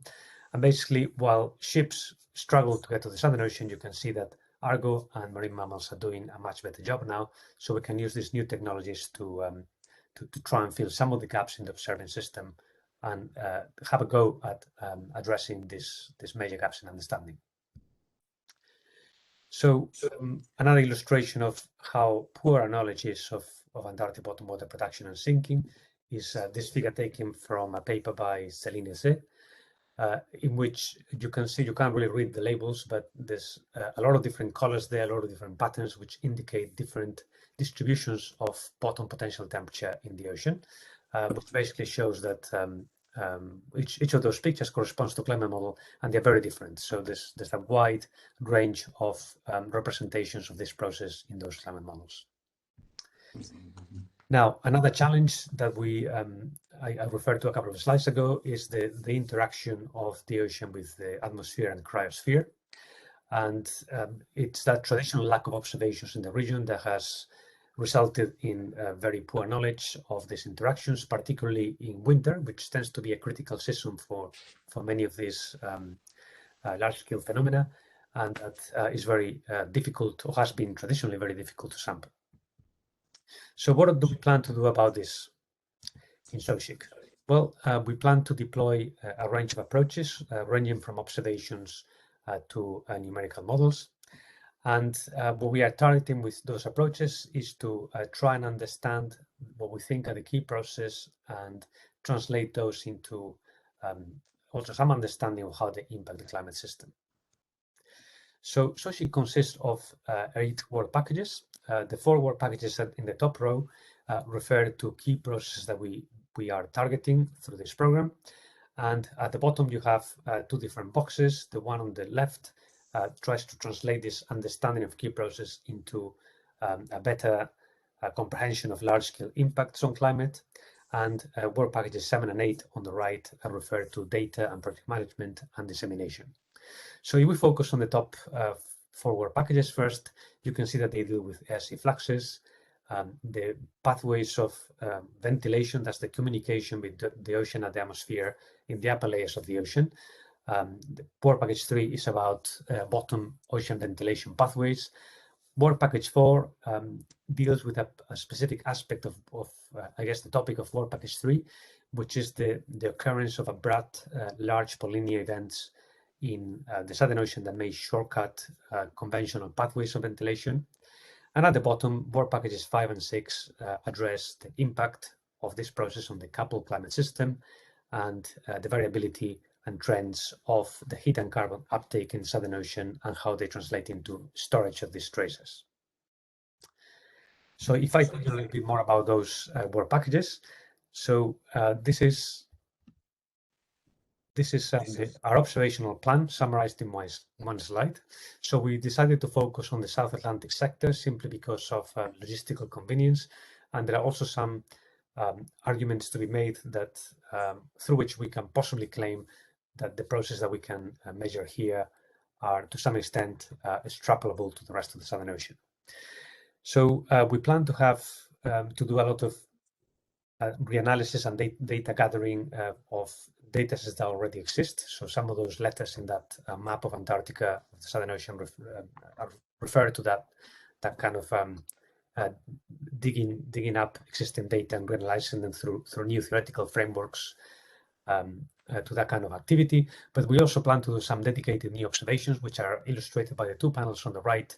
The top one refers to an Upper Ocean and ESA flags experiment led by the first two work packages.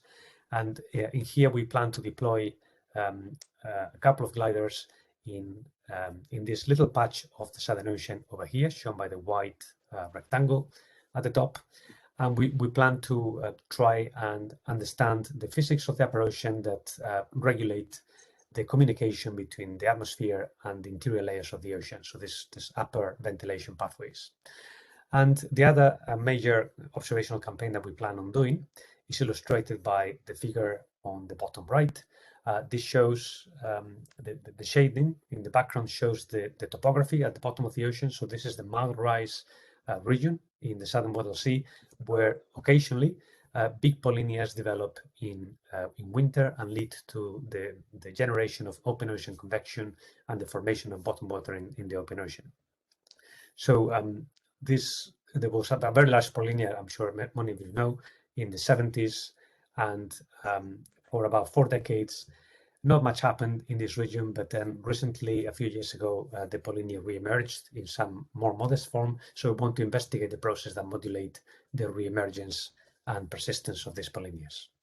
And the way we plan to do that is through the deployment of gliders, moorings, various specialized upper ocean buoys, and also some deep cargo floats in the area. Now, in terms of numerical simulations, there's a range of things that we plan on doing that are summarized in this slide here. So we plan to do some global assimilated simulations at high resolution that are eddy permitting resolutions to capture the bulk of the important ocean dynamics that we know matter in the Southern Ocean. We also plan to look at some regional simulations, also with data assimilation at intermediate resolutions. And the reason that we use a range of resolutions is basically to strike a balance between the size of the domains in which we want to study problems and the skill with which we represent fine scale dynamics. We also plan to do some very, very high resolution simulations on a patch of ocean that has conditions comparable to those of the deployment of the gliders in the more northerly observational campaign. And similarly, we plan on doing some very high resolution simulations that go with the polynya study. And finally, we have some efforts to look at global simulations to look at the climate impacts of some of this process over the large scale. And this includes CIMI-6 models as well. Now, there are a number of opportunities for ESA projects to interact with SOSIC, and some of them are already doing so. So this is kind of an advert of what's already going on, but we very much welcome opportunities to work together with many of you. So right now, these are the interactions that are happening. So we have some collaborations with the cryosat community to make up new altimetry products that can tell us about sea ice and snow depth, and also surface ocean currents.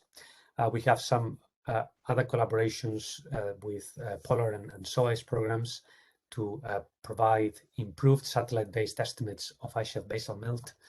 And finally, we have also some projects together, as you will see later in this workshop, with the ESMOS community to try and come up with an improved way to infer sea surface salinity from space. And that's the end of the presentation. So these are the details of the website of the project and Jean-Baptiste's contact address and various ways in which you can find out about the things that SOSIC is doing. Thank you very much. Thank you, Alberto. We're 5 minutes ahead of schedule, so we got time for questions.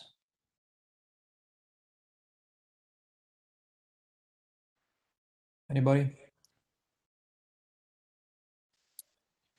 I've got a quick question if nobody else has. Please go. Hi Alberto, it's great to see you virtually. I think one of the things that's great about the projects that we've got funded looking at ice ocean interactions at the moment is that it provides an opportunity to investigate the processes that are driving change. But one of the challenges that I think we commonly face is that we're looking at processes in sort of study areas or in localized regions. I think that there's a scale up or a next step whereby we have to kind of link up the whole of the Southern Ocean. But it's such a challenging and large project, and how can we represent all of those different processes around the continent in that way? And I just wondered whether you'd got any kind of insight as to whether you think that that's even feasible at this stage, or whether you think we need to kind of go through the motions with some case study process driven projects first, and only then we'll be able to move on to an ocean-wide collaborative project in that way. Hi Anna, that's a great question. I think doing these case studies makes sense because we need some way of testing our understanding thoroughly, and these case studies allow us to do that. To basically, they tell us whether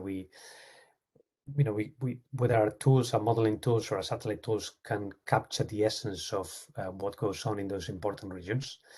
But I think I completely agree with what you were hinting at, that if we want to scale this up, we basically need to use satellites or models. And that's the reason that we are so keen in the social community to work with satellite community, and the reason that we have so many different modeling efforts involved in that. So I don't think this scaling up will happen within the lifetime of SOSIC. I would be very happy personally if by the end of SOSIC we have a way, at least of a few potential avenues to do that scaling up. But I think that's I guess the ultimate goal. That should be the target of the follow-up project. Brilliant, thanks so much. Thank you.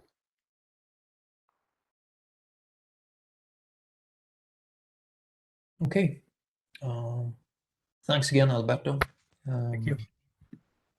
So we're moving on to the next presentation, which is TPAX.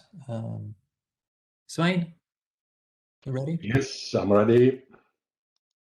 Okay, the floor is yours.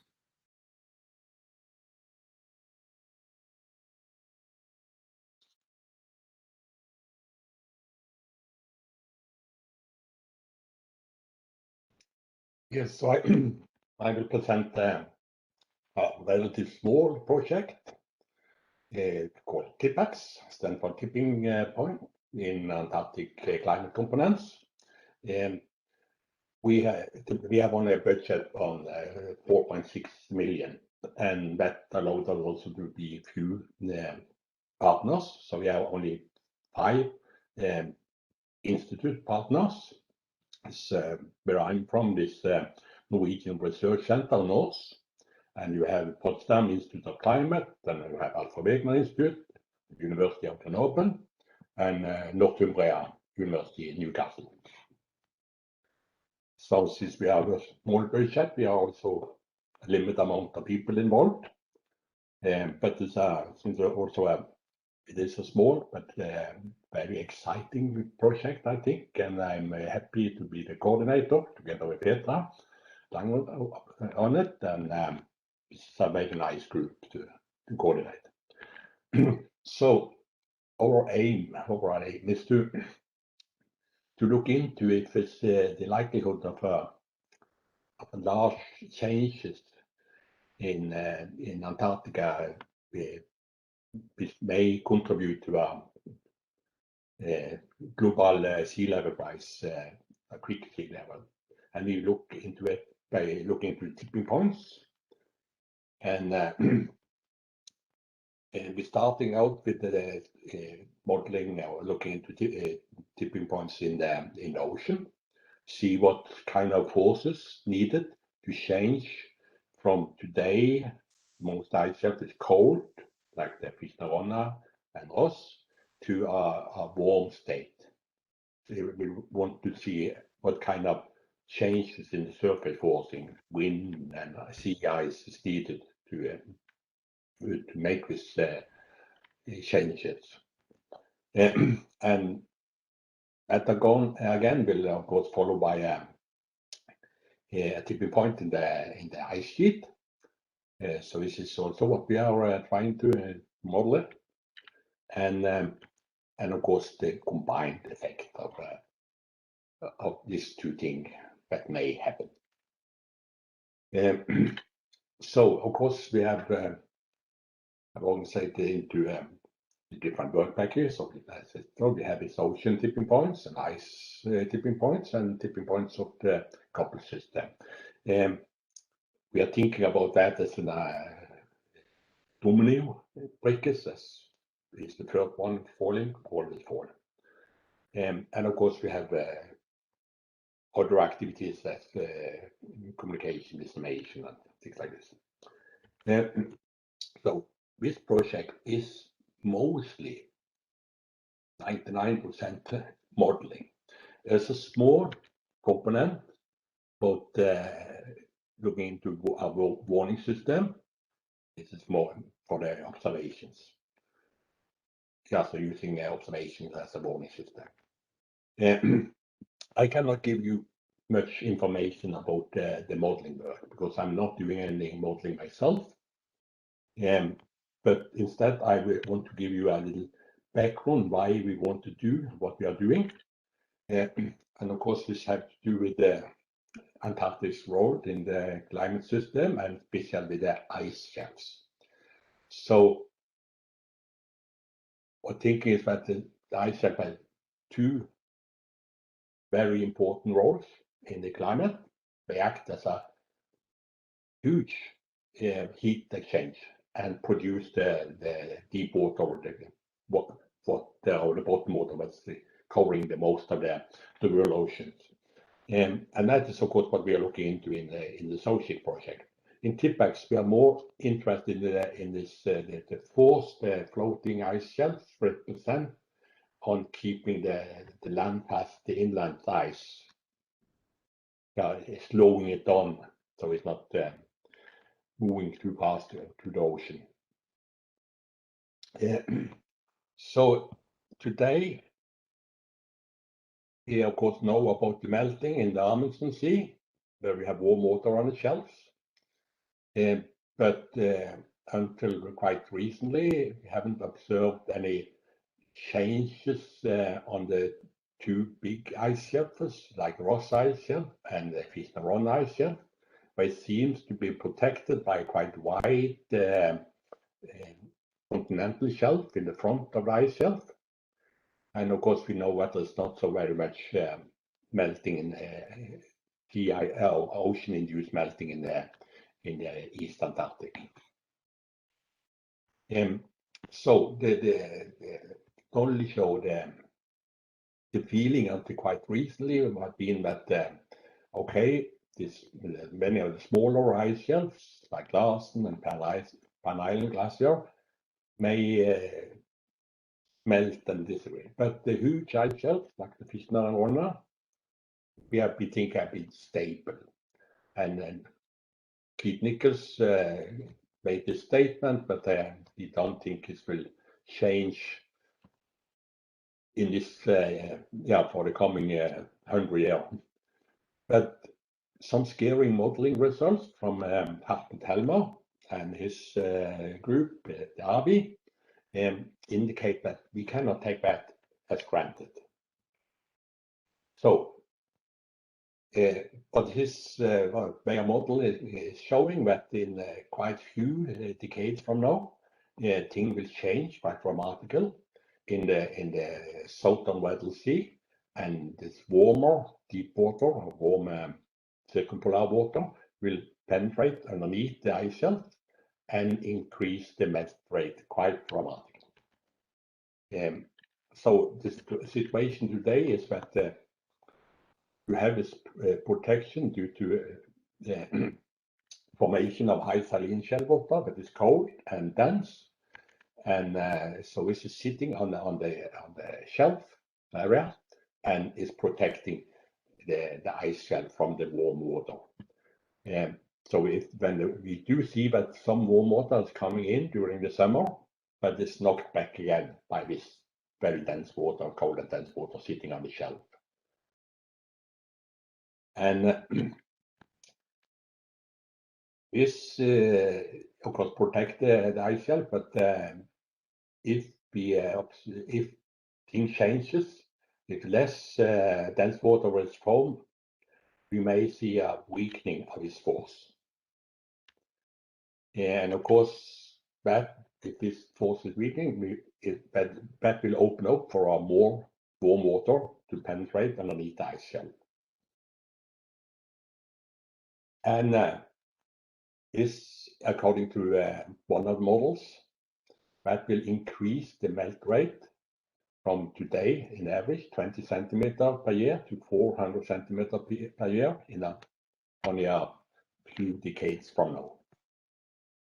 But of course, this is modeling results, and our observations don't show that. In the front of the ice shelf here, we have observation with CTD section back to 1980, and it's looked very stable. We do see some changes in the sea ice formation the recent 3, 4, 5 years. But that is toward the more protection, not less protection. But of course, we don't know what will happen now. So, since I'm not doing modeling work, I want to present for you more of what we are doing on observation based. And this is not, as told, this is we are not doing directly observation in TIPAX, but we are using, of course, the observation we have and what is ongoing, and we will looking special, or I looking specially into the Fischner area, where we do have some drill holes, and we have time series in the front of on the shelf break. Started already in 1977, so it's quite long time series of moored instrument, but it's relatively gappy time series. But in the recent years, RV and there is in Sochic activity, it's also ongoing here. So we do have much more observations now than we used to have. We do have some station, ice shelf station, underneath the Fischner and Ronner, and they are sending real time. In fact, one of the stations is sending data into me as I speak now. I get a new data set every hour.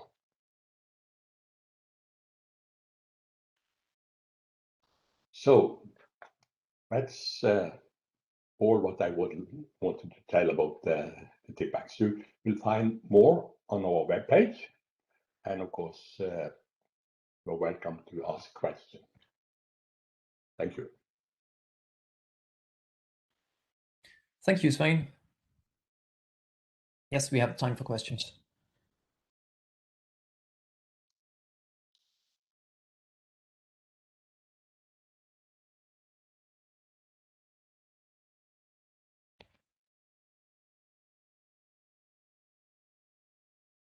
No questions?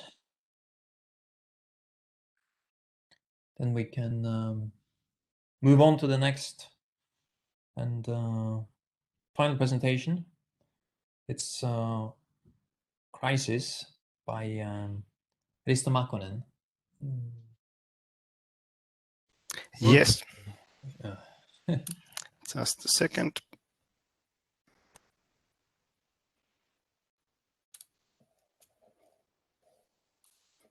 You can see full screen now. Yep. Good. Yeah, thank you. I'm Risto Makkonen, and thank you for the opportunity to present the project for this audience. We have started just 2 weeks ago, so there's no new results to show, but we are eager to show what we are planning to do. We have divided now this presentation between me. I will just show a few minutes of more general things about the project, and then we have Gunnar presenting a little bit more details. I will first open up the acronym and go already a little bit to the background of the project itself.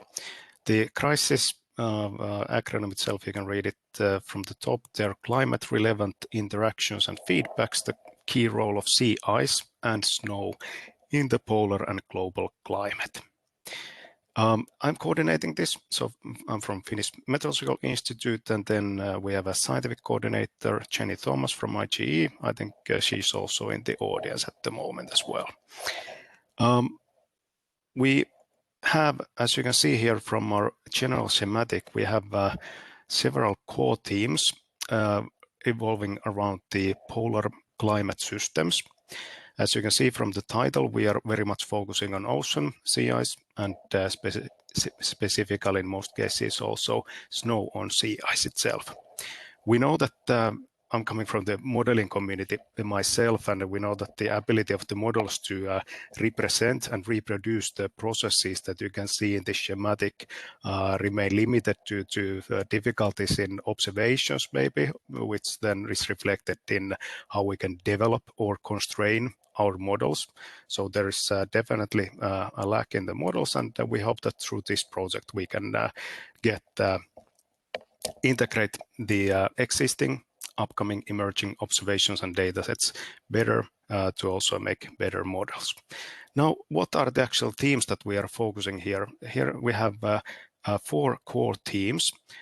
We have core theme 1, heat, mass, and momentum exchanges. We know that sea ice and snow control the surface albedo, energy exchange, and it is a critical component of the Earth system, and this focuses largely this core theme 1 on the physics and dynamics of these systems. We have core theme 2 in the middle. It is linking aerosols, clouds, and precipitation system. We know that we have in the polar climate system, we have distinct sources of aerosols, either aerosols directly or aerosol precursors. We also know that the aerosols do influence clouds, therefore also radiation that is reaching, for example, the snow, ocean, or ice systems, or then the precipitation itself, which is then, of course, linked to, for example, snow. And then our third main pillar on the left-hand side is biogeochemical cycles. We know again that changes in these snow ice systems can have a huge impact on biological production. And again, from model side, we know that in most of the current Earth system models, we are neglecting sea ice and snow as and their biogeochemical production, for example. So they are inert in terms of biogeochemistry. And then we have a fourth core theme, which is the coupled system behavior. So we now know that all of these 3 core themes are linked to each other, and we need to take care that when we are developing anything inside these core themes, that we will also develop the interactions and the flows between the different modules. Just shortly want to emphasize that we have a huge team of 21 partners around the world from 14 countries, and also from several countries outside Europe, for example, Canada, Russia, India, and South Africa. It's a very good combination of teams from modeling and observations, also including models of different scales, and also then, of course, from different science domains. Our overarching objective of the project is to deliver improved understanding of physical, chemical, and biogeochemical interactions within now this ocean ice atmosphere system. So this will, of course, help us to improve the, for example, numerical models, and then this will also guide us towards enhanced ability to respond to climate change. So we have also tasks going towards societal impacts. Now, as I mentioned, we have a very broad interdisciplinary team here, and this will give us room to really go towards the full coupled system, and including physics, chemistry, biology. And this is really crucial when we get to the fully coupled systems and changes, for example, in the next decades.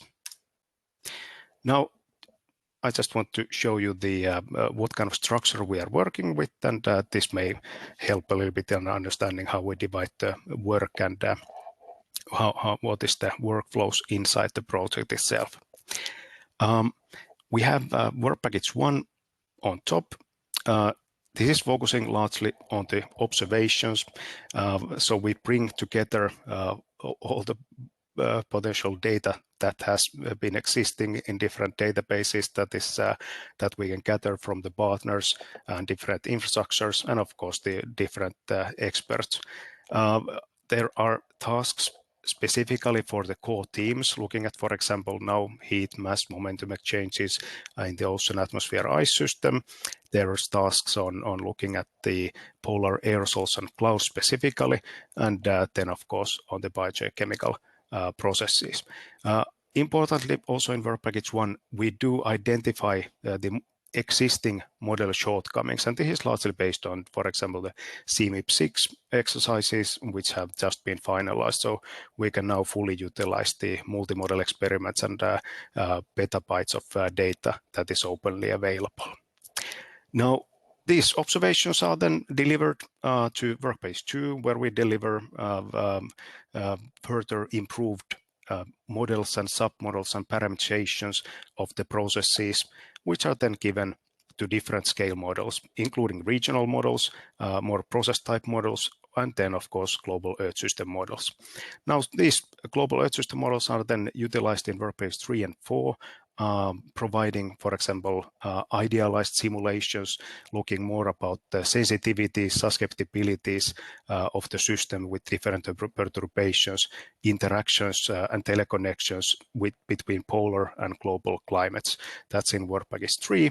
And then finally in work package 4, we look into the actual future projections, not only of course of the polar systems, but their role in the global climate systems. There we also in work package 4, we do have impact modeling tasks where we really look at the potential impacts on society in the coming decades. And as you can see that the core teams go through all the work packages, so these are specifically targeted inside the work packages themselves. Yes, I think I will actually, sorry, I had one more slide and then I will give the floor to Gunnar. Yes, just to highlight the scales again in a different way. So in the bottom axis, you can see the spatial temporal scales, and then in the y-axis here, you can see the going from observations to modeling to actual impacts and knowledge exchange. So just want to highlight here that we do have extensive sets of campaigns, in situ networks, remote sensing observations.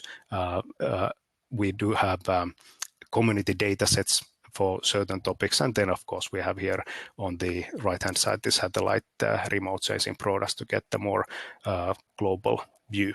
And then in the models themselves, as I mentioned, we have process models, meaning box models or column models, going all the way through regional models to several global models that we have in the consortium. And these all give us way to actually then go to risk identification and impacts, and furthermore to actually engaging different stakeholder groups and different outreach activities. Yes, I will end here so that we don't go too much over time, and then I will give floor to Gunnar. Yeah, thank you, Risto. I will continue then a little bit and talk about how we are using satellite remote sensing in the crisis project. Yeah, I listed here the main PIs who contributed some slides to this presentation. So there's Carolina Gavaro and Julian Ströve, yeah, and myself, but there is obviously a much bigger team behind this and also a much bigger team working on all these topics. Okay, so yeah, Risto just introduced the project and that there's a lot strong modeling component, but especially in work package 1, we use a lot of Earth observation data for model evaluation, and then also in work package 2 to further develop the model. So we have a task of developing comprehensive satellite data products of the polar oceans and sea ice for improved process and impact studies and model evaluation. And that means that besides using existing data sets, we will also work on improving and having new variables we derive. So better ice type, under ice solar radiation, snow on ice, eye thickness, leads, sea surface salinity, and aerosols and clouds. Yeah, maybe mentioning that. So what I present here is mainly for ocean and sea ice, but there's actually also a satellite remote sensing components for the atmosphere for aerosols and clouds, which is not presented today. We will produce longer time series of some of the with existing methods, and then yeah, in particular working on that these data sets can be used together with the models in terms of their spatial temporal resolution, grid definitions and formats. So that would be for direct evaluation, but also by using the data together, so the satellite data together with in situ data, we will work on getting a better understanding of the coupled ocean ice and atmosphere system. If we understand these processes better, we can implement these processes, for example, as parameterizations in models. So that is probably the main part for Earth observational data in the project, but then there's also a part in the later work packages 5 to identify and quantify actually emerging hazards and the impacts on the human and natural systems. And this will be done by models, but also by looking at the satellite data. And such global hazards can be, or we will want to look at, extreme precipitation, droughts, storms, coastal erosion and fire. But then also looking more on a regional Arctic and Antarctic scale and how this is then connected to the observed variables we are having, for example, from satellites, so about sea ice, ocean and atmosphere changes.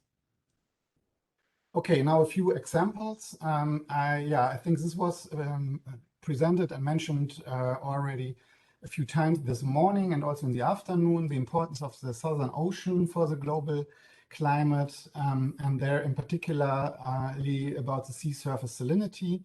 So there's one task to develop a new satellite retrieved sea surface salinity product. And this is specifically important in the polar regions. And yeah, for the Arctic, there is already a little bit of work done. It's also already presented, actually will be presented tomorrow. So there's a focus here on the Antarctic. And this is because of these non-linearities in the density equation. Small changes in the salinity at lower temperatures like we're having in the polar regions have a large effect. So the sea surface salinity observations in combination with other satellite and in situ measurement can lead or will lead to a better understanding of physical processes in the Antarctic and Arctic. Okay, how will that be done? We have the SMOS satellites already since 2009, and then there were Aquarius for a few years, and now we have also the SMAP satellites, all microwave radiometers measuring in L band, from which then sea surface salinity can be derived. However, there are some challenges like land and sea ice contamination, IC contamination, but also that there's a lower sensitivity of the measured brightness temperatures in cold waters. This is shown here on the bottom. So here's the change in brightness temperatures at vertical and horizontal polarization to sea surface salinity change. And this here's here for a range of sea surface sea salinity values. And we can see that here for colder waters at typical salinities, there's actually not very much of sensitivity, and it's less than for the warmer waters. And therefore, this is a quite challenging task, which will be tackled in this project.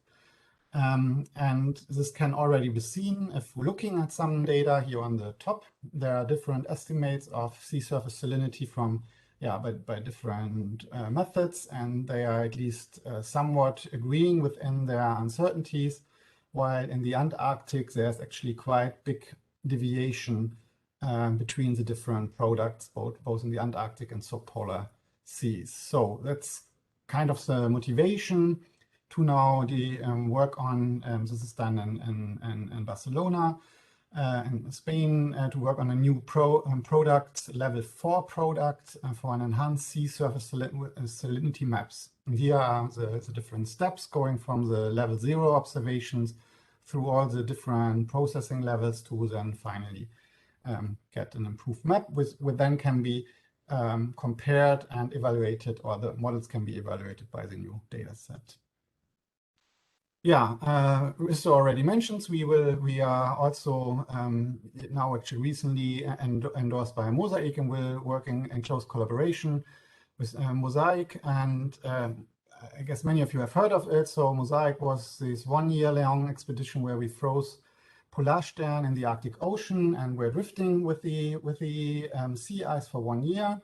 Very interdisciplinary. We will use observations from most of the teams and collaborate quite closely with the modeling team in Mosaic. And that is because the primary goal in Mosaic is actually better process understanding to improve models. And this is actually very similar to also what we want to achieve in the crisis project on an even bigger scale. Here on the left is our drift track, and in terms of satellite data, I like to highlight one thing. Here are the polar holes for most of the satellites we are currently using in the Arctic. And actually, during Mosaic, we spent a significant time in the polar hole. So for like Sentinel-1 data, which would be here the biggest hole, we missed quite some parts of the drift in the middle here, like 2 and 3, but also at the very end where we went back close to the North Pole, we're drifting here. And this is a trajectory then of the autonomous measurement stations, which for a long time were in the pole holes. So there's also, as already mentioned in the beginning this morning by Craig, for example, that it's very important that there are upcoming missions, and it's also important that these missions can then observe closer to the pole hole, also looking at maybe upcoming traffic going there. Just one slide where we did Mosaic with satellite remote sensing, and that was that we put a lot of the satellite instruments or instruments similar to the satellite sensors on the sea ice, and in addition made detailed measurements of the snow and ice properties, which then can lead to better satellite data sets. And I will show now one example from UCL London for this KUK radar shown there in the back. And you can see the measurements here on the left during a storm event in November, on the right for a rain on snow event in summer, in September. And yeah, we'll now not go through all the details here, but and here in this gray area, there was a rise of temperature, and in the end, there was actually liquid precipitation, so really rain on the snow. And we can see that immediately there are strong changes in the different polarizations and also under different incidence angles for this KU-Ka band radar measurements. And these are events which are currently not accounted for in our satellite data sets. And similar, this will be during summer. Maybe there it's not so surprising that there are more uncertainties for satellite data. But even here in November, when there was a warming event, but not above 0 degrees, just up to -5 degrees Celsius, still we can see that there are quite strong changes in the backscatter during the storm event, which, for example, will then influence observations of Cryosat or also the upcoming Crystal mission, which is measuring at KU-Ka band.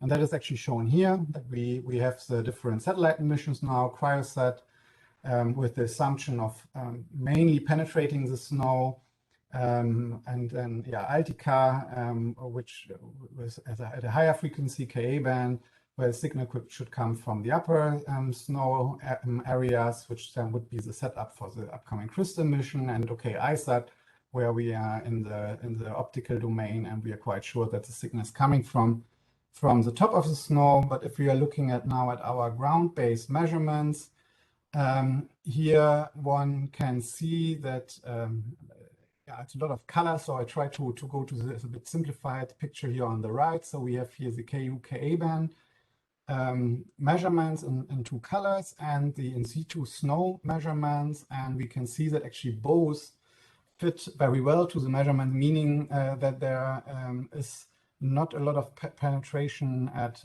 both frequency if we pick the first peak, but if one is looking in detail here as the cross polarization, one can actually identify a secondary peak, and this one is related to the snow depth. And this is exactly the data we need to develop then the methods to retrieve reliable snow depth from space with radar altimeters. Yeah, there will be some upcoming work also with this instrument. So this is an image from a mosaic, but this instrument will be also brought to in the Antarctic in 2022. And again, with detailed snow and ice measurements, there will be more measurements to become, which will then be used in crisis. Very briefly, some other products we will look at. This is, for example, sea ice type from microwave radiometers. This is available since a long time, actually since the 70s.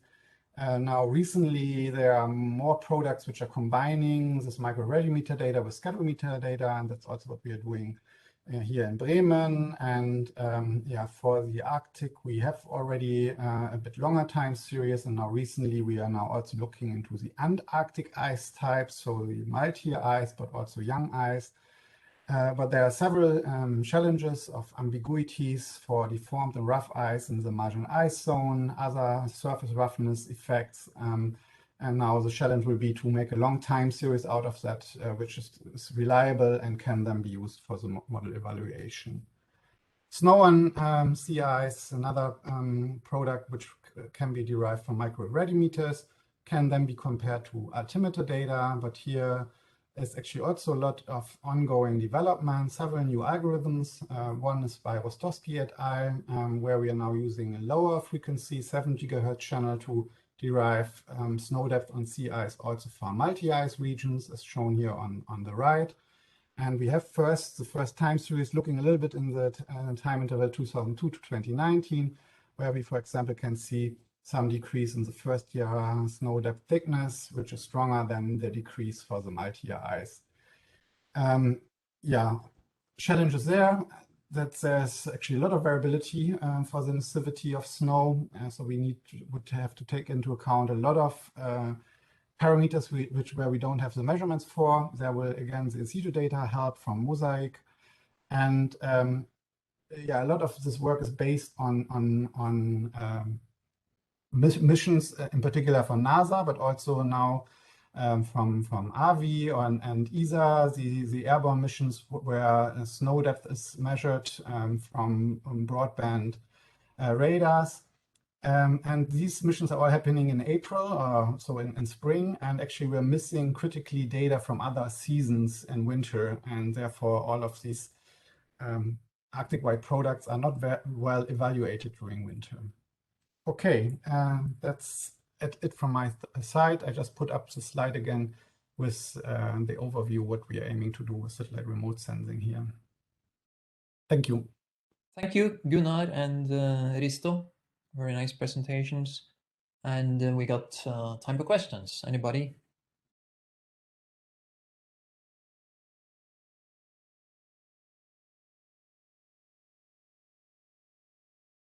No immediate questions.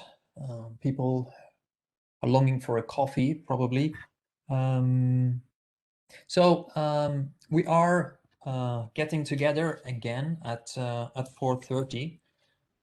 Today we've seen ongoing projects, CSA projects, commission projects being presented, but we also need to plan for the future, how ESA and how the Commission is going to drive the developments. What are the challenges? and opportunities. How are we going to spend our budgets in terms of addressing these issues? So that's what we're planning to discuss at 4:30 on the agenda. It's called the open discussion. So please, everybody, go and have a cup of coffee and come back at 4:30 for that. Thanks, everybody, and see you in a little less than 45 minutes. Yeah, thank you, everyone.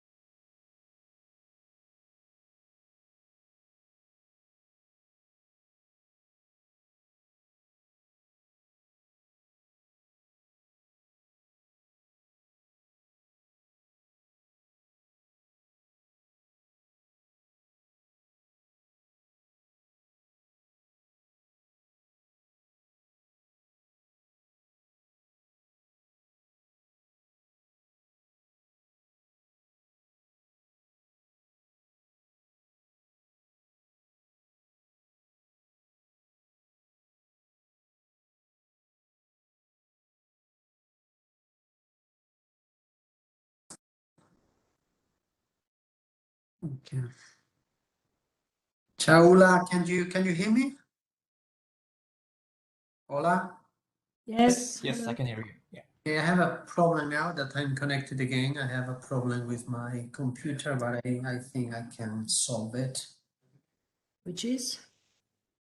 I can only see one screen, so I don't have the big screen right now, and I don't have how to change. So I have, Up in the top, there's the layout thing. I don't know what I did. Wait a minute. Or you're in a double screen. Let me see. Okay. Let's see. No, but then we don't have the camera in this slide. I don't have the double screen. Okay, I can do that. Don't worry. Very well. Okay. Let me share the slides that I have with them. Should be this one, right? Antarctica and the Southern Ocean.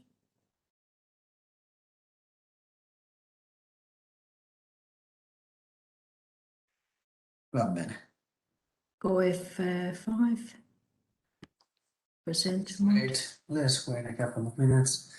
So I don't know if the people is there, but let's start. Okay, because it's already late.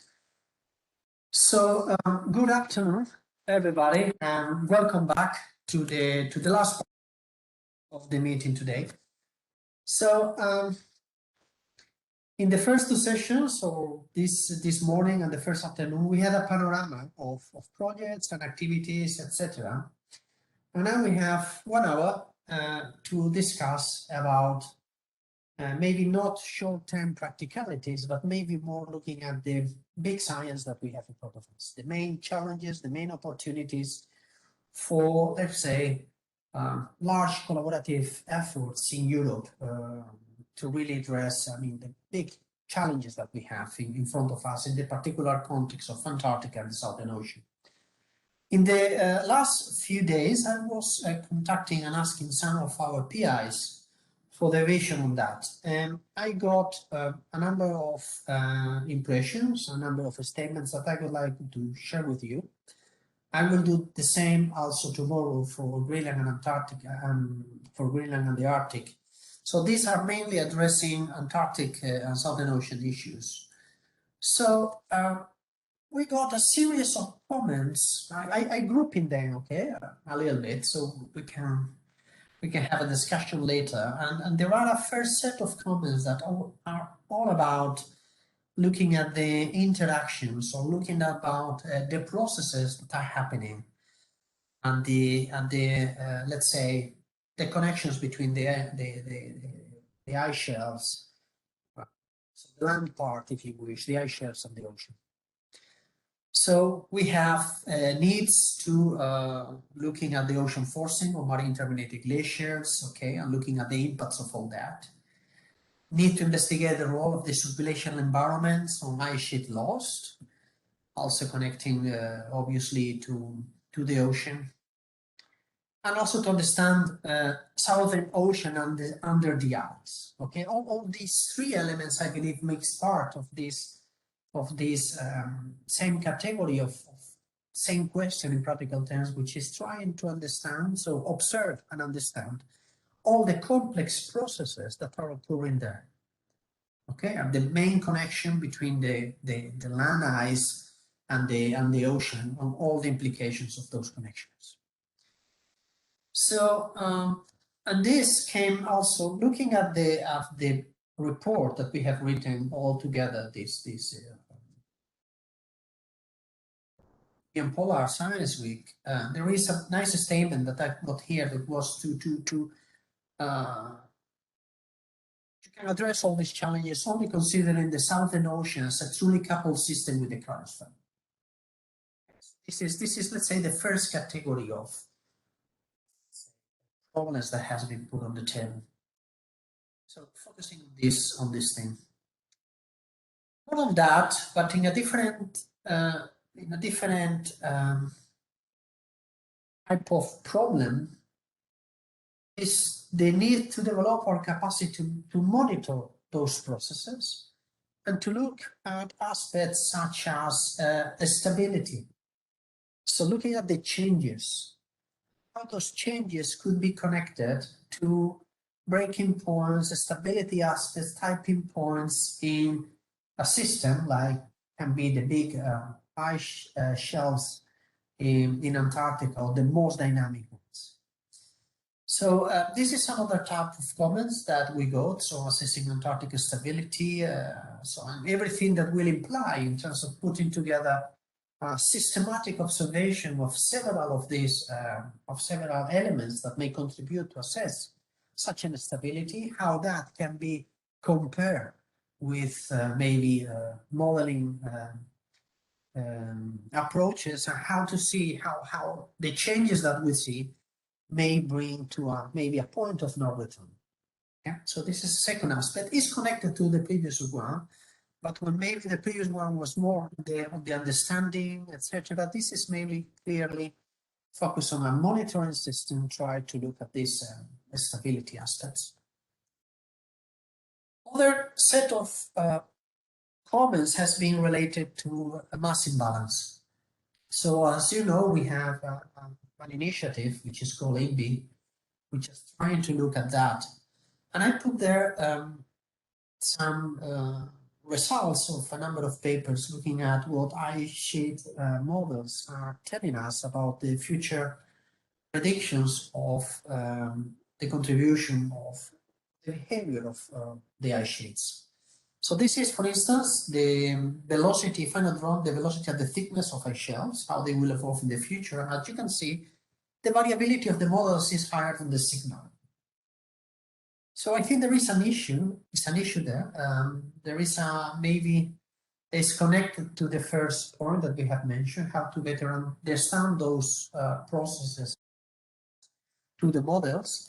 But there are other aspects associated to the mass imbalance, and for instance, to look at the attribution of such imbalance in terms of distinguishing between maybe the oceanic versus atmospheric forcing. Okay, that is activities that we are starting to do. We may need some additional efforts. And more specific comments, okay, also related to this, that puts a lot of very precise, let's say, actions on us or recommendations on us about how to go about to observe the mass discharge and the balance in Antarctica. So finally, we have suggestion that obviously came from the guys dealing with 4D Antarctica, but I think it's okay. Their point is, okay, we want to do that, if we want to address all these issues, I mean, we want to address all these complex aspects, we will need a system that maybe integrates in the best way and offers a place for the community as an open science space for having the data, having the models in a kind of open science infrastructure that could support all that. So this is another of the big challenges that maybe we could discuss this afternoon. And finally, something that we have not discussed that much is the ocean itself. We have a lot, I mean, we have many presentations in the morning concerning the different projects that we have. All these presentations maybe address aspects, maybe of the connections of the land part with the ocean part, but not that much on the ocean itself. We have several activities that we have seen that can address that. So maybe looking more at the ocean only could be also an interesting challenge. We have other recommendations also to look at other data sets that we are not looking so far. For instance, observations on wind and snow interactions that can be important. And a lot of comments has been put towards the in situ data collection. Okay, so this is something that is absolutely needed. More in Antarctica than in Greenland, where we have more of this data. I think Antarctica has been clear also in the presentations this morning that is lacking a lot of in situ data. Finally, this is maybe something that we can put on the table for Friday, because it's not about Antarctica, it's about the full Earth ice imbalance. Okay, so I would suggest that we discuss this on Friday. Just to open the floor for comments, I would like just to come back to this slide where we are trying to cover all these different aspects from the different activities that we have. So now I would like just to open the floor. You have seen this has been made a collection somehow, or a grouping of recommendations on the next challenges that we have in front of us. So I would like to open the floor for comments. I would like also maybe to invite some of the people that has been contacted to maybe express a little bit more what they have tried to. I went very fast to all those comments, but if you want to comment a little bit more on the particular vision that you have, please feel free to do that. So in order maybe to have a structure in the discussion, I don't know if we have, let's first open the floor. Then maybe we go one by one. Also, if you see things that are not in this particular list, or these are the main priorities, okay? So please, I would like just to open the floor and to have a first set of comments from the community. We don't have a lot of time, so let's try to, don't be shy, okay? Also because this is an opportunity for you to influence how maybe we invest our funding in the future. So really, don't be shy. Let's try this informal discussion. Let's try to put a little bit more of meat in a vision of what we could do in the coming few years, okay? And with this, I shut up. So, who want to be the first?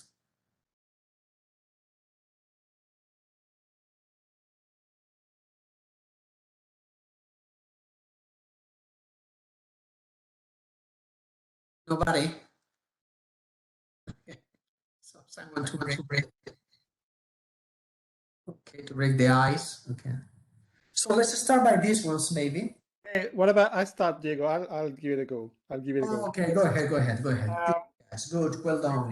It's 1 hour earlier in the UK, so I'm a bit less, you know, I'm a bit fresher than everybody else. I mean, on this one, I think there is a lot of data now, right? Isn't it? I mean, our satellite have gone operational. We haven't yet gone operational, and there is a lot of data set in the ocean, in the atmosphere, and in the ice that can now help us investigate forcing. And we need to put this all together. And it's been done. There are a few, you know, studies obviously that have started to do this and sow the seeds. But that could be done much more systematically. And we can do that. I mean, this should be our role, and ESA and EEC should support that. Okay.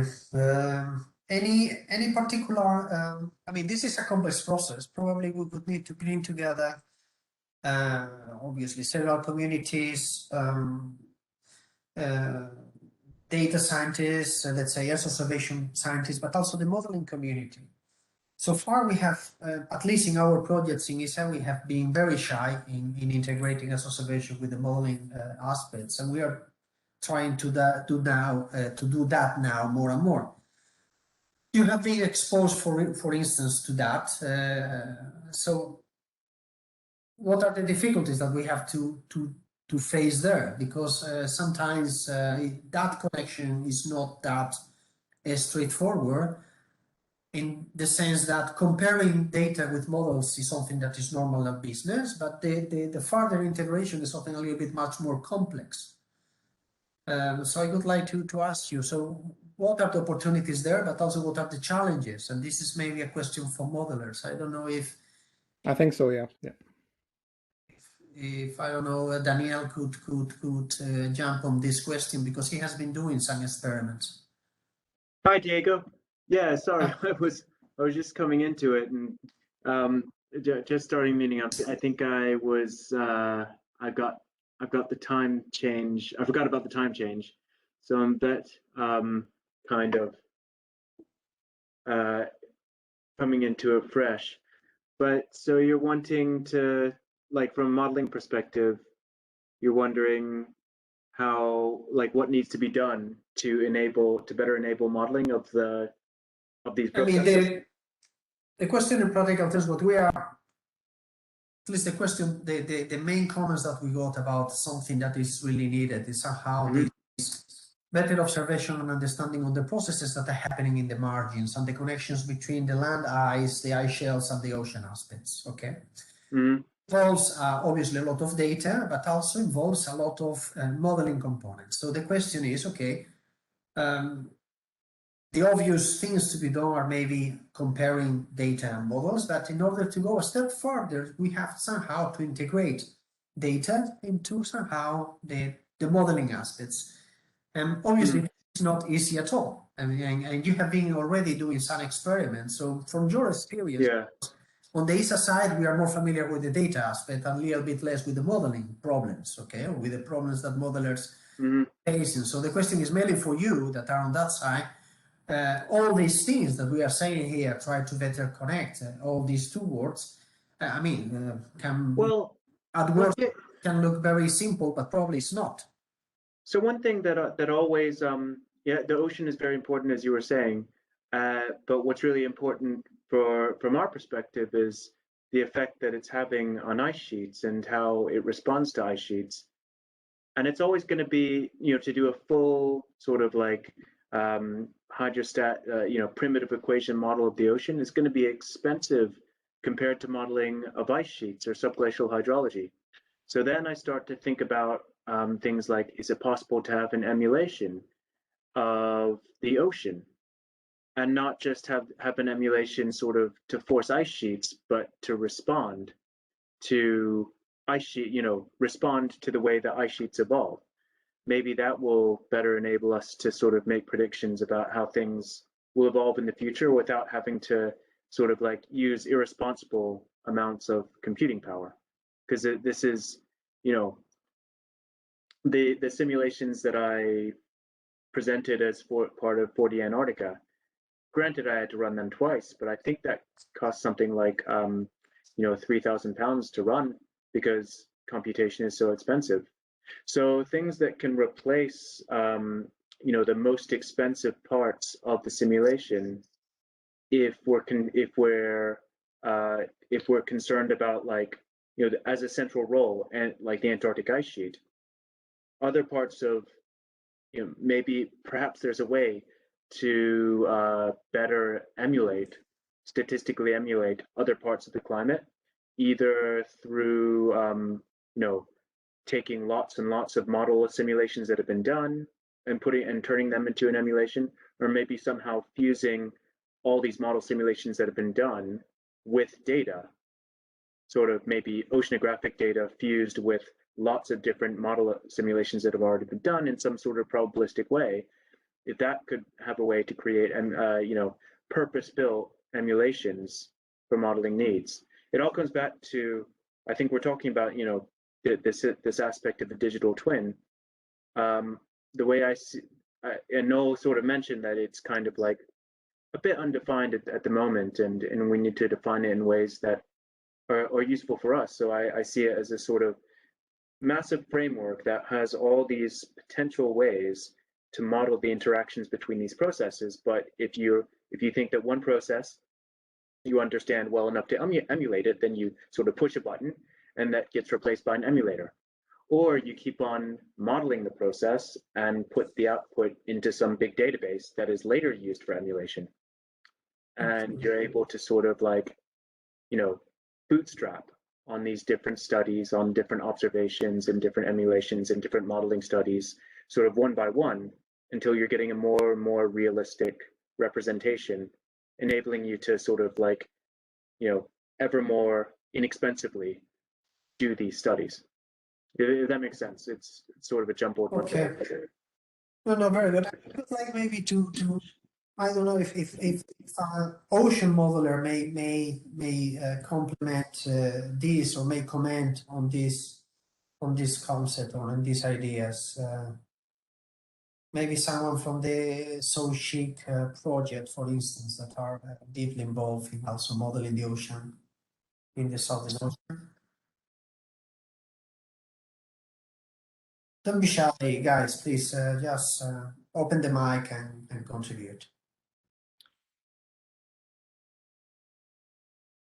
Whilst we're waiting for an ocean modeler, Diego, I think one of the things is that we've now got this massive observational capability where we can, make a new measurement of ice speed every week.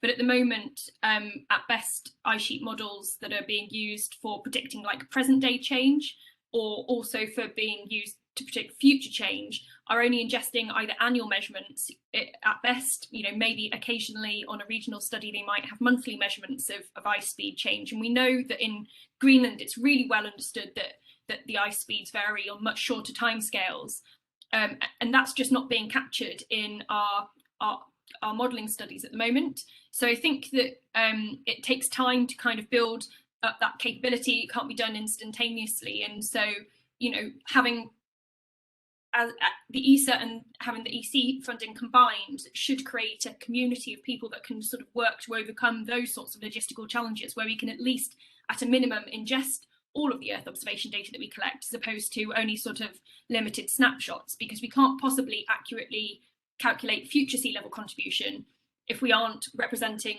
known variability in the system, if that makes sense. Okay. Any additional to this point? Hi, Diego. I don't know if you hear me. It's Michel here from UCL. Just to add to that point on the, I think Anna mentioned the short time scale. So I've had some good experiences. I'm a past modeler, still a bit modeler. So I've had a bit of experience of both remote sensing and modeling, and some of the successes we've had indeed is when we have this type of profile and students that work on both. But one timescale that we need to improve as well is the longer timescale, right? So looking back into the consolidated history of satellite missions is essential from a modeling perspective, right? So there is projects that are exciting that are funded, but it needs to go back in time as well to have multi-decadal variability, especially for the ocean, right? So that's one comment, and maybe another side comment on how to achieve that is, I've had a lot of success with PhD students. So we've had Thiago Dotto, who's done amazing work between Southampton and Alberto, myself, and so when you have PhD students who are at the interface between modeling and satellite, it can really, I mean, PhD is, I'm saying that because it's some kind of continuity the last 3-4 years, and they are a good, they've been a success for me, but researchers as well, of course. Can I just say on Anna's point, I totally agree that ice model data assimilation isn't built currently to ingest loads of data at different time levels, velocities at different time levels. And there's also surface elevation data that's sort of continuously being collected. And ice sheet data assimilation isn't built to ingest surface elevation at all. But these things could be developed. Okay, one aspect is on top of the data simulation that probably is a natural way to go, try to facilitate that process at least. The question of the understanding of the processes would require maybe a little bit more than satellite observations and models. You would need maybe to have, as has been mentioned also through the projects and has been mentioned now in some of the comments that I got, the importance of in situ data over Antarctica and the Southern Ocean. This is something that probably is a need in order to understand processes, because it's a question of observations in practical terms. Can someone comment on that? I think that's absolutely correct. I mean, I think, we've got long-term in situ monitoring on quite a number of important Greenland glaciers, and that has transformed our understanding of, short timescale and dynamic processes in that region. But the processes that are affecting glaciers in Antarctica are quite different, and we can't expect to be able to measure and understand things up in the Arctic and around Greenland without having, we can't use the Greenland data sets to understand the Antarctic. So I think having an ice dynamics lab would enable us to do that, but it would require national investment. It would require the use of national logistical resources for supporting such a lab, but it also has Earth observation data at the core. So I think ESA has a really important role to play in sort of expressing the need for those sorts of things. Okay. Very well. Any additional comment on this point? Otherwise, I will pass to another one. Diego, can I say something about it? About yes, please, of course. Go ahead. So a couple of things. One is about the ice-ocean interaction and the coupling. So in terms of doing long-term simulations, you will need to couple the ice and the ocean. In using statistical models, I think it might be not the best way to go, as we don't know how the feedbacks work, and we don't have observations to create this sort of simulations. Can I say something? Can I say something on that though? At least for a lot of the ice shelves around Antarctica, plausible representations of melt rate require resolutions below the deformation scale, so kilometer scale resolution. And if you want to look at sort of a continental scale sort of Southern Ocean model that extends under ice shelves that has resolution of 1 kilometer. I think someone at Imperial was doing that, and I think and then someone took that model and told me about what the performance was, and it's basically real time. It takes a day to simulate a day. And so something does need to be done in order. Yes, I agree. Coupled modeling is great. You can learn all sorts of things from it that you wouldn't be able to sort of see through these cheap parameterizations like depth-dependent parameterizations that people use. But we need to be realistic about what can be achieved if we want to sort of say 200, 500 year. I mean, the timescales are century or longer for something kind of like strong to happen. The Filchner-Ronne ice shelf might be melting at rates that we see under Pine Island ice shelf in the next century or so, but studies have shown that can lead to perhaps, that's not even going to get the ice streams that flow into Filchner-Ronne going for over 100 years.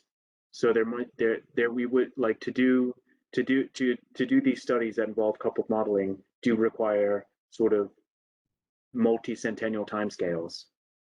And that kind of computational power at the resolution you're talking about, at the scale that you're talking about, would be very difficult to come by. No, I agree. The problem is that if you run an ice sheet model and you increase for example, the ocean temperature linearly, this does not happen in the reality. So there is a feedback between the ice and the ocean. And if we don't find a way to couple them, we will never know how it works. So well, we do have ways to couple them. Lots of people are running these coupled ice ocean models, but not at the timescales you're talking, not at centennial timescales, and not at the continental scale, not sort of like at the Southern Ocean scale. And I don't think, I mean, I'd be surprised if we can't do better than just a linear increase in temperature with the best sort of like cloud of ocean model simulations that we have. Okay, something that Diego, yes, go ahead. Can I say something? I've got to go in a minute because I'm on swim taxi later on tonight. I think this question about ocean forcing of the ice sheet, at the moment, at least in the slide that you've got here, is framed about processes. And I accept a lot of the discussion that's just gone on about improving numerical models, but I think you need to try and identify whether you want to address a societal problem of concern or not. Dan's just said that a lot of the things that we're talking about are several centuries away. And so I wonder whether it's better to look at hypotheses that you want to try and address with Earth observation. So two of the large outstanding problems in the Southern Hemisphere are whether or not anthropogenic forcing has triggered the ice sheet imbalance in West Antarctica.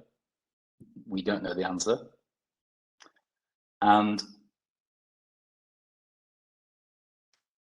a second problem is whether or not we are likely to see any Antarctic ice streams past tipping points in the near future, extreme changes. So this very large scale ocean and climate modeling is not likely to be of societal concern over the next 5 years. I don't think that that's something either that you could address with your budget. We've seen a bunch of EU projects here which are trying to tackle that, which probably amount to 50 million euros in expenditure on mainly modeling.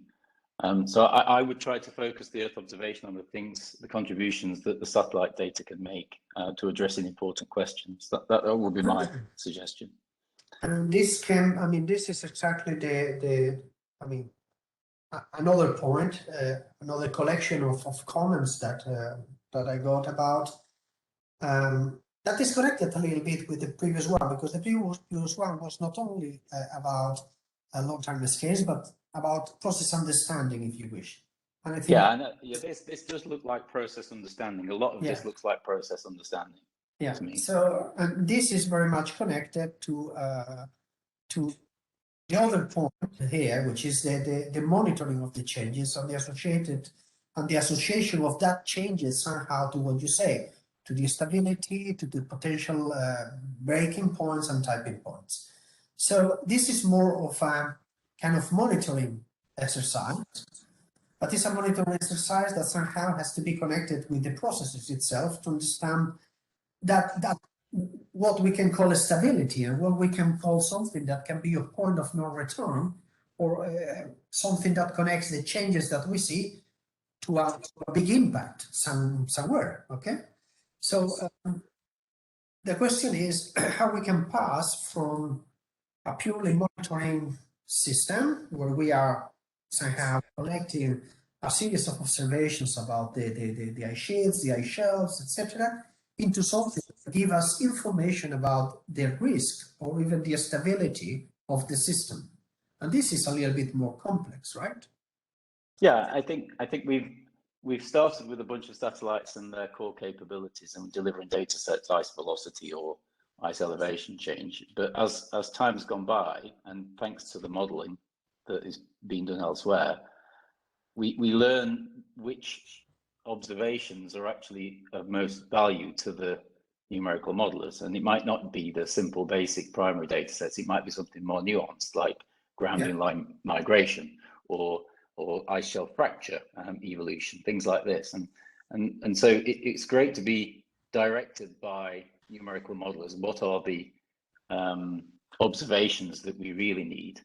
And can we get them quickly rather than 5 years after they've been produced and we've proposed a project to the EU? So I think that there's definitely a need to integrate projects to address things in a timely way.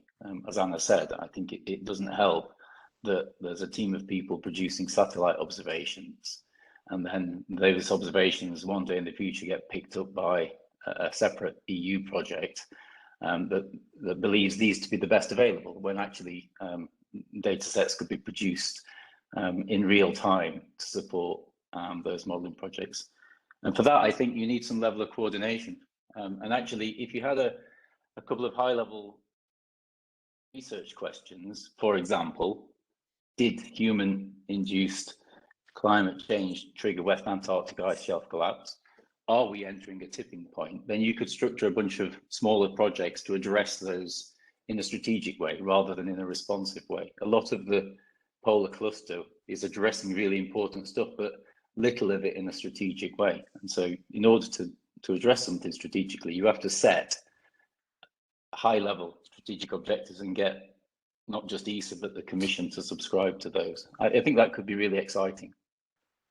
Very well. So practical terms, what you're telling us is that, okay, all these discussions and somehow dialogue that we're having with you can be transformed into a more strategic way to address the projects that we have or the projects that we will have in the future, rather than trying to cover all the different aspects as we are doing right now in a more disconnected manner. You don't have to throw all the money at a strategic project, but for instance, the International Thwaites Glacier Consortium is a good example of that. So you set a very high level strategic priority. We want to understand, in this example I gave, did global warming trigger ice sheet collapse in West Antarctica? And so we want to see a bunch of projects that make use of Earth observation data that address that strategic objective. Now you can delete that objective and think of a different one, but in that way, everything builds towards answering the same question. That is, in practical terms, the logic of finding these big challenges, as I call them, kind of collective goals. And that collective goals can be tried to be addressed by different projects at the same time, from different perspectives even. Or different... And indeed, not just cryosphere. So a lot of what we've heard today and what we're talking about is an ocean problem. It's not just a cryosphere exactly. problem. And so this is your polar cluster. I would like to think that there is an oceans cluster somewhere in ESA as well, and they they could share some ownership of this question. Very good, very good. Any additional comment on this point? No, I just want to indicate that I agree with Andy and the issue here, but I think there's a lot of opportunity to establish perhaps some sort of framework for a strategy. And these could be, with all of these activities presented today, targeting Antarctica and the Southern Ocean, you go back to the process understanding. That's where you have to start. I mean, and try to scale that up. What are the temporal spatial scales for the process understanding we need?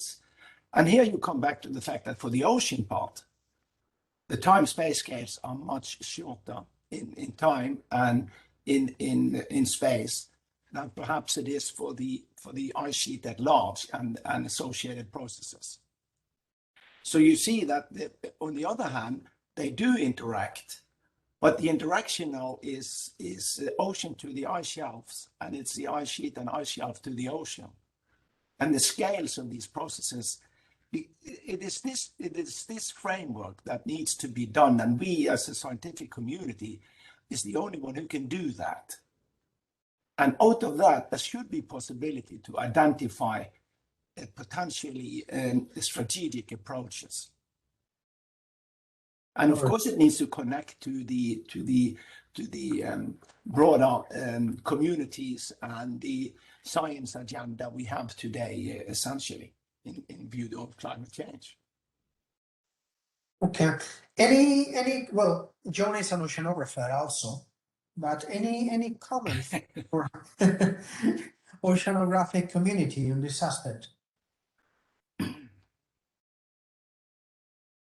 It's a shy community. Okay, anyway, if not, I would like just to come back to something that has been mentioned by Andy, which is about the issue of the mass imbalance and the attribution, about how to do that. I mean, Andy, we are tackling this a little bit in INVI, correct? Yeah, I don't know that this was my slide, but I think I recognize the content of it.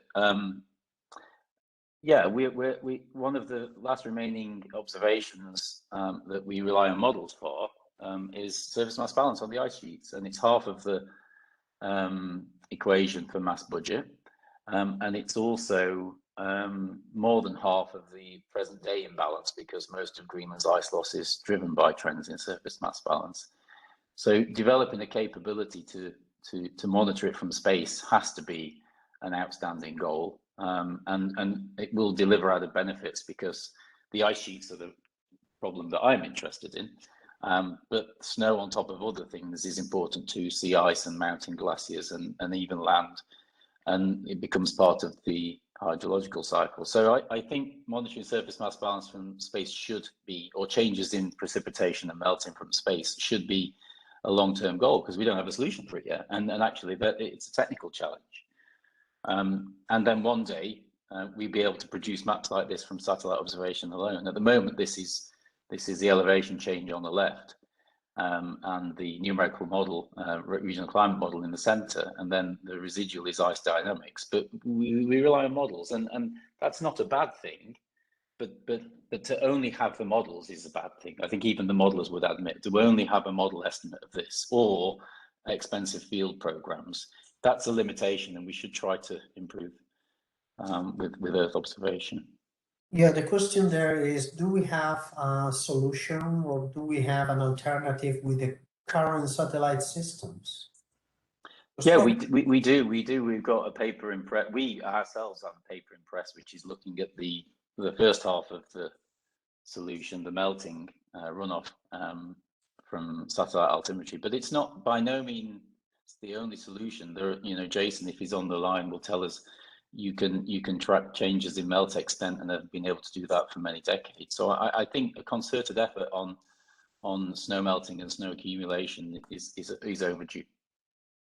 I think just to add to that, one of the limitations of the current set of regional climate models, which of course we're grateful for because they're the only thing we have, but as Andy has said, have limitations, is that when you start getting down into the nitty gritty, 1 pixel of model output might cover 1, possibly 2 of the smaller glaciers. It's all right when you're working on the really big ice streams like, Pine Island and Thwaites, but when you get onto the peninsula or when you get into the margins of Greenland, the resolution is really poor. And so then when you're doing mass balance calculations, as Andy will be doing in the next phase VIMBY, how reasonable is it to trust 1 pixel of data, whether it's from a model or a satellite, for that large proportion of your mass budget calculation? I think something that we can do at high spatial resolution is we've got, good surface melt measurements, because we can see surface melt in the synthetic aperture radar satellite data that we have at the moment. And so, I mean, I've never seen the surface melt component measured from satellites incorporated into a regional climate model, which are forced by things like ERA interim data. So I just wonder, whether you could really improve the outputs from the existing suite of regional climate models, and maybe reduce the spatial resolution if you could tell it where it was melting, when it's melting. If that made a difference to the summertime performance of those models. Might not solve your problem with improving when it thinks it's snowing or not, but the surface melt is really important. It lubricates the bed of our ice streams and makes them flow faster. So I think that there are opportunities there that haven't been investigated yet. I think if I'm not wrong, Andy's talking about a data solution, not a modeling solution, and not a data simulation solution. Correct, Andy? Well, it starts with a data solution, but in fact, if you look at the those numerical projections of sea level rise that you were showing earlier on, the place where the sea level projections are least reliable is in simulating the interannual variability in runoff from the ice sheets, because they can't capture weather essentially. And this is something that we'll have to do better on, because it can tip out the rates of sea level rise by huge amounts, and that accumulates over time. And that's mainly the driver of the differences that we've seen over the observational area between the satellites and the models. It's failure of the models to capture the extreme weather events that Greenland has experienced. So something has to be done about that. You might argue that models can never do that, but we still need to be able to tell people that this is a limitation of the models. It's a known limitation. So we have to move on from this situation where we're not able to reliably forecast sea level rise because we don't capture the extreme melting in Greenland.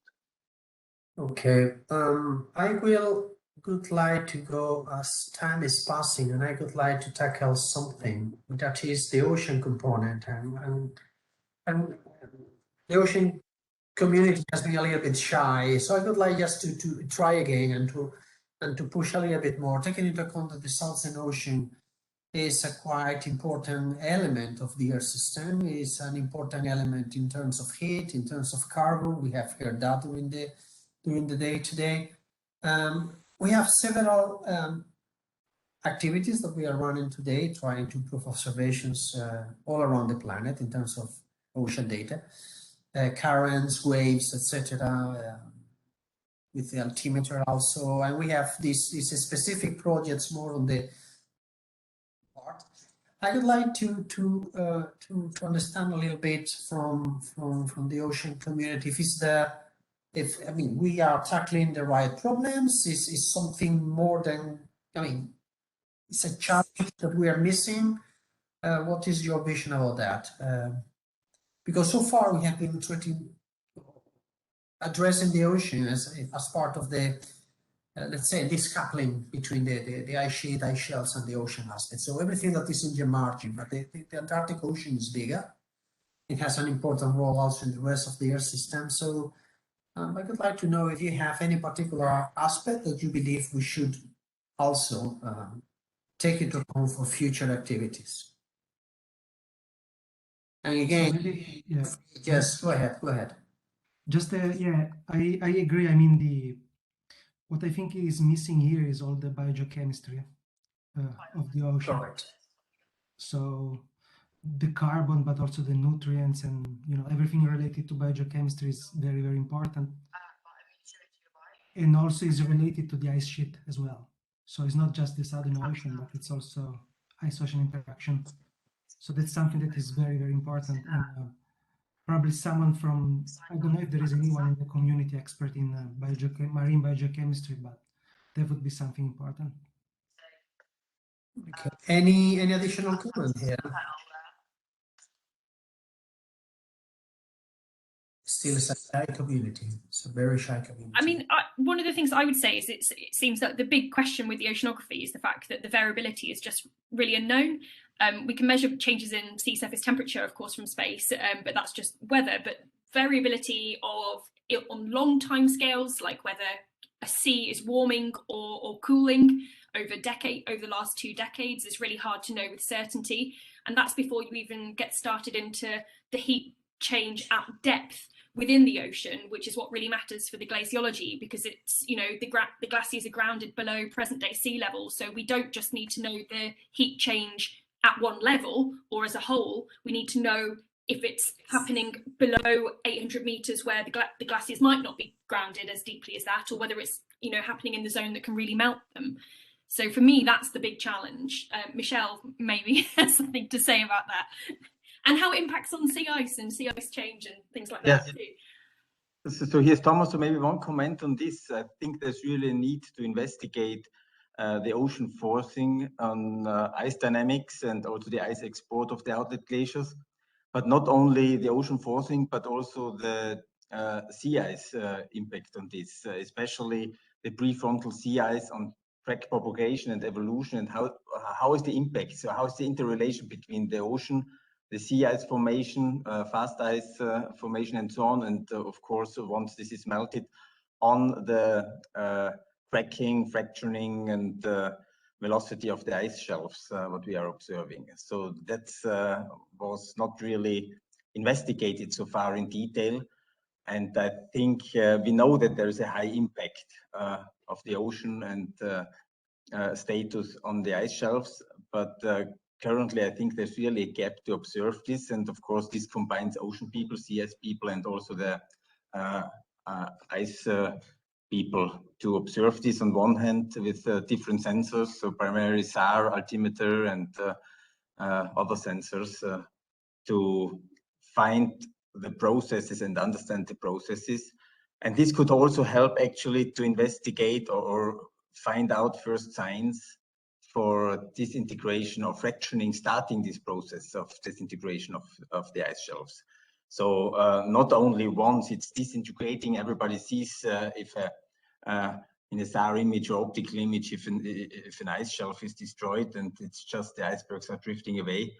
But it would be very interesting what is causing this process and when are the first signs visible? And this would be very interesting to get the first signs and observe this. Okay, thank you, Thomas. I just jump in because I can't resist. Anna's sent me a little plug. So, yeah, we should also be proud of what we've achieved, right? With the CRISAT-2 in particular, we have now 11 years of. It's a kind of triptych of data that has been a really eye-opener for the southern and Arctic communities, right? So we have ocean data, sea ice data, and land ice data from the same kind of tool, and that's a huge achievement. And in practice, for a project like the CRISAT Antarctica Ocean that I'm leading, we really see progress. We see now data of dynamic ocean topography, eddy kinetic energy, currents, geostrophic currents, Ekman pumping. All these things are appearing through the ice thanks to this technology. So it's really, we should be proud of what we've already achieved. And now having 11 years of data from just one mission allows us also to constrain models and understand how the models are, the process in the models that are wrong or correct. And my last point, I guess, is it's all a coupled system, right? So a lot of the things are connected from the atmosphere to the ice and the ocean, but the atmosphere is driving a lot of variability and also the ocean. So this is where we need to look at teleconnections as well. So it's something we're trying to do. But all these projects are connected in a way via spatio-temporal teleconnections of some kind, and detecting them via the model and then confirming these in the observation is something that I think is one one way of understanding the system, I guess. Very good. Don't forget that the ocean underneath the surface is very limited observed. Yeah, and it's also highly skewed. We have practically no observations there during winter. We have observations during summer when the ships are able to go to Antarctica, and when it's possible on the safe margins to also be doing sampling in the ocean there. But wintertime is practically nothing. Okay, if I can maybe, yes, please go ahead, Jacqueline. Yes, I fully agree with what Johnny said. This key information is what happens below the surface also, not only at the surface. And the depth of the mixed layer and of the mixing layers are very important. And with that respect, an information that is very important, I think, for the Southern Ocean is the knowledge of the wind. And we know it quite well, but it is so variable in the Southern Ocean that I think it's a very important information. And for what concerns the biogeochemistry, so it's the knowledge of the mixed layer and of the mixing layer is really key. Very good. Maybe we had the idea to launch a number of studies to check the potential of Aeolus over the polar regions for several things. We were trying to look, I mean, how much we are able to get wind profiles arriving almost to the boundary layer, and then try to get, for instance, winds over the ice sheets, especially, but also over the ocean, and how much those profiles may help into, let's say, the understanding of the system. But we have not done that yet. We will start. We will have a project dedicated to Aeolus for understanding processes, and maybe that could be one of the topics that we could try to investigate. I think that would be really interesting, because I think you've got these two different types of like heat exchange in the Southern Ocean. You've got the vertical mixing, where if the sea ice goes and it can exchange heat with the atmosphere in the ocean, and warming water can sink and rise. Whereas you've also got the dynamic heat pumping, where if you have the winds blowing in the correct direction, it can draw up deep, warm, soak-compolar deep water, which then can come in contact with the ice. And so if you, we know the broad patterns of these winds, and we can get them from models, but having them from observations would be able to tell us about short-time variability. So I think that would be really valuable. And then it'd be interesting to know whether that those changes in winds can be seen in changes in melt that we can measure in the ice. Okay, so just go ahead. Sorry.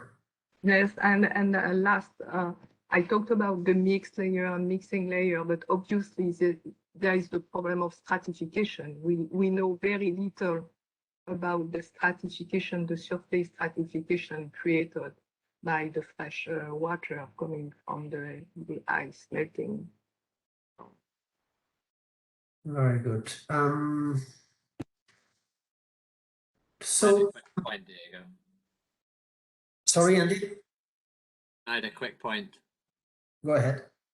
Just building on Anna and Andy's discussion from earlier, that really, if ocean forcing is the key driver of Antarctic ice dynamics, what the overall goal here is to improve predictions of Antarctic ice mass loss, then what we really need is an ocean forcing data set at Antarctic grounding lines over the next century, 3 centuries.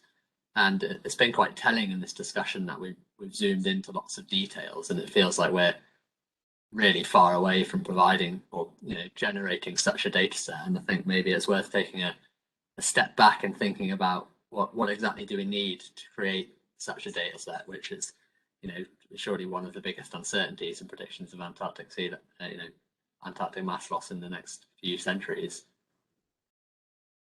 Okay, this is a very good point. Okay.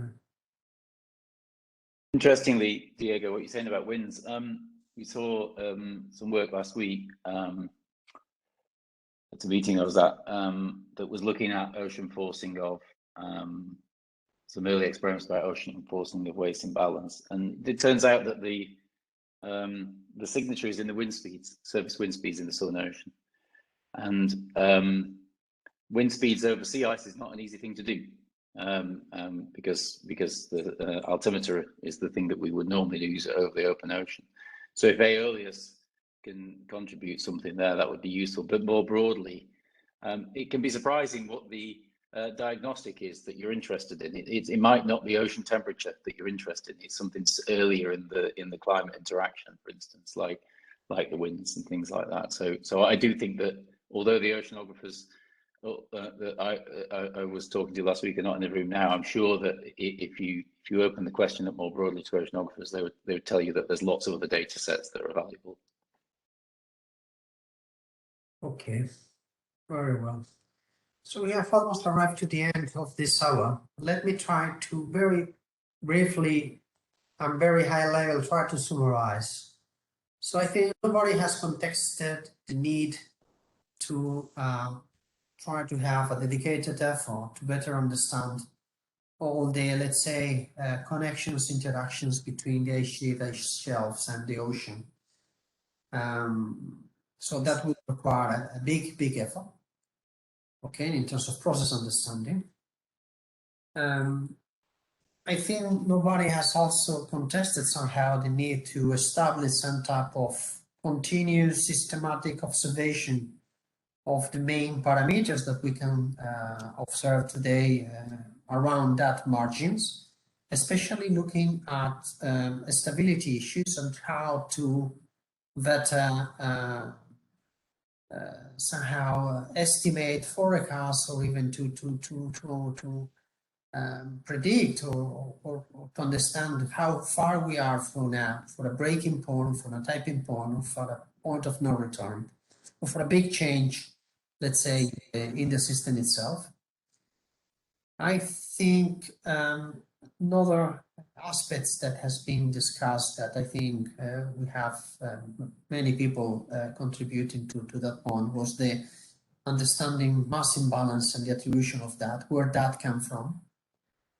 And associated to that, we have maybe a last comment concerning the ocean, and the ocean as the one of the main forcing players in this picture, and the need to better characterize or to develop or to try to focus and to have a Southern Ocean, let's say, I think that you use the word ocean forcing data set.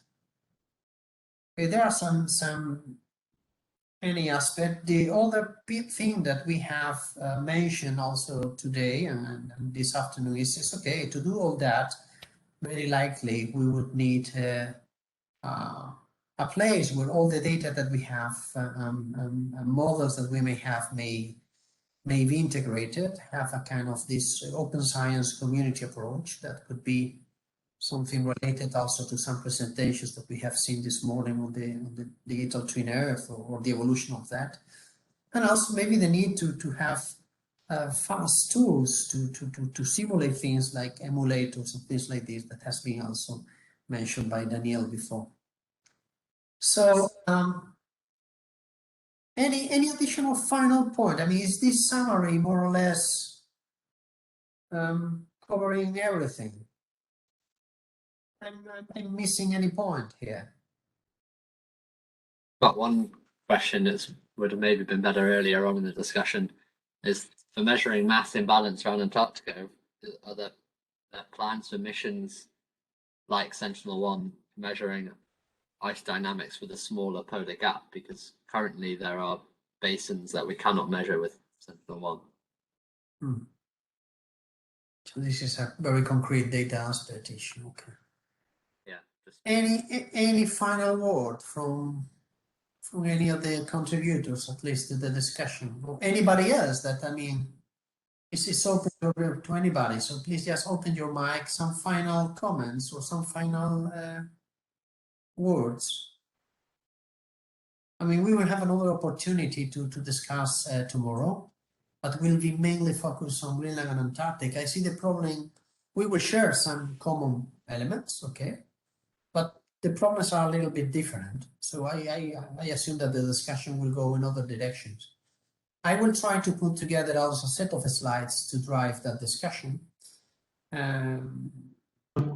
Diego, maybe one comment from my side when we just talked about mass budget and ice discharge.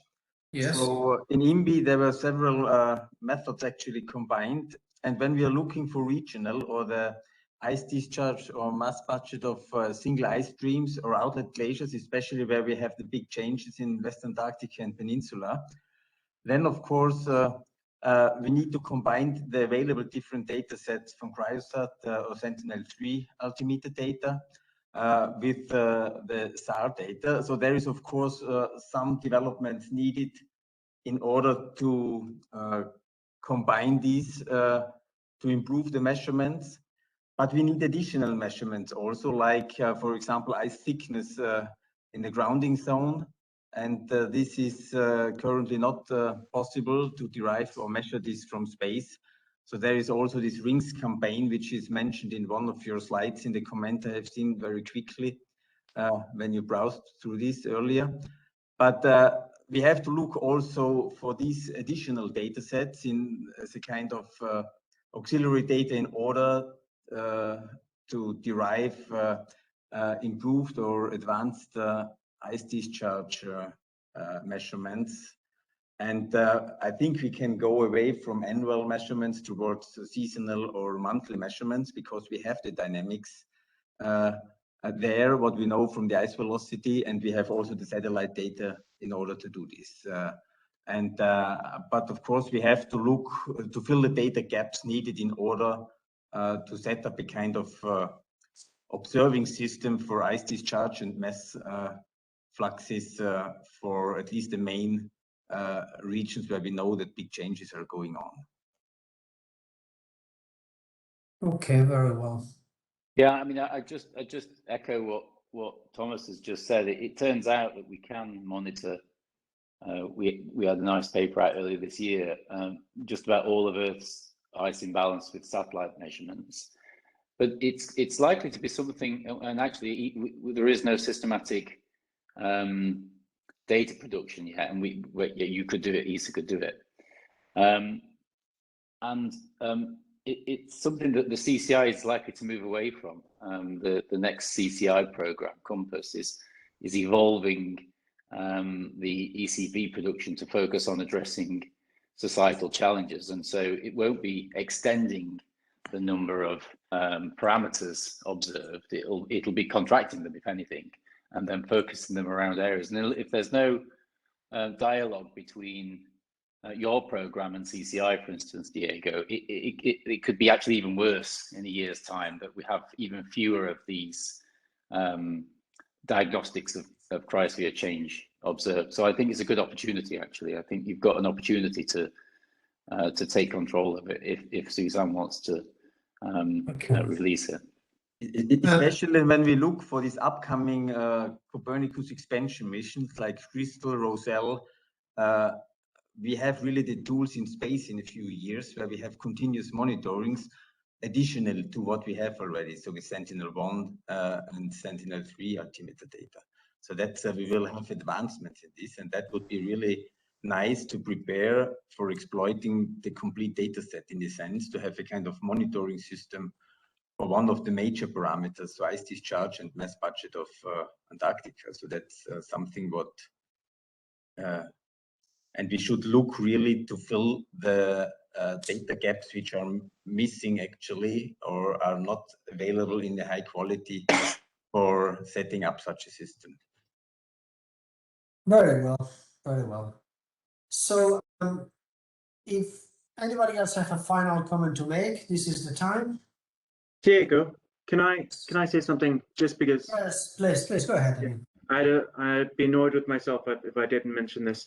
So Andy was mentioning earlier how tipping points, knowing about tipping points that are coming in the near future do matter.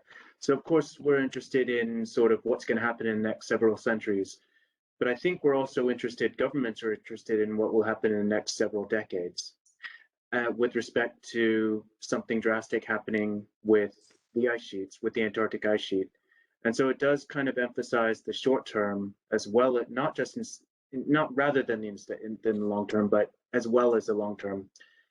And it's always said that like, oh, we don't have the data to sort of like calibrate our ice models or understand what our ice models are doing correctly.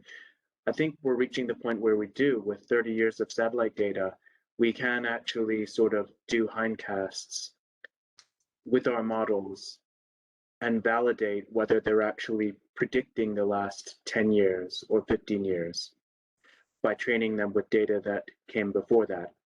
And this is a way to maybe not just sort of like show the community at large that, you know, ice models or ice sheet models are doing the right thing and they can be trusted, but a way for us to be confident for ourselves that our ice sheet models are actually, you know, reliable. If they can't predict, you know, things on a 10-year basis, how can they be expected to predict things on a 100-year basis?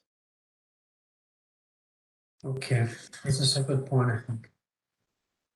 Va bene. So let me try to close this discussion. Thank you very much, everybody. Thank you very much, all of you, to be there, and thank you to all the people that has contributed to this.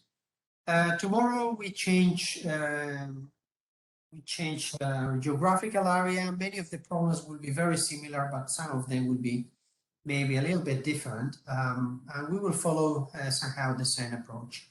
So thank you very much, and see you tomorrow. Okay, thank you guys. Thank you, Diego. Bye. Bye bye. Bye bye, everybody. Thank you, everybody, and see you tomorrow. Ciao. Ciao, guys. Bye bye. Ciao.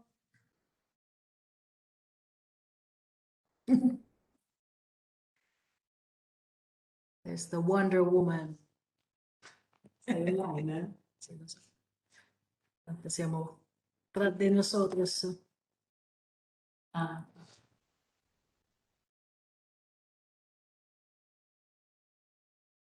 Come si fa a uscire? Lì.